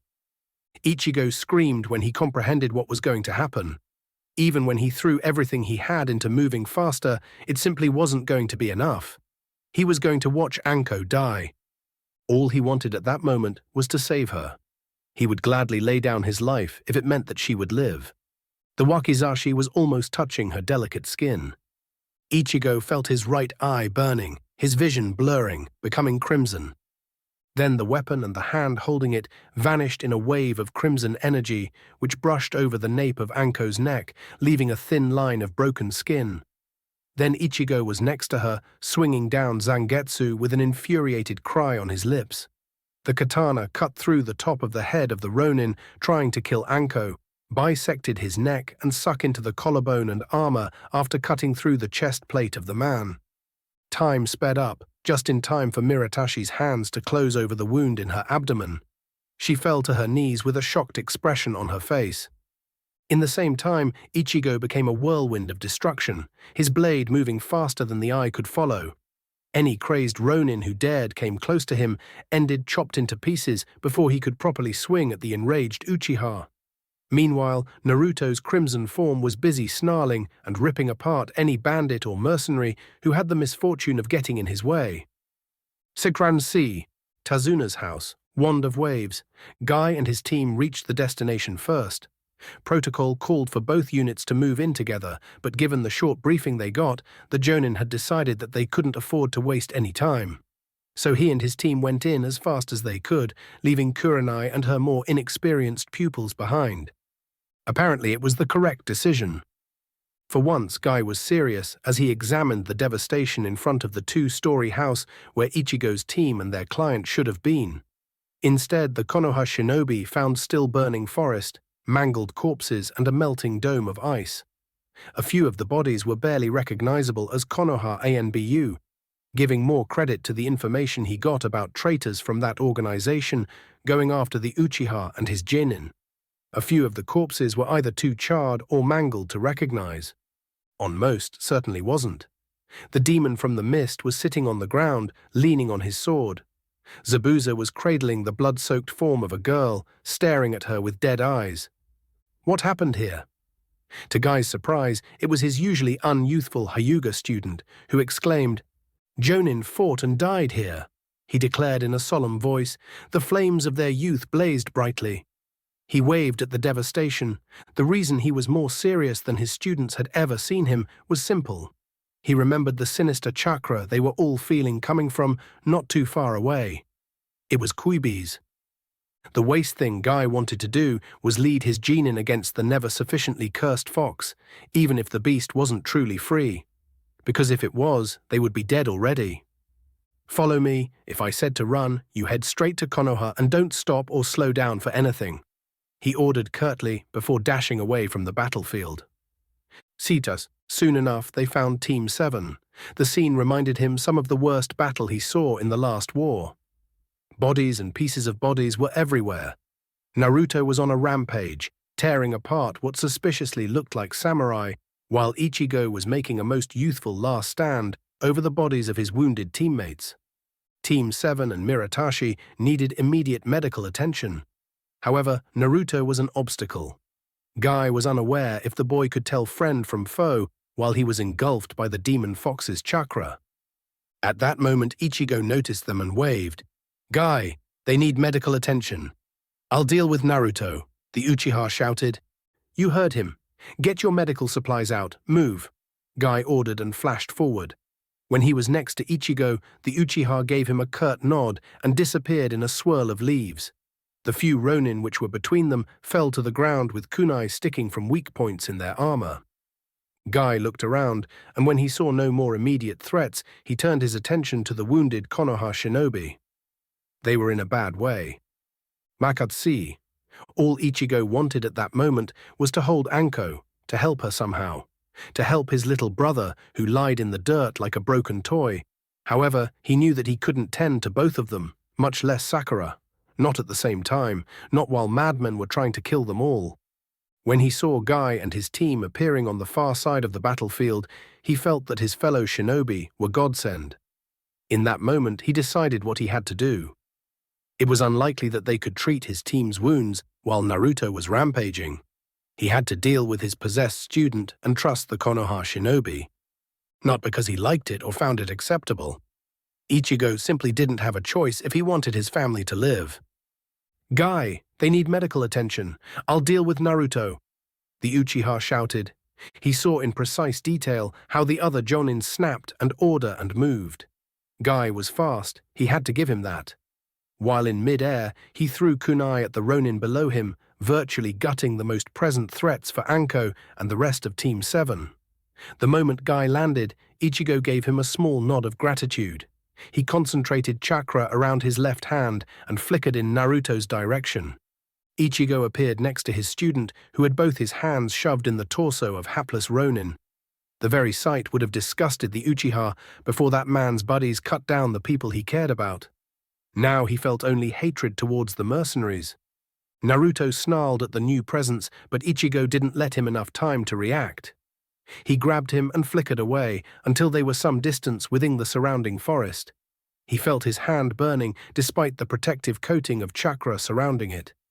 It was only thanks to his altered Sharingan that he could see Naruto's attempts to gut him and either parry them with Zangetsu or barely evade them, all the while he was keeping a hold on the Genin. When he decided that they were at a somewhat safe distance, Ichigo let go and jumped back, just in time to avoid being gutted by clawed fingers covered with bubbling chakra. The Uchiha's left hand was deep red, already blistering. He flexed his fingers and winced. They barely moved, and the skin of the arm broke because of the motion. He would need immediate attention for the hand once Naruto was subdued.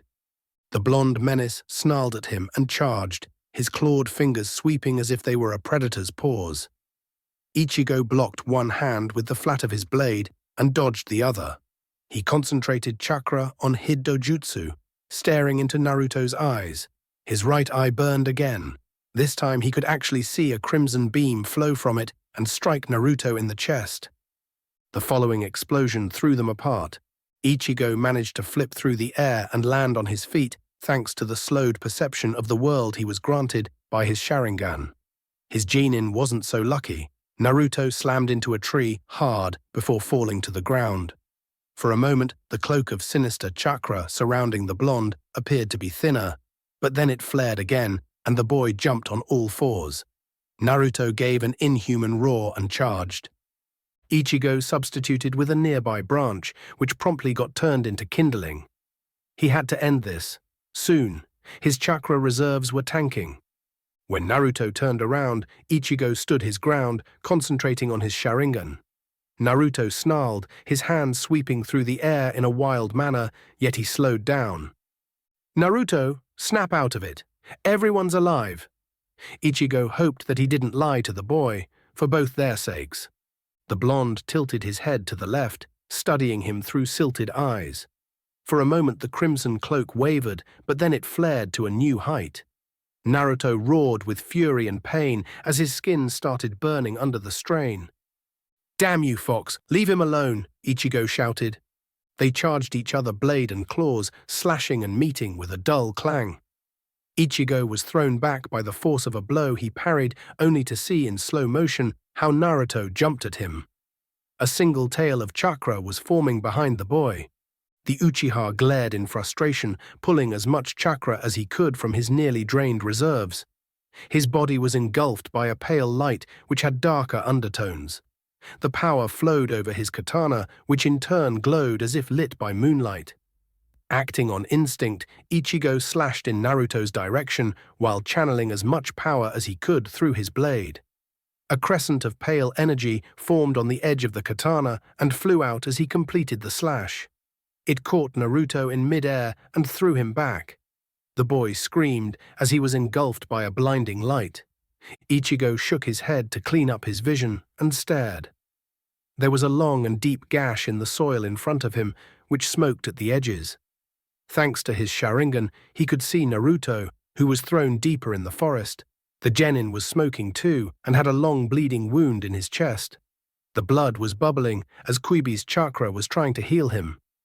At least the crimson cloak was finally receding. Ichigo took a step towards his student when he felt his strength deserting him.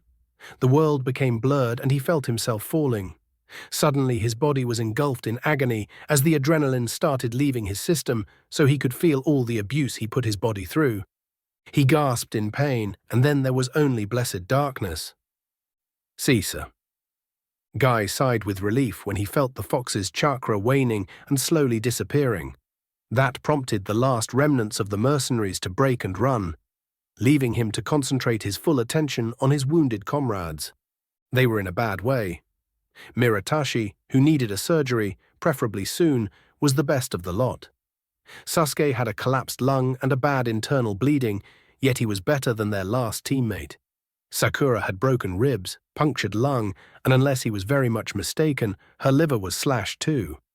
She was bleeding out internally, and there wasn't much they could do besides dose her with as many blood-replenishing pills as safely possible and then some.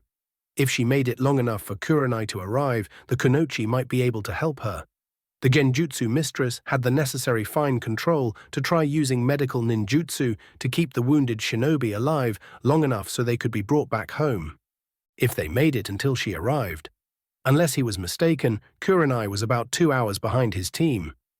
Guy stared at the blood-soaked bandage he was pressing at the side of the pink-haired girl.